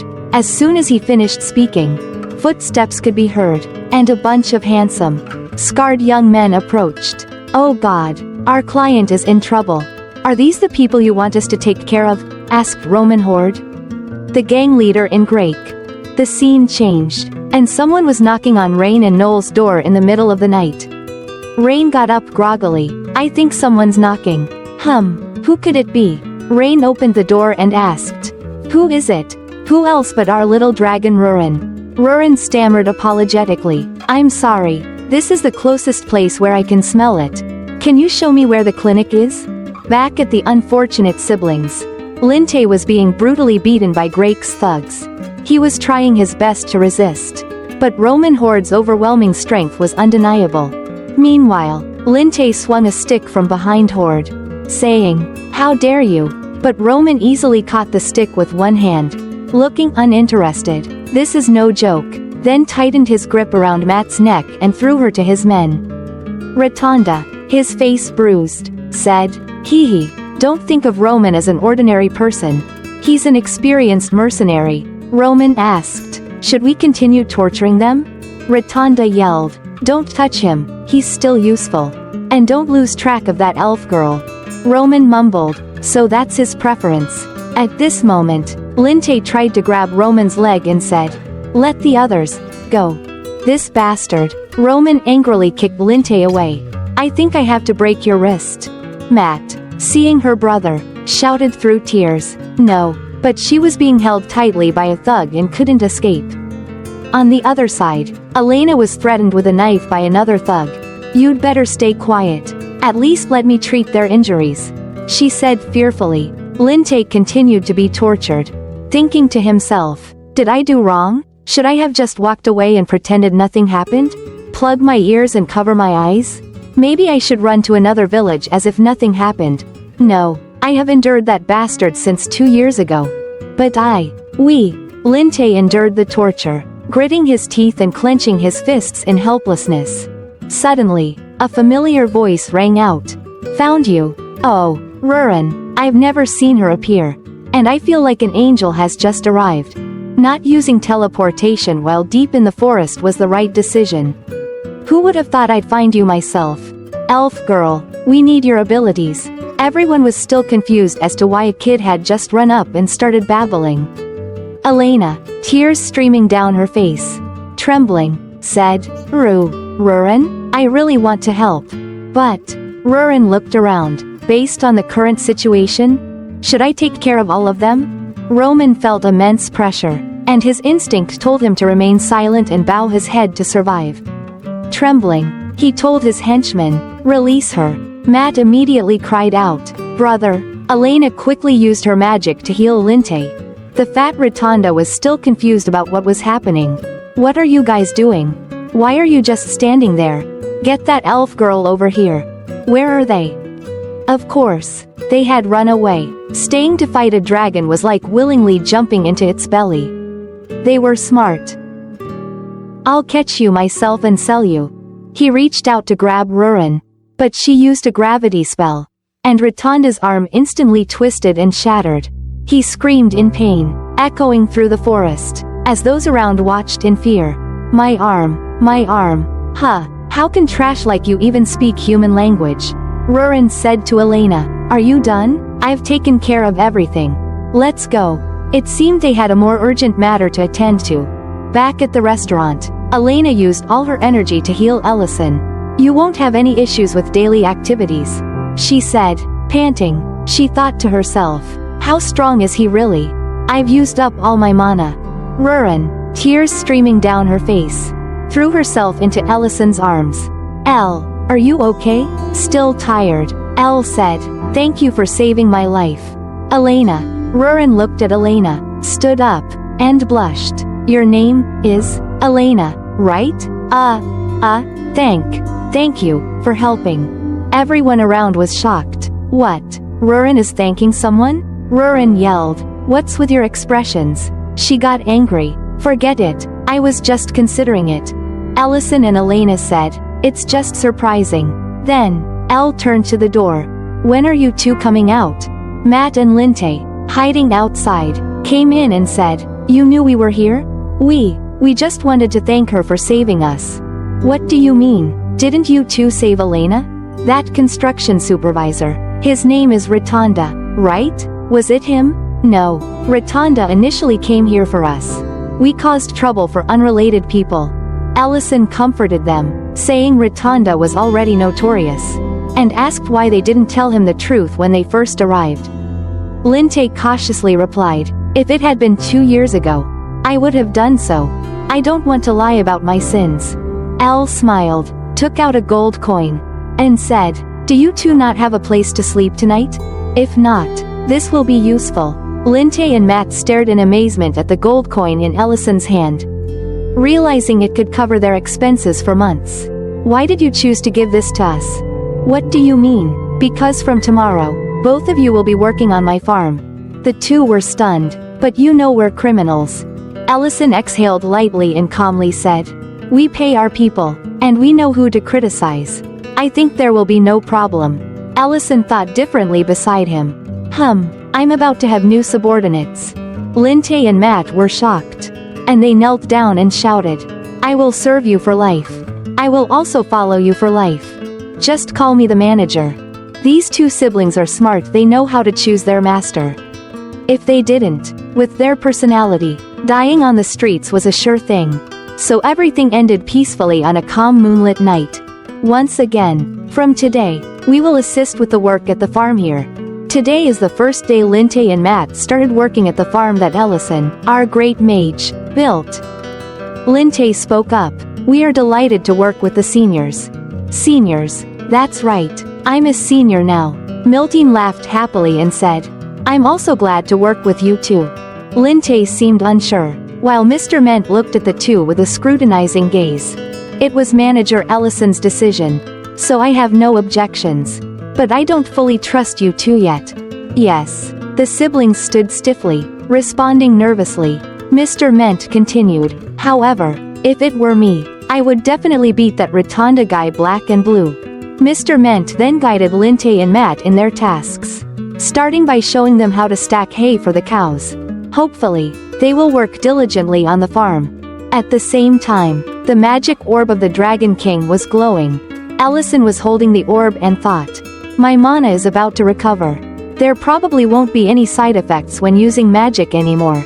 Now I remember, there's only a few days left. I wonder if what I requested has arrived. This time, huh? Our little dragon was looking out the door with a strange look. Ellison was quite surprised, wondering what she was thinking. What are you doing? Observing. Customers? Ellison asked again. I see many strangers. Wow, this girl is paying attention to other beings? What's going on? Last time, she even thanked Elena. What's been happening to her lately? She's not acting normal at all. Rurin was still attentively watching the customers enjoying their meals in the restaurant. The women seemed happy, adorned with shiny jewelry. Rurin wondered, why do human women wear so many shiny things? Well, maybe because they look pretty. Ellison replied, don't dragonfolk also fill their caves with jewels and trinkets? Rurin responded, I don't know much about that. But my mother's cave didn't have such things. Ellison asked, have you ever wanted to receive things like that? Meanwhile, Benin was planning something else. He was gifting Meal a beautiful necklace. And they both seemed very happy. Watching that, Rurin felt uneasy. I don't know. Just then, the restaurant door opened, and a new customer entered. Oh, it's Ellison's silly disciple. The young man was holding a scroll as he entered, shouting, Master, great news. This morning, we caught Rotunda lying in the hospital. He confessed to all his crimes. Tax evasion, harassment, human trafficking, assault. He's been charged with so many crimes.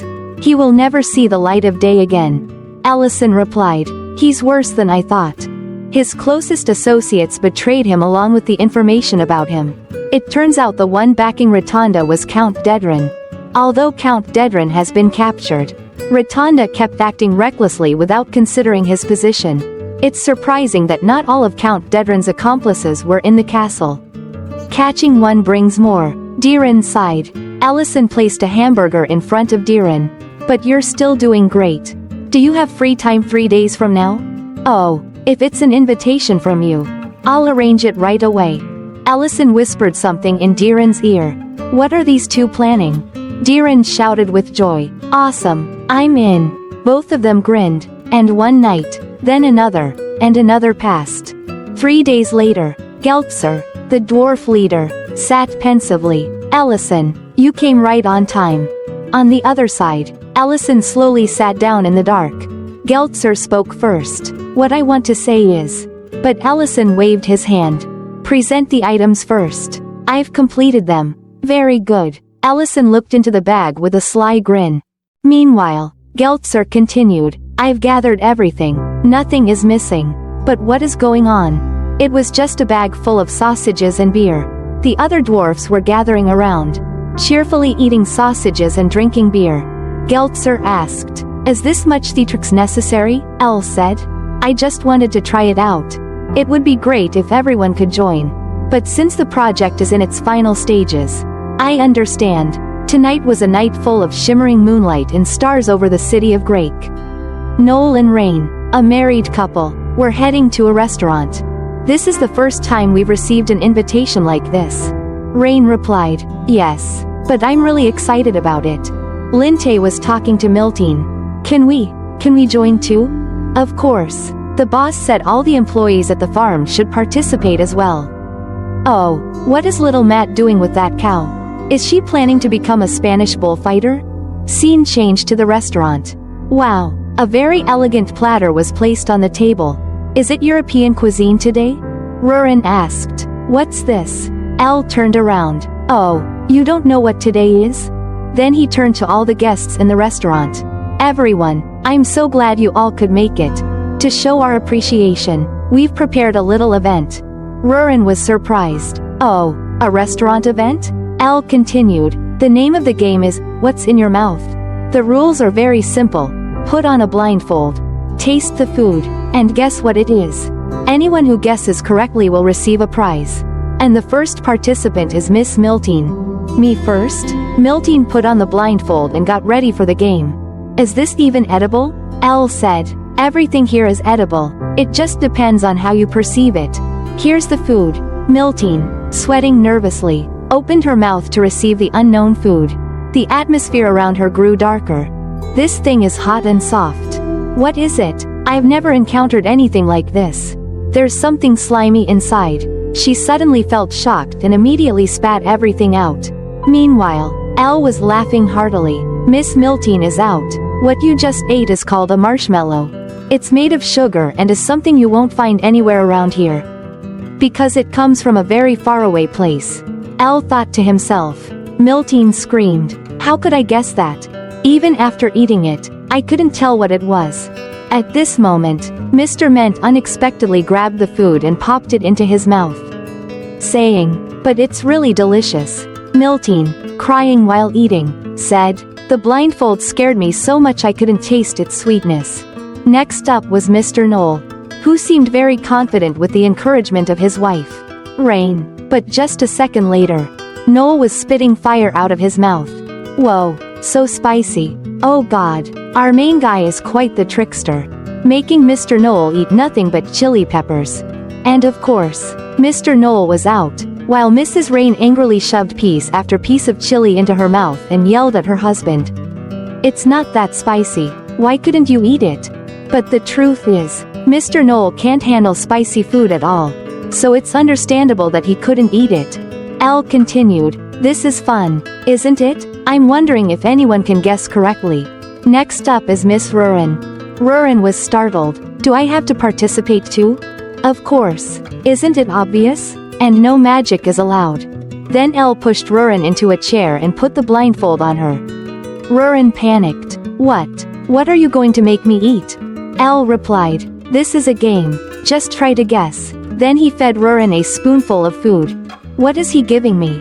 Why is this happening? I'll try to guess correctly using my dragonkin senses.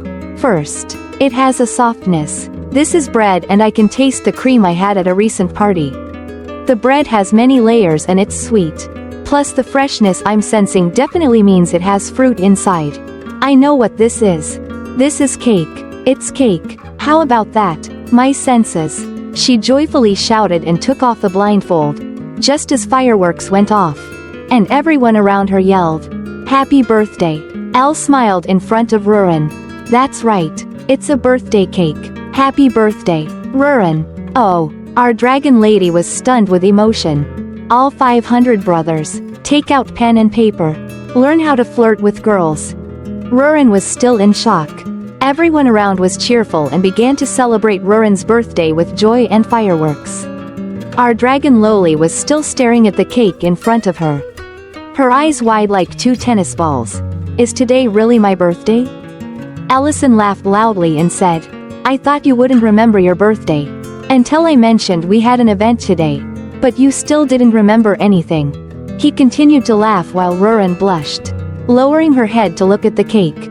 The once fierce dragon girl now appeared gentle and fragile. Tapping her fingers together, Rurin shyly whispered, So you prepared all this for me? Thank you."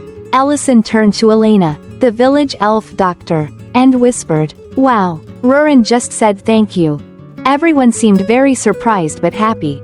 However, the next situation was not as everyone imagined.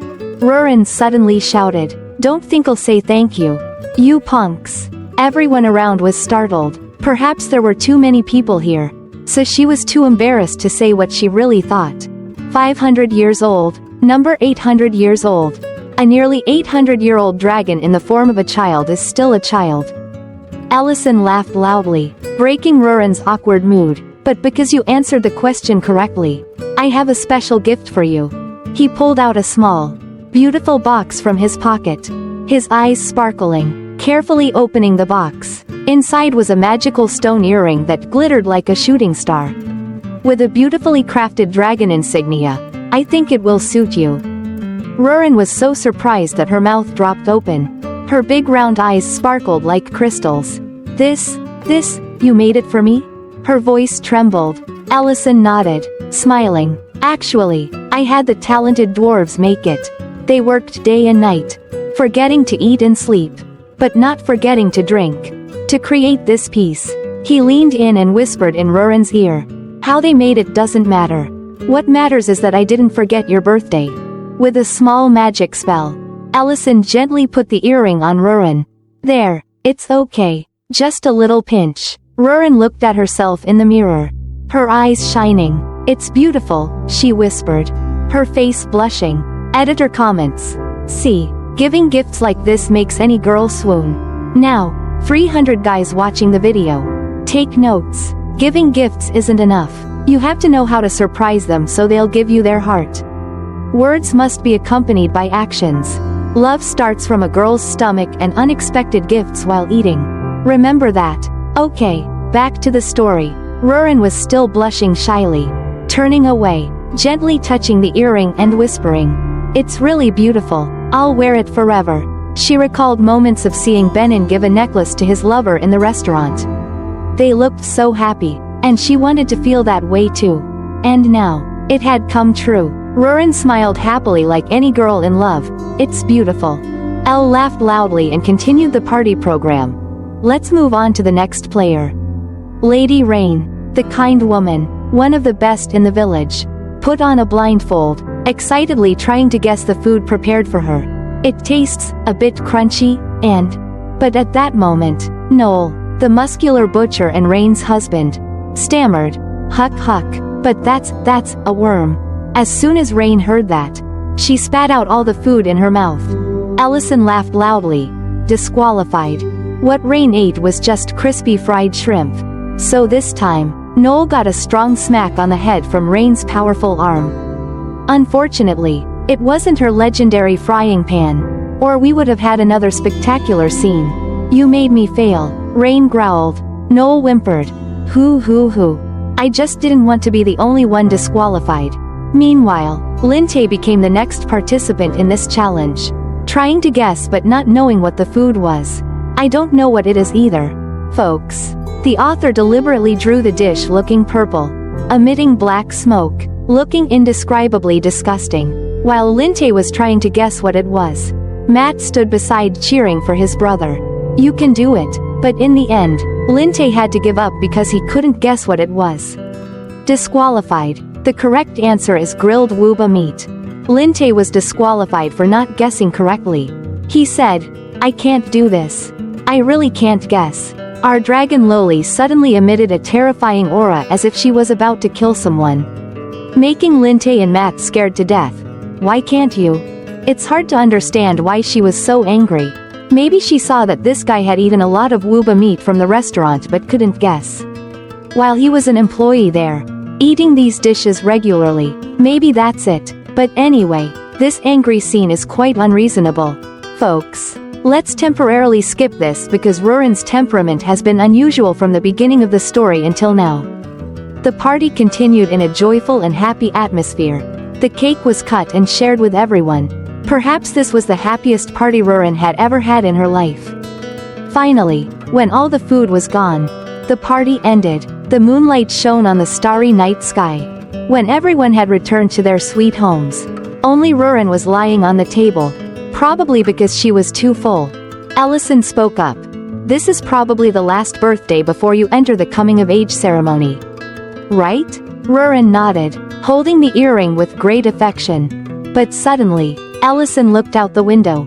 Noticing the snowflakes signaling the start of winter, he exclaimed, "Snow, let's go outside and see." Rurin immediately jumped up, excitedly saying, "Wow, snow?" Ellison quickly made 2 hot cups of cocoa and brought them to the legendary table outside. The two of them drank hot cocoa while enjoying the slight chill of an early winter day. Rurin suddenly asked Ellison, "It's only been a year since we came here, right?" With a slightly somber face, he replied, "Only a year? A year might be too short for dragons like you. But for humans, it's different." "Why is it different?" "You ate the Dragon King's heart, didn't you?" Rurin wondered. Ellison closed his eyes, smiling lightly, and said, "No one can be sure if it prolongs life because I'm the first to eat it. Moreover, I didn't eat the entire Dragon King's heart." At that moment, a shooting star flashed across the sky. Looking up, Rurin exclaimed, "A shooting star." Elle smiles. "Oh, why don't you make a wish on your birthday? It's your birthday today." "I will wish." She wished silently. "I wish I could stay with you for a long time." Meanwhile, Ellison, sitting next to her, smiled and said, "What are you wishing for?" "If I could, I would wish for something similar." This made Rurin so happy that she couldn't stop smiling. "I won't tell you. You can wish for what you want on your birthday. But today is my birthday." The strongest wizard on the continent. A black dragon with latent energy that could become a new dragon king. A strange couple continued to enjoy a beautiful and romantic snowy night of their own. The scene shifts to a new land, where floating mountains and majestic castles drift in the cloudy sky, surrounded by flying dragons, the territory of the Black Dragon clan. At this moment, hurried footsteps accompanied by Curse's word. A young man burst through the giant door, shouting, "Uncle, what's the matter?" "Knees," an ancient but majestic voice echoed. "What brings you here?" Knees shouted, "Uncle, how long do you plan to let that human be arrogant? Is our promise to a human really that important?" "Yes. Let me introduce you to a supporting character of a supporting character, who has just appeared in our story. Black Dragon Knees. He looks quite handsome, doesn't he?" Editor comments. If he were in another story, this face could probably make him the main character. Continuing with our story, sitting on the throne is Black Dragon Dehegma, one of the lords of the Black Dragon clan, old and powerful. He slowly looked down at Knees and asked in a commanding voice, "All because of Rurin, right?" Knees, slightly startled, replied, "That's right. If you wanted that girl so much, you should have treated her well when she was here. You bullied her not long ago. But now that she's grown, you feel ashamed to let her go?" Dehegma asked again. Knees bit his lip. "This is not for my personal benefit but concerns the existence of the entire Black Dragon clan. Most of our clan's women, especially young fertile dragonesses, died in the last war. Moreover, we can't say how long this brief period of peace will last. We can't wait for a promise." Dehegma, still sitting on his throne, looked down and said, "So what exactly are you trying to say? Do you want me to order Rurin to be brought back here?" Knees almost transformed into his true form, his blue eyes glowing, pupils turning into dragon eyes, muscles on his face becoming prominent. And he roared, "If you allow it." Dehegma sighed, "Calm down. He's someone you can't deal with. It would be better if he doesn't kill you. You won't understand that until you face him yourself." However, the young dragon still couldn't accept this truth. Indeed, a young dragon who has never seen the world is no different from a worm, eager to fight, yet unaware of its own strength. He gritted his teeth and thought, "A human can't have such great power." Dehegma continued, "Besides, breaking a vow would damage the honor of the dragon clan, and I can't accept that. Moreover, Lord Metadonna won't forgive such reckless actions from you. After all, she is his niece." It seemed Knees had calmed down, so he cautiously said, "If you say so." But he added in a strained voice, "All right then, as long as there's a valid reason, right?" Realizing something, Dehegma slowly said, It seems you already have an idea, don't you? Fine, a vow can't bind me forever. But if something goes wrong, I will deny that we had this conversation today. Do you understand that?" he emphasized. Hearing this, Knees became more confident, placed his hand on his chest, bowed, and smirked as he left, saying, "Of course, uncle, and in the end, we will be the saviors, not the usurpers." The scene shifts to a snowy, windy land, Mount Melioric in the North Pole. At this moment, our two familiar figures appear with snow covering their heads. Rurin asked, "Hey, why did you bring us here to find what?" Ellison excitedly said, "Mushrooms." "Mushrooms? Why did we have to come all the way here just for that?" Rurin was surprised. Ellison explained, "These are not ordinary mushrooms. These are super rare mushrooms. I heard about this at our restaurant when customers were chatting while eating. They said that in the northern land of the pole, someone found a rare mushroom. This mushroom was found by a Wooba pig digging it up from the ground. It had never been seen before. And of course, the owner of the Wooba took the mushroom to another place to have it checked and exchanged it for a mountain of money." The customer continued, "I wouldn't have to worry about anything anymore if I had one of those mushrooms. Just one mushroom could be exchanged for a huge amount of money. A lot of gold coins." Back to Ellison, who was now deep in thought. A mushroom found by Wooba pigs digging down into a hole in the ground. Ah, such a rare mushroom that has never been found before. This can only be a truffle. It must be a truffle. This is a special mushroom or something similar to truffles in the modern world. To explain further for those following this video who don't know, I'll introduce you a bit about truffles. Truffles are an edible type of mushroom. But unlike other mushrooms, truffles don't grow on the ground but deep underground, usually parasitizing the roots of oak trees. This mushroom is highly valued in French, Italian, Greek, and Spanish cuisine. The 18th century French gastronome Briot Savarin called truffles the diamonds of the kitchen. Usually, you can only find and enjoy this mushroom in luxurious fine dining restaurants.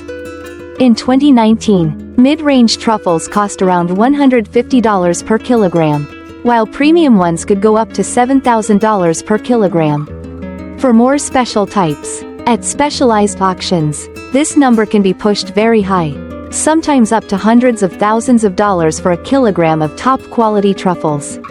The high value of truffles is determined by two factors: their rarity and the flavor they bring. Back to the story. Our two main characters are standing on a cliff looking down into the valley.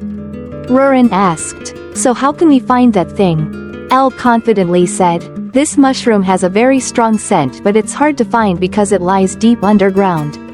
"But it's okay, Rurin, because you have the particularly strong senses of a dragon. That's enough."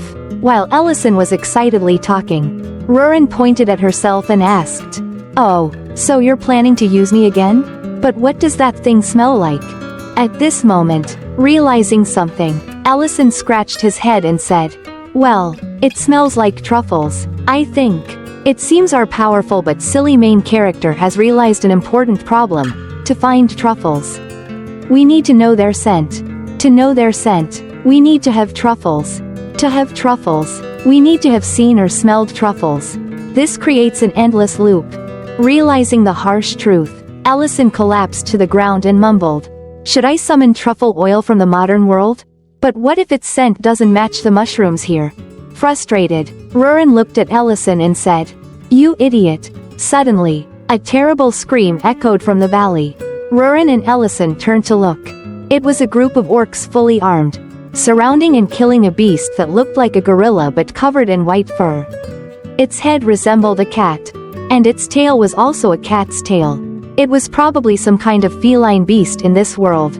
The cat-like creature, once trembling in fear amidst the horde of orcs, had now become more resilient. Its eyes gleamed with an unwavering determination. Immediately, both sides charged into battle, tension erupting. The confrontation became fierce, with blood and mud mingling. The first orc that lunged was torn apart by the cat's sharp claws. But it carelessly allowed another orc to slash its thigh, causing it to collapse to the ground, just when it seemed its fate was sealed by the brutal orcs. A voice suddenly rang out, cutting through the battle. "Stop!" A magical circle appeared out of nowhere, enveloping the entire battlefield, and the cold voice continued, "You all may have your reasons to fight, but this place is not your battlefield." The Grand Wizard had finally spoken. The orcs turned around in shock, seeing Rurin with eyes blazing, the aura of a dragon radiating powerfully, scaring them so much they dropped their weapons and fled in panic, much to the surprise of the soft white cat. As the orcs retreated completely, Ellison spoke up. "They didn't seem to run away after seeing me." "Did they?" Rurin, still calm as if nothing had happened, replied with folded arms. "You need to be more serious." As the conversation continued, the giant shadow of the cat suddenly stood up, roared, and leapt into the air, shielding everyone. Its eyes glowed fiercely, while Ellison was still looking up in surprise. The cat suddenly knelt down. "Oh, this scene looks familiar. Where have I seen it before? Ah, right. Yes. Just like when the young Baron of Grake wanted to take Elle as his master." Ellison turned to Rurin and asked, "What's it saying?" Rurin replied, "It's thanking you for saving its family. I think it wants to repay our kindness." Hearing this, the cat's eyes lit up again, as if confirming Rurin's words. Ellison sighed, sweat dripping. "What now? Repay me?" And so, the odd couple ventured into the cat's cave, where adorable kittens were playing together. "Oh God, they look unbearably cute. I want to raise one too. Do they eat a lot?" Elle seemed to have figured out why the orcs attacked, but the cat didn't run away. It turned out, it was protecting its kittens. This clearly explained its actions. This was definitely a mother cat. And no mother would abandon her children to flee. Even though Elle understood that, he still wondered and asked Rurin, getting back to the main point, "So, what exactly do you want to get from it?" Rurin simply replied, "Nothing at all. It can help us find what we want." This species has an excellent sense of smell, and there's a rather strange scent here. At that moment, the cat excitedly brought over a pile of pitch-black items, astonishing both Elle and Rurin. Rurin quickly pulled her scarf over her nose and shouted, "That's it. That's the smell. What is this?" "This isn't treasure," Ellison cheerfully responded. "You're wrong. This is exactly the treasure we need to find." The scene shifted to a ruined area, where a voice echoed, "Knees. What's happening on the surface? Why did you call us here?" 3 new dragonkin appeared: Black Dragon Darba, Black Dragon Nekwu, and Black Dragon Hoven. Nisa's eyes were filled with anger, as if he was contemplating something.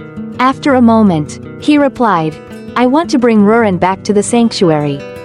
Hoven asked in surprise, "What? Rurin?" Darba added, "But..." Meanwhile, Nekwu laughed and asked, "Are you still looking for a mate?" Rurin's appearance is worth considering.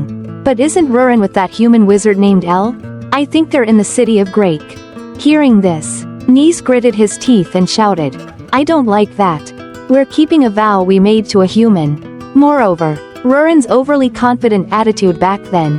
Nis's aura flared up in his anger, clearly indicating he had some past issues with Rurin. He continued, "I just received permission from Lord Dehegma. He said we can attack him if we have a justification." Nekwu then seriously asked, "So what's your plan? And how do you intend to handle it?" Darba added, "This is a tough issue. Directly attacking humans is forbidden by the treaty. Isn't it? The only exception allowed is if he kills one of our kind first." Nekwu returned with a smiling face and said, "Does this make sense? Even if he's the strongest Archmage, he's still just a human and can't harm our dragons. This treaty is just to protect him from us. Right?" Nis seriously replied, "No, there's a chance he might do that." Darba asked in surprise, "What? Really?" Finally, Hoven spoke up, "Is the news about the battle true?"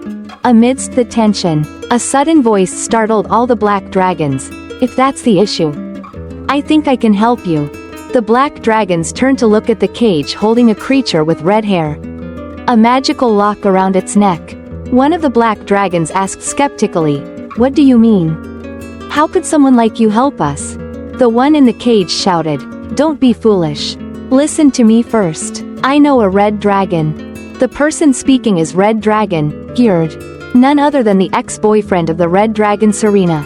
Currently, Serena has taken over the dwarven territory, transforming it into her lair. The red dragon Gerd continued, "She lives near the city of Grake. You can use her for your plan." He continued, "She lives near the city of Grake. You can use her for your plan." The scene shifted to the odd couple, Ellison and Rurin. At this moment, Ellison joyfully exclaimed, "This is it. These are the truffles we've been looking for." Rurin asked in surprise, "They're called truffles?" Their cat seemed to sigh, but was actually very excited because these people really liked the gift it had found. Ellison continued to explain, "Yes. These are the mushrooms they eat. They grow deep in the soil of this region and are nurtured here. It seems only these cats can find them." However, Rurin seemed uninterested, grabbed a truffle, and threw it away, saying, "Whatever, but they smell awful. We should throw them all away." Ellison and the cat were both shocked, exclaiming, "Do you know how expensive these are?" Ellison began to think, if this cat could find enough truffles to make them its main food source. Realizing its importance, he made a decision. "Rurin, translate everything I say and convey it to the cat. I want to say, thank you for repaying me. I can't just stand here after receiving this wonderful gift. I propose you become the guardian of the dragon lair. What do you think about leaving this dangerous land for a more peaceful village?"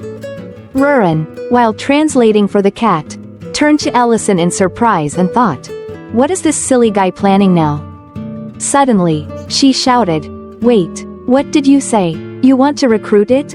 Ellison confirmed, "Yes, a guardian is necessary for the dragon lair."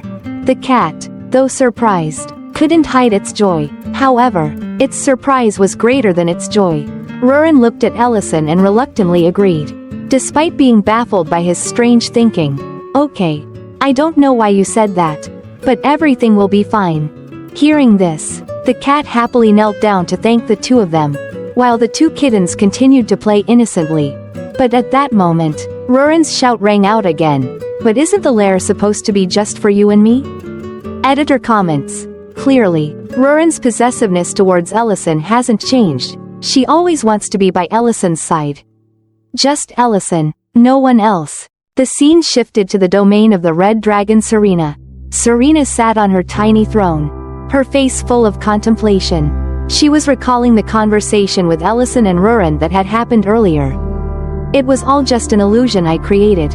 Are you satisfied now, you scoundrels? If you're not happy, just take everything. It's truly painful for me. Serena felt the pain of her domain, where there were only a few silver coins and the treasure was too meager. Ellison, feeling confused, tried to comfort her. We didn't know about illusion magic. Sorry for the lack of treasures here. But Rurin was different. Oh, a wonderful lair. It looks even better now. Serena couldn't contain her anger. She provocatively asked, "How wonderful is your lair?" Rurin's answer shocked Serena even more. "I don't have one. I'm building it," Serena screamed. You don't have a lair? How dare you look down on me like that?" Rurin ignored her, turned around, hugged Ellison's arm, and pulled him away. With a disdainful look, Rurin said, "I have a restaurant with Ellison. Though it's not as big as your lair. I've never been disappointed with it."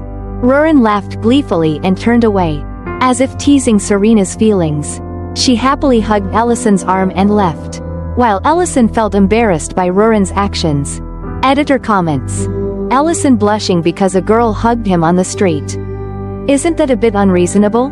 Living together, sleeping in the same bed, and yet he's embarrassed like this. It seems the author described this part a bit unrealistically. Narrator comments. The author just wanted to emphasize the happiness of Ellison and Rurin in front of Serena, to make their feelings clearer. Moreover, this will also affect Serena's emotions later. Back to Serena. She muttered to herself. Should I ever meet that human again? Then I'll at least be able to kill some time. She continued to fiddle with the crown lying on the ground, her face full of sadness and loneliness. A deep loneliness enveloped her, like a thick fog. As a dragon without a lover, without friends, she sat quietly on her tiny throne, in a dark and cold space. Around her were only a few silver coins and a frightening silence, blending into a dull picture. Is being alone lonely? Certainly, why wouldn't it be? But it seems I've gotten used to it. Loneliness isn't frightening. What's frightening is when someone suddenly realizes that they are lonely. She gnawed at the deep loneliness in her soul, as if facing an endless void, where every silence became more painful than ever. But at that moment, sensing something unusual, she immediately snapped awake. There are some intruders coming here. Seemingly recognizing who was approaching, Serena continued to sit on her small throne, crossing her left leg over her right, folding her arms arrogantly, and shouted, "So, what do you want to say to me? If you wanted to come, why didn't you come sooner? Instead of after a whole month like this?" Serena's anger increased as her ex-boyfriend, who had left her for over a month, now returned with a face full of sorrow. "Serena, long time no see." But his words only made Serena angrier. Her aura flared up violently, and she angrily crushed the armrest of her chair. He continued, with a sincere expression, "I have something to tell you. I realize that I only love you. I want to start over with you." His words made Serena pause. But her anger only grew. Her dragon form began to appear, her fangs lengthening, and she roared. "When did that thought come to you? You left without a word of explanation. You're no different from those who attacked villages, women, and children." Serena fully transformed into a large and mighty red dragon. She continued, "You didn't come here alone, did you?" Caught off guard, he laughed coldly and replied, "As always. Your assessment skills are still sharp." Before he could finish, the ceiling of the domain echoed with loud explosions. Large holes appeared due to magic, and 3 black dragons appeared, ready to unleash their magic. Gjord shouted, "Now is the time. Everyone attack." Powerful purple magic beams shot down from above, striking the body of the red dragon Serena. She looked up in panic at her injured wings, then bent down to the ground, shouting, You bastards, don't you know about the treaty? Are you sure you can handle the consequences of this? However, the 3 black dragons ignored her words. The scoundrel Gjerd, standing to the side, was casting a control spell on Serena. A magical collar had locked tightly around her neck. He continued. Everyone here knows exactly what you're talking about. Serena, furious, tried to muster her strength to break the magical collar around her neck. She shouted, Gjerd, how dare you use such cowardly magic on me? No one noticed that Nis was focusing his magical power into a point right in front of his chest. Behind Serena, by the time Serena sensed it and turned around, it was too late. Nis had attacked her with a powerful blow. Magical light enveloped the area, and no one knew what was happening. The scene shifted to Rurin's happy domain, where Elder Geltzer of the dwarf clan was sweating and asking in surprise, So, you just said that this creature will be the guardian of the domain? The white cat and its 2 kittens were happily playing, their faces rosy and eyes sparkling, while Ellison laughed and said, Yes. They're called Roruns. Ellison's eyes were full of satisfaction as he continued, They used to live in a very cold place. So make sure their room is always kept at a low temperature. While the big cat Rorun was conversing with Elder Gart, Rurin, sweating, stood next to Ellison and said, We brought them here for these mushrooms. Right? So what do we do with these truffles now? Ellison laughed and said, It's a very interesting job. These mushrooms have a very strong aroma. They can change the flavor of any dish they're added to, turning them into completely different delicious dishes. Rurin still seemed surprised by Ellison's words, which was understandable since she had never eaten these mushrooms before. Ellison continued, Aren't you curious about the customers' reactions when we serve these new dishes? The wonderful dishes with new flavors were brought to the diners' tables. And unsurprisingly, everyone enjoyed them in amazement. Wow, this is really delicious. Is this a mushroom? I've never tasted anything like this before. Oh, this flavor? Everyone kept eating, saying, It's really too delicious. Of course, truffles. In real life, truffles are a luxury food, and ordinary people rarely have the chance to know about them, let alone eat them. I bet most of you watching this video have never tried truffles. And not everyone has heard of them either. Oh, maybe some of you already know about them because in the previous episode, I introduced truffles to you. At this moment, the regular customers of the Archmage's restaurant were still in a state of surprise, shock, and amazement. These words perfectly fit the current situation. This dish was truly too different, too attractive, and the flavor was impeccable. However, there was one person who didn't participate in any conversation, just focused on eating, and that was Noel, the burly butcher, strong as an ox, big as a bear, our legendary, wife-fearing man. He was eating voraciously, as was his daily habit. His way of enjoying food hadn't changed at all.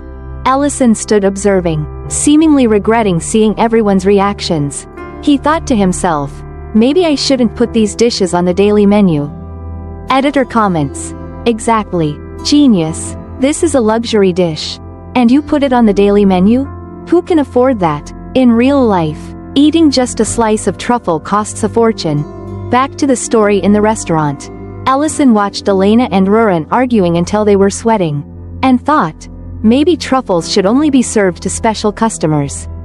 Elena, with sparkling eyes, completely losing her usual noble elf beauty, turned to Rurin and asked, Do you have any more of these wonderful things? Do you have any left? Rurin snapped back, Go back to the regular menu. Back to the daily dishes. Putting aside the cheerful story in the restaurant, let's return to the desolate scene in Serena's domain. I didn't realize she could use teleportation magic at the last moment. Nis looked at the spinning magic circle in the air in front of him. A teleportation magic circle being destroyed by another type of magic. This was the trace left by the magic. The other black dragons were whispering about the magic that had just been cast. Its rapid speed made them think she had prepared in advance to escape if there was an incident in the domain. At this moment, the scoundrel Gjerd shouted, trying to justify his mistake of letting Serena escape. It wasn't here before, he stammered, but it seemed Nis didn't care about his words. You don't need to worry, Nis said coldly. I've placed a tracking spell around this domain. The tracking magic indicates that she has moved to the city of Grake. Nekwu, one of the black dragons, immediately asked, "So what do we do now?" Nis smirked and replied, "That spell only leads to Grake. But it seems we don't need to go there ourselves." He turned to stare at Gjerd and asked, "Are you sure that dragon has fled and won't find any help?" "Right?" Gjerd, panicking, quickly replied, "I'm sure she can't teleport to the castle. Serena has always been a lone dragon. I only came to see her because I felt the need to apologize to her." Nekwu, with a contemptuous look, was about to speak, but Nis interrupted, "Enough. Nekwu, I don't like standing in one place smelling the stench of a scoundrel like this. We need to make Ellison fail." He turned to Gjerd and continued, "If that happens, I'll turn a blind eye to what you've done. Get lost." Gjerd, seemingly about to flee, was caught and awkwardly said, Okay, I'll be right back." Nis continued, "Even though she escaped, the amount of blood she lost can't be recovered. That red dragon will surely die. And Ellison will be seen as the one who killed the red dragon. A perfect evidence." Back to the peaceful plains of Grake. A serene place in the city. Tonight, the sky was full of brilliant stars. The restaurant was still lit. And a voice echoed, "Why don't you sell the remaining truffles? Everyone loves them." Suddenly realizing something, Rurin turned her head. Both Rurin and Ellison looked towards the restaurant door, where a voice rang out, "Is this the restaurant? You underestimate my domain, but your place seems a bit shabby, doesn't it?" Serena, with her graceful, splendid, and majestic beauty, gently stroked her fiery red hair and stepped into the restaurant. She pulled out a chair and slowly sat down at a table. Ellison, surprised, said, "You're the red dragon from the mountain, right?" Rurin, angry, said, "What the heck are you doing here?" Serena calmly replied, "Oh, this is a restaurant, and of course, I'm here to eat. Hurry up and bring me something to eat. I'm quite busy, can't you see?" Ellison asked again, quickly. Serena confirmed, "Of course." Very quickly. With his skill, Ellison quickly prepared a grilled meat dish, placed it on a plate, and brought it to Serena. "I've prepared a few dishes, and this is the quickest one I can make for you. But of course, I still don't know if it suits your taste." Serena, with the noble demeanor of a high-born dragon, gently picked up the fork and said, "It looks delicious." Meanwhile, Rurin, not as patient as Serena, slammed her beer mug down on the table, the sound echoing throughout the restaurant. She angrily said, "Whatever. But answer why you're here." Serena, not bothered by Rurin's attitude, replied disdainfully, "Your service is really terrible. By the way, you're wearing an earring I've never seen before." This comment immediately made Rurin happy. She proudly lifted her head, gently pushed the earring forward, and said, "As you can see, Ellison gave it to me as a gift." Serena, while eating and thinking, slowly said, "The food here is really delicious. I've never tasted anything like this before. It's truly wonderful." But then, Serena added a provocative comment, "That earring you're wearing looks good." "Just like Ellison," Rurin screamed. "You're just jealous of me. Do you want to die?" Ellison had to hold Rurin tightly, pulling her back. "Calm down. Calm down." How could she calm down? The lowly dragon always screamed whenever someone touched Ellison. Like poking a hornet's nest. "Dare to touch my husband. I'll fight you to the death." Rurin continued to shout, "You'll never understand how I feel wearing something like this." At this moment, fatigue began to show clearly on Serena's face. Her eyes gradually lost their vibrancy, becoming dark and dull. She sighed, her voice weak. "You're absolutely right. Although I don't have much time left. The food here is really delicious. It's perfectly fitting for my last meal." Both Rurin and Ellison were stunned, surprised by Serena's words. "What? Last meal?" they both asked in shock. Serena tried to stay calm, but sweat began to pour out, her hands trembling as she held the fork to stab the food. "You know, I never knew what it felt like to be sincere with someone. I always wanted to truly love. Does love exist, or is it just a moment of emotion? Because of that, I dated countless dragons, elves, even humans. As I told you before, no dragon understands humans better than I do. Serena continued, her trembling hand preparing to snap her fingers to cast some kind of spell. Her voice grew weaker, but thinking back now, all those things were just a waste of time. Really, I always dated because I felt too lonely. Tears slowly welled up on Serena's face. Her eyes filled with tears. I did those things because I didn't want to be alone. I didn't want to be by myself. And in the end, I was betrayed by one of my own kind, forced to flee with nowhere to escape. As she spoke, magical beams suddenly burst from Serena's back, revealing the wounds she had suffered in the previous battle. It seemed that all this time, Serena had been using illusion magic to hide her worsening condition. Realizing something was wrong, Ellison shouted, "Wait, what's with the wounds on your back?" Serena continued to speak, even as her body slowly collapsed. Should I have these strange hobbies? There are so many things out there I could accomplish instead of always searching for love. Yes, I could. Cooking is a hobby. Serena fell from her chair, collapsing in a pool of blood. Her lifeless eyes seemed to no longer perceive anything. Ellison and Rurin were horrified. "Hey, wake up," Rurin shouted. Rurin spoke seriously. "Her wounds are too deep. I can see her bones. Even as a dragon, she can't heal such a wound. She will die soon," Ellison added, his voice full of doubt. She hid the wounds with illusion magic. Who could have done this to her? At that moment, outside the restaurant, a teleportation magic circle appeared, signaling the arrival of uninvited guests. A voice shouted from outside, "Grand Mage Ellison, you are surrounded. How dare you kill a red dragon of our clan?" Inside, Rurin spoke tensely. "There are many people outside." Ellison nodded, replying, "Yes, I can sense that too. And they are all dragons. Their timing is too precise. Too coincidental with what's happening." Ellison's face returned to its usual cold and calm demeanor. "Rurin. This red dragon said she was betrayed before she passed out. Maybe she knows something important. We must save her. Take her to Elena." Rurin immediately created a teleportation magic circle and replied, "All right. I remembered her location from our last meeting. What about you?" Ellison donned his legendary magical cloak, his face cold and determined like the great war mage he was. "I have to welcome these guests first."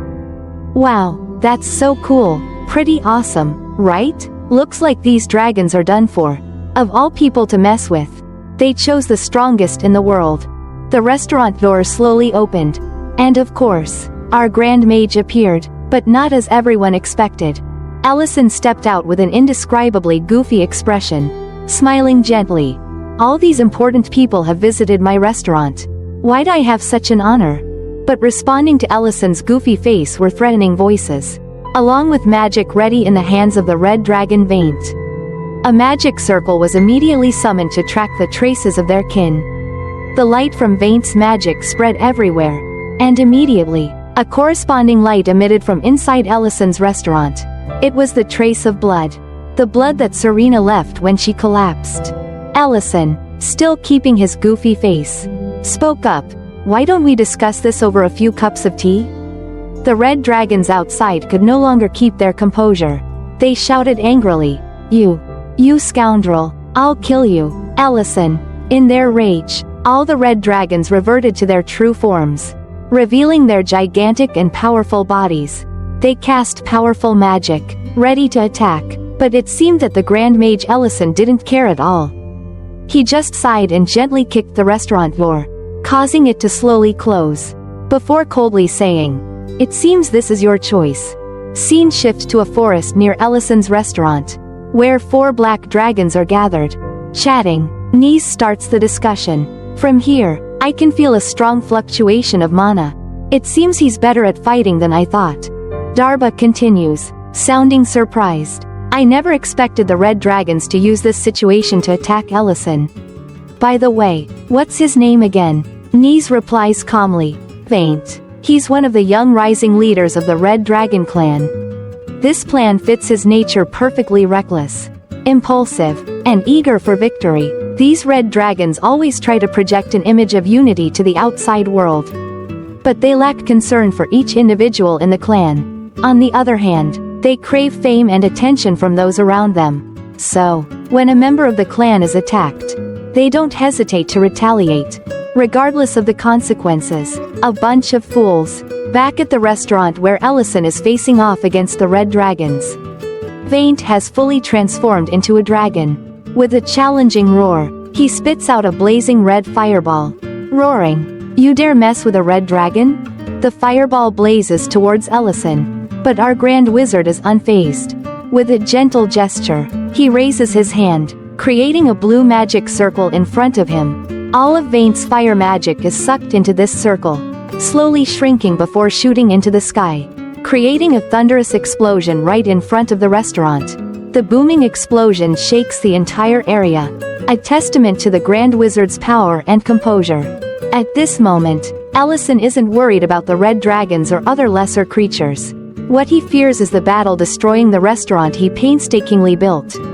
Ellison raises his hand to the sky, preparing a spell, and says, "We will fight elsewhere. You don't want to harm innocent people, do you, Vaint?" Vaint, hearing this, transforms into a half-human, half-dragon form and agrees.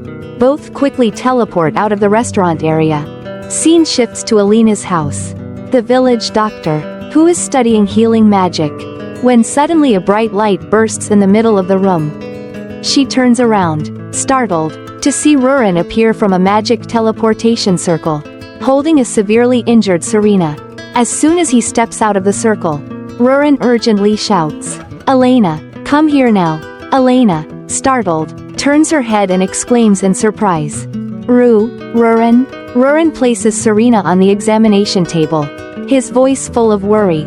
"Elena, can you save her?" Elena looks at Serena, stammering, This is a dragon?" Her hands tremble involuntarily, although she is knowledgeable in medicine. Treating a dragon, a legendary and powerful creature, is something she never imagined. Despite her fear, Elena bravely stepped forward, beginning to use her healing magic. "All right, first I need to stop the bleeding." Her hands began to emit a gentle blue light. The beams of light spread from her hands, weaving into every cell of Serena, trying to hold onto the fragile life that was slipping away. While Elena battled death in the small room, elsewhere, a life-or-death battle was about to erupt. Ellison had teleported everyone to a desolate land. Vaint spoke with a challenging tone. "This place is perfect for your grave, Ellison quietly observed, his mind swirling with thoughts. They believed he had killed a red dragon, and that seemed to be taken for granted. But something was off. Are they really the masterminds? Or just puppets controlled by someone else? If it's the latter, I can still talk to them. Everyone, please calm down. The blood in my restaurant is..." Ellison began. But before he could finish, Vaint angrily interrupted him. "You bastard, do you think you can fool me? That's clearly red dragon blood." Vaint roared. Ellison calmly replied, "I never denied that. Yes, it's red dragon blood. Indeed, a red dragon came to my restaurant. But she was already injured, and I didn't harm her.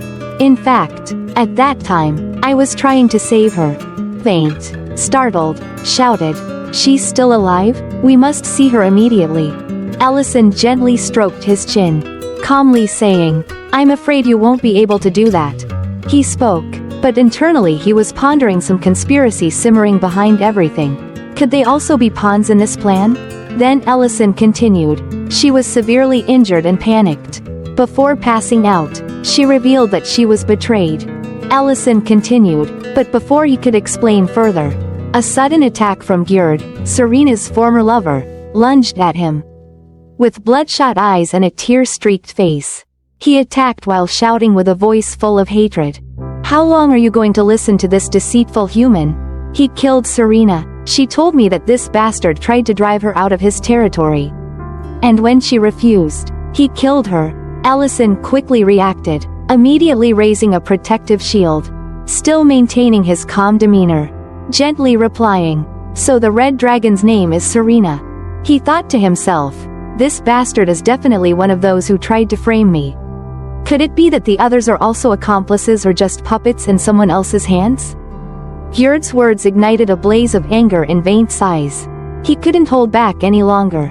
Immediately transforming into a gigantic dragon, his body radiating a terrifying power. Vaint continued to roar, his shouts echoing through the space.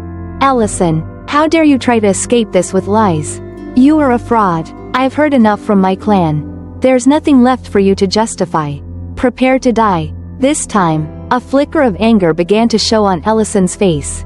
He looked straight at Gyurt, while using his magic to prepare for battle with the dragons in the sky, and spoke coldly. "Is your clan really that important to you? If you truly cared about her, you wouldn't have let her leave your territory in such a condition that she could be severely injured. And more importantly, does Serena know the location of your territory?" Ellison's words were like a dagger to the pride of Vaint and the other dragons. Their anger reached its peak. "Shut up, you bastard, what do you know about dragon laws?"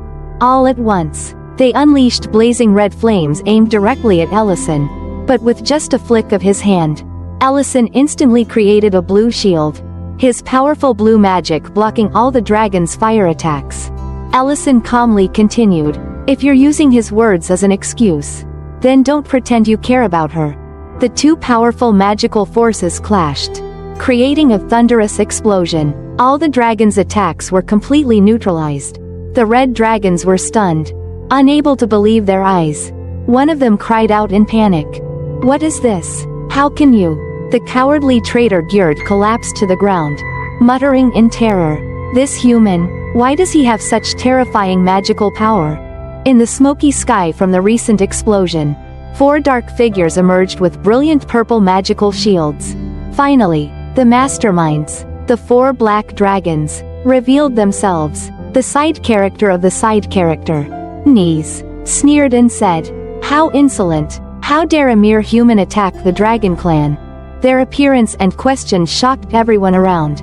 Red Dragon Vaint turned to Knees, asking in surprise, "Why are your black dragons here?" Knees smirked and replied, "I sensed a strong magical fluctuation here, so I decided to join the battle according to our pact. Didn't I?" At this moment, Ellison stood on the ground, wide-eyed in surprise, looking up at the sky. He muttered in disbelief, "Knees?" It seemed Ellison knew about this side character of the side character. But Knees seemed to realize something. He looked down at Ellison and spoke with contempt. You know me?" Right then, Knees fully transformed into a powerful black dragon, with glowing eyes and a commanding voice. "Humans are ultimately just weak creatures. You must pay for daring to touch what doesn't belong to you. And for not knowing your place." Ellison, still calm, paid no attention to Knees' words. He just sighed, bringing his hand to his mouth in thought. "Perhaps I need to change my plan a bit." In Grake City, at Elena's clinic, at this moment, Elena was gasping for breath, one hand resting on the table, the other trembling and limp. She tried her best, but the blood from Serena's body soaked the bedsheet, dripping onto the floor. Elena, her voice trembling and choked with emotion, said, "I'm sorry, I'm really sorry, I tried my best, but it's too late to save her." Serena, lying on her side on the bed, her eyes open but lifeless, her body pale, Rurin stood beside her, staring intently at Serena, as if deep in thought. Then suddenly, Rurin grabbed Elena's hand and said, "It's not too late." At the same time, Rurin channeled his magic into Elena's body. Elena felt her magic surge, but didn't understand what was happening. Why is this happening? My magic is..." Elena mumbled in confusion, but Rurin quickly interrupted. "Don't worry about the mana you're losing. Keep treating her." Meanwhile, on the battlefield, 3 black dragons were spewing dark purple magic towards Ellison. But Ellison, with his vast experience, placed his hand on the ground, using earth magic to raise stone walls to block all the attacks. Hiding behind the rocks, Ellison thought, "I can't kill them. Everything will get chaotic even if Serena is still alive. But there are too many of them. I can only defend passively. But if I use what I have at hand, I might maintain a balance." Editor comments, "Oh man. At a time like this, you're still sticking to your peace treaty with these riffraff?" Narrator comments, "With ELL's power, these pests would be done with just one strike. But the peace treaty is very important. El isn't afraid for himself. But if war breaks out, many innocent people will die, causing great damage. No one wants war, only madmen do. Back to the battle. Ellison continued to use his magic to block and counterattack. He created small stone blocks and shot them towards the black dragons, injuring many. Knees exclaimed in surprise. Why is he so strong? But too arrogant. Knees kept creating powerful magic in the sky and shouted, "You too, support me." The three black dragons combined their powers to create a massive dark purple magic ball in the sky, then launched it towards Ellison. "Try blocking this," Knees challenged. Ellison looked at the magic ball and thought, "Damn, this thing is going to give me a bit of trouble." In the sky, Knees and the other two dragons had finished preparing their grand magic. Feeling extremely excited, ready to unleash it on Ellison, he sneered, "This is your end." Just as the three dragons were about to launch their grand magic at Ellison, a booming voice echoed across the battlefield. "Stop."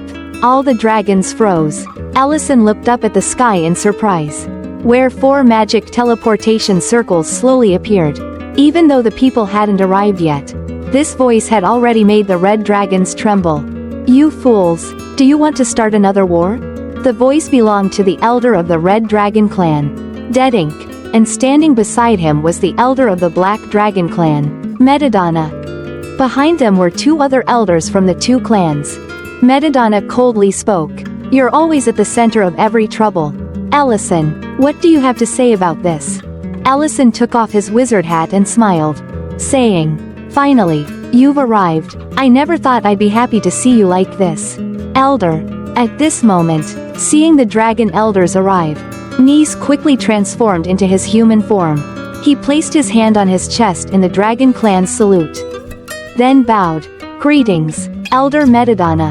In his mind, Knees thought, "Now, that human must give a satisfactory answer to the elders. This is a perfect opportunity to punish him." Moreover, Rurin is the elder's granddaughter. Her presence will surely make this situation more serious. If it's confirmed that he killed a red dragon, it could lead to a death sentence. Meanwhile, Ellison stood on the ground, looking up at the dragons circling in the sky, then turned to look at Knees. Is that all he thinks about? But I believe Rurin and Elena will save Serena. Scene shift to Elena's clinic. Elena was putting all her strength into stopping Serena's bleeding, but the blood kept flowing. Rurin placed his hands on Elena, channeling mana into her body and said, "Elena, this time is different from before. The amount of mana I'm giving you and the amount you're using can't be cautious like before. We will continue until Serena is saved." Elena, despite her panic, nodded in agreement. Rurin sternly added, "I have a feeling that saving this girl is the only way to protect Ellison. We need a witness, and that's why I've changed my decision.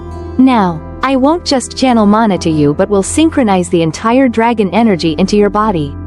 If you can't control this mana, your body will explode from overload." Elena was stunned, terrified by the horrific prospect. But with the spirit of a dedicated doctor, she clenched her fists and resolutely said, "Do it." Rurin smiled approvingly. "I like you. Be careful." Immediately, a massive surge of mana flooded into Elena's body, shocking her completely. This was the first time Elena experienced such terrifying magical power. She felt as if she was being enveloped in the protective embrace of a dragon. This power was overwhelming compared to what Elena had known. Her body began to crack, her hands becoming dry and cracked like a shattered stone. Rurin shouted, "I can't stop. We must synchronize together. You can't use a bucket to empty the sea. Push all the mana into the healing spell immediately." Elena instantly used all her mana, releasing it outward and channeling it directly into Serena's body. A massive purple-blue magical force spread out, Elena's eyes glowing brightly. The wound on Serena's back gradually closed, and the bleeding stopped. Rurin continued to shout, "Serena, you must wake up. Show us the strength of the dragon's soul." As if hearing Rurin's words, Serena's eyes began to move, and she slowly regained consciousness. Scene shift back to the battlefield. Elder Metadonna coldly spoke, "So, Ellison killed a red dragon named Serena, and you are punishing him, correct?" He turned to the black dragons and continued, "You discovered the red dragons being attacked and helped them according to the dragon pact?" Nis bowed his head and replied, "Yes, Elder." Suddenly, Vaint roared angrily, "Elder, why hesitate? Serena's blood is everywhere. If it were any other person, I wouldn't doubt it, but he is a dragon slayer. A dragon killer." Ellison still stood firm on the ground, calmly saying, "As I said, let's sit down and talk. Perhaps over a cup of tea." But before he could finish, he was interrupted by the bastard Gjerd, who shouted, "I am a witness. He killed Serena. If you don't believe me, we can go to her territory right now to verify." Elder Dehegma, quietly standing behind, stroked his beard thoughtfully. "So this is Nis's plan? If these black dragons joined the battle just to help the red dragons and Serena who was attacked, then even if the charges against Ellison are dropped, the consequences won't negatively affect us." Elder Dedink of the Red Dragon clan spoke calmly but with authority. "Even though Serena's territory is near Grake, that's not a reason to start a war. What do you think, Metadonna?" Metadonna continued, "Ellison, do you have anything to say?" Ellison now smiled foolishly and replied, "Nothing? I have a lot to say." He continued, "First, Gjerd accuses me of killing Serena just because her territory is near Grake. But anyone with war experience knows I would never kill a dragon for that reason. Isn't that right, Dedink?" Elder Dedink nodded thoughtfully. "Yes, that's true." Ellison continued, "The only condition I set in war is not to kill other races. I swore I would never touch anyone who follows this principle, even the red dragons who started the previous war. But killing a dragon just because its territory is near Grake is nonsense." Vaint angrily shouted, "That's just your excuse." But Ellison calmly continued, "Second, these black dragons appeared right when the attack happened. Since when did dragons become so friendly with each other? They arrived immediately, or they knew in advance what would happen."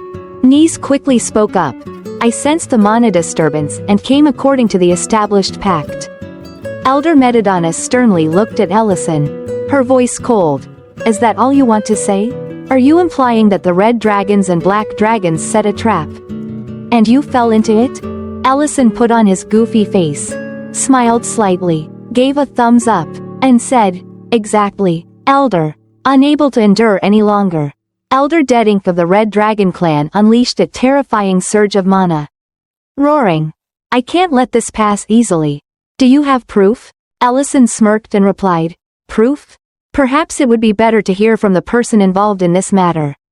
Right? As soon as he finished speaking, a teleportation portal gradually appeared behind Ellison.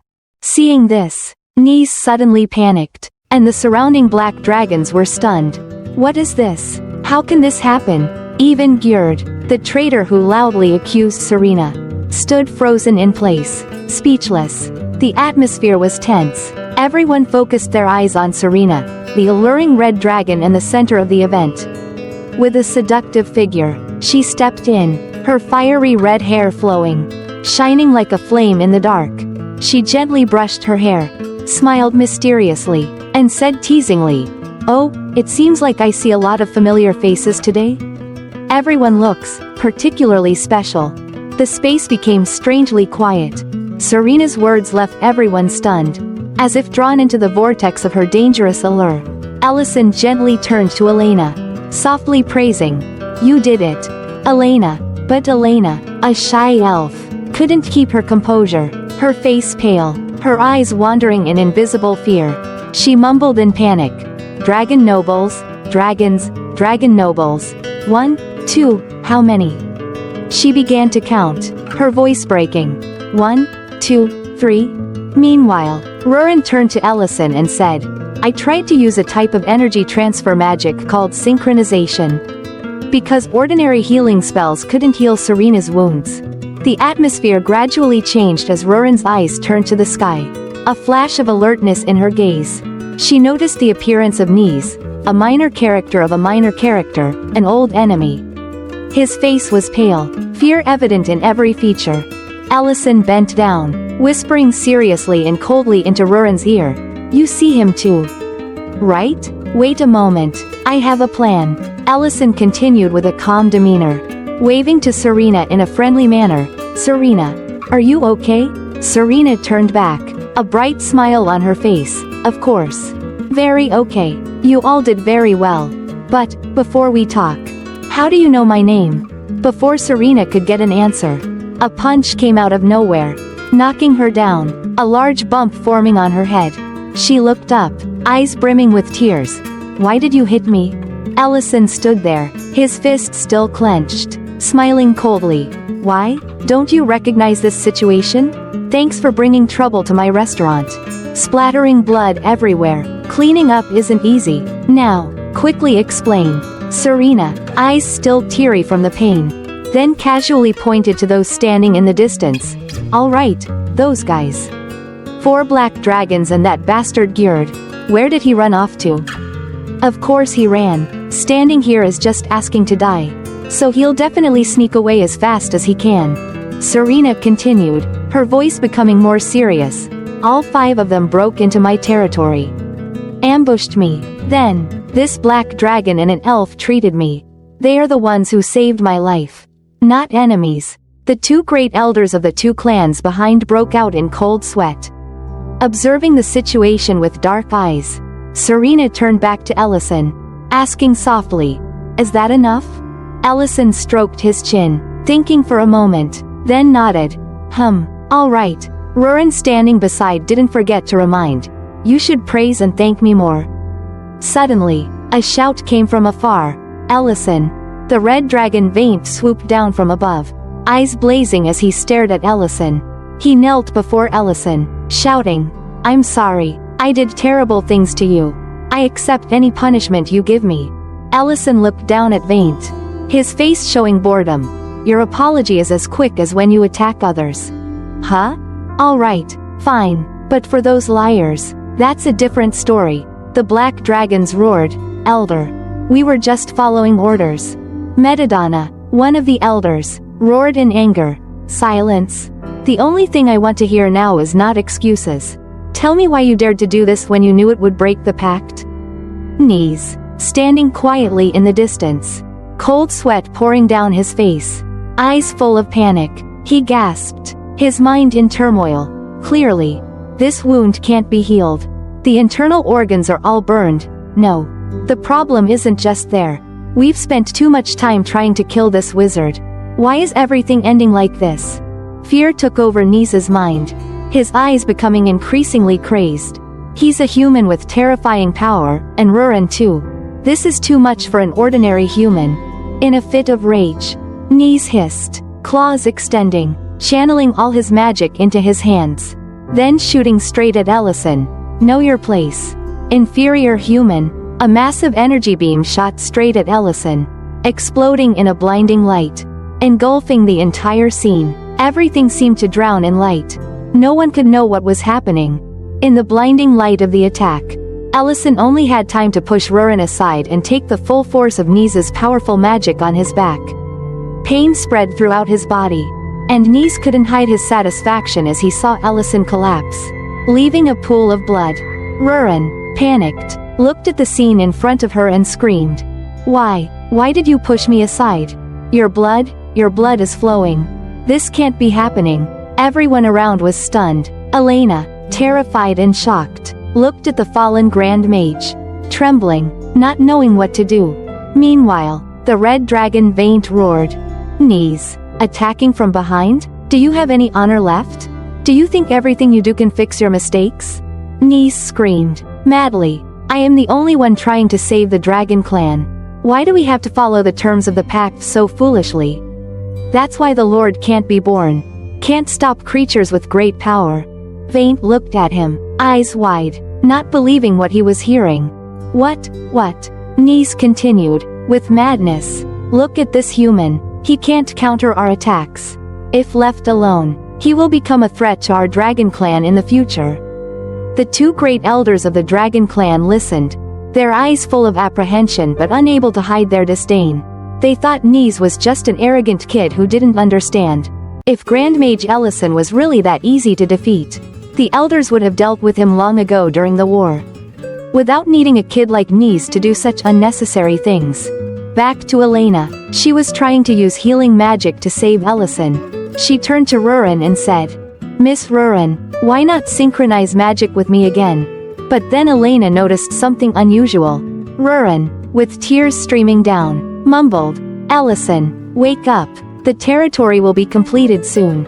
Without you." The little dragon girl trembled in pain. Nothing more painful than seeing the one she loved fall before her eyes. Nis continued to laugh, his eyes full of satisfaction. He looked at Rurin and mumbled, "That's right, Rurin, this is the face you should have." He turned to Elena, with a contemptuous look. "Elf, everything you do is useless. Even though he has powerful magic like a dragon, he is still just a human. There's no way he can survive this attack." The hot red dragon Serena spoke up. "Do you really think so? You love to attack from behind. Just like you did to me. And you, Rurin, are you stupid? I know you're shocked, but don't you see something unusual?" Serena continued, "His magic is still strong. Don't you realize it's being amplified?" As Serena said, around Ellison, white magic light radiated, enveloping his body. A hand gently wiped the tear from Rurin's face. Ellison, with a warm voice, said, "Don't cry anymore." Immediately, a terrifying surge of magic exploded from within Ellison, making the surrounding area glow brightly. Everyone was surprised, not understanding what was happening. Elder Metadonna, sweating coldly, mumbled, "This energy source, this is the ancient dragon stone. Our grand mage has returned. And stronger than ever." Narrator comments, "That's right. I've also found this quite unreasonable. The strongest person on the continent can't be defeated by just one blow from a small dragon like that. Remember, Ellison is the one who defeated and absorbed the heart of the Dragon Lord." Ellison stood there, holding the ancient dragon stone, focusing his magic into it. He said sincerely, "In fact, I took a gamble." As the ancient dragon stone glowed and was absorbed into his body, a pair of magical blue dragon wings sprouted from his back. Our grand mage, already very powerful, now became incredibly mighty. "I was worried you might run away from the fight. But honestly, I thank you for attacking me."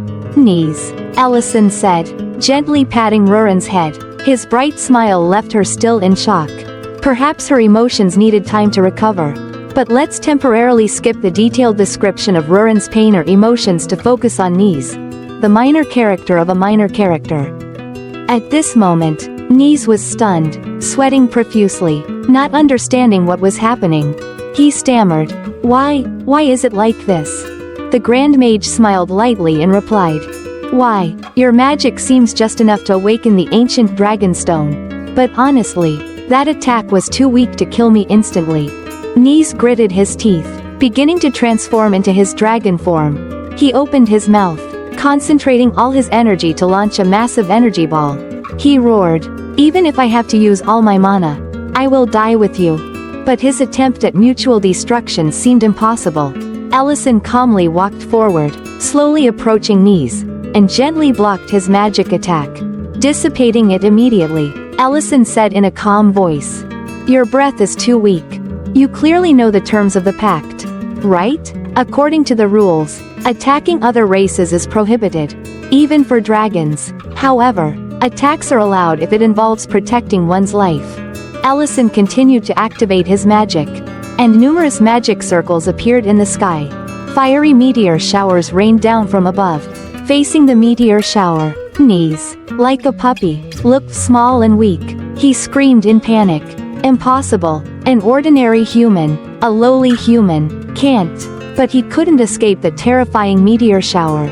The ground shook, the scene completely destroyed. Only burning rocks remained on the ground. And among the rocks, the tail and wings of a dragon lay buried under the rubble. The other dragons were stunned by the scene. The black dragons whispered, "Asterisk. He killed a dragon. Like killing a worm." The Grand Mage's magical power was truly not to be underestimated. Ellison, with a face that couldn't be more handsome and cool, turned to Rurin and said, "Asterisk. Rurin, let's go home." Our little dragon Loli was still teary-eyed, not knowing what to say. Then she weakly said, "Okay." Immediately, Rurin rushed into Ellison's arms. hugging him tightly as if afraid that if she let go, she would lose him forever. Her tears flowed like uncontrollable streams, mixed with overwhelming joy and happiness. She felt every heartbeat of Ellison through his clothes, and all previous fears and worries seemed to vanish. Despite the surrounding sea of flames and the gazes of onlookers, Rurin didn't care. The world around her became blurry, leaving only the warmth and safety from Ellison. She held him tightly, as if that could last forever, not caring about the chaos and destruction happening around them. Tears streamed down her cheeks, each drop carrying the pain and worries she had silently endured. She sobbed uncontrollably, no longer able to hide her emotions.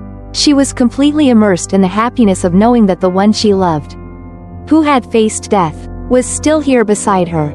Ellison, feeling her tension and pain, gently hugged her back, his hand soothing her. This warm and sincere feeling was all Rurin needed at that moment. I hate when you smile at me because you make me crazy about you.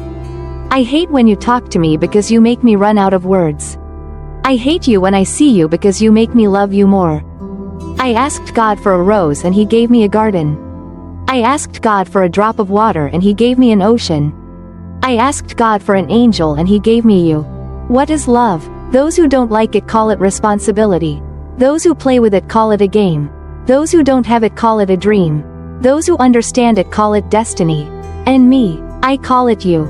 I'll lend you my shoulder for you to cry on, my ears to listen to, my hand for you to hold, my feet to walk with you. But I can't lend you my heart because it already belongs to you.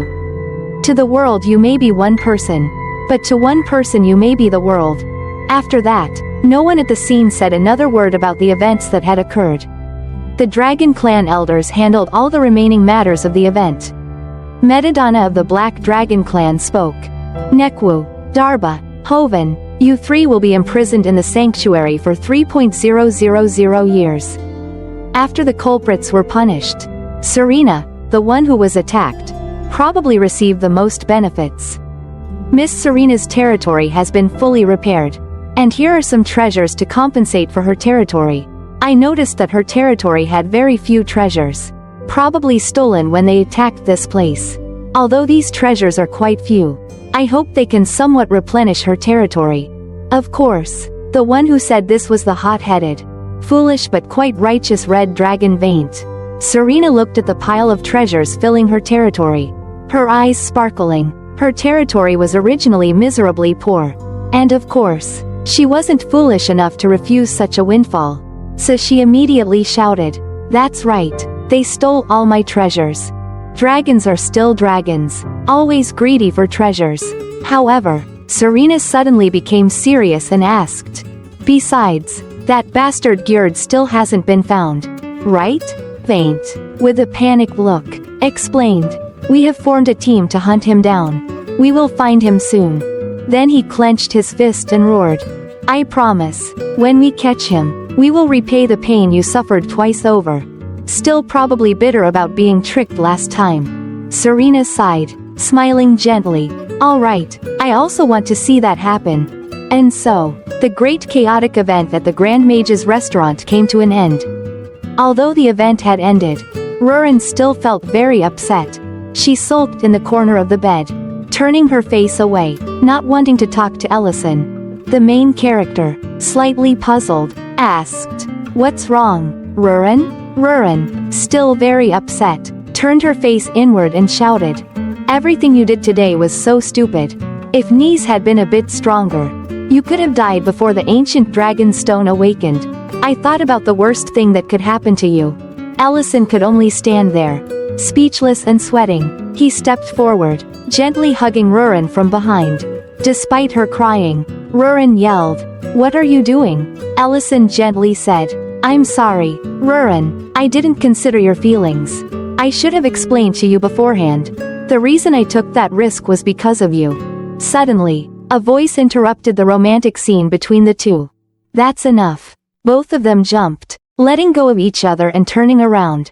The Grand Elder of the Dragon Clan, Metadonna. This old man really knew how to ruin the moment.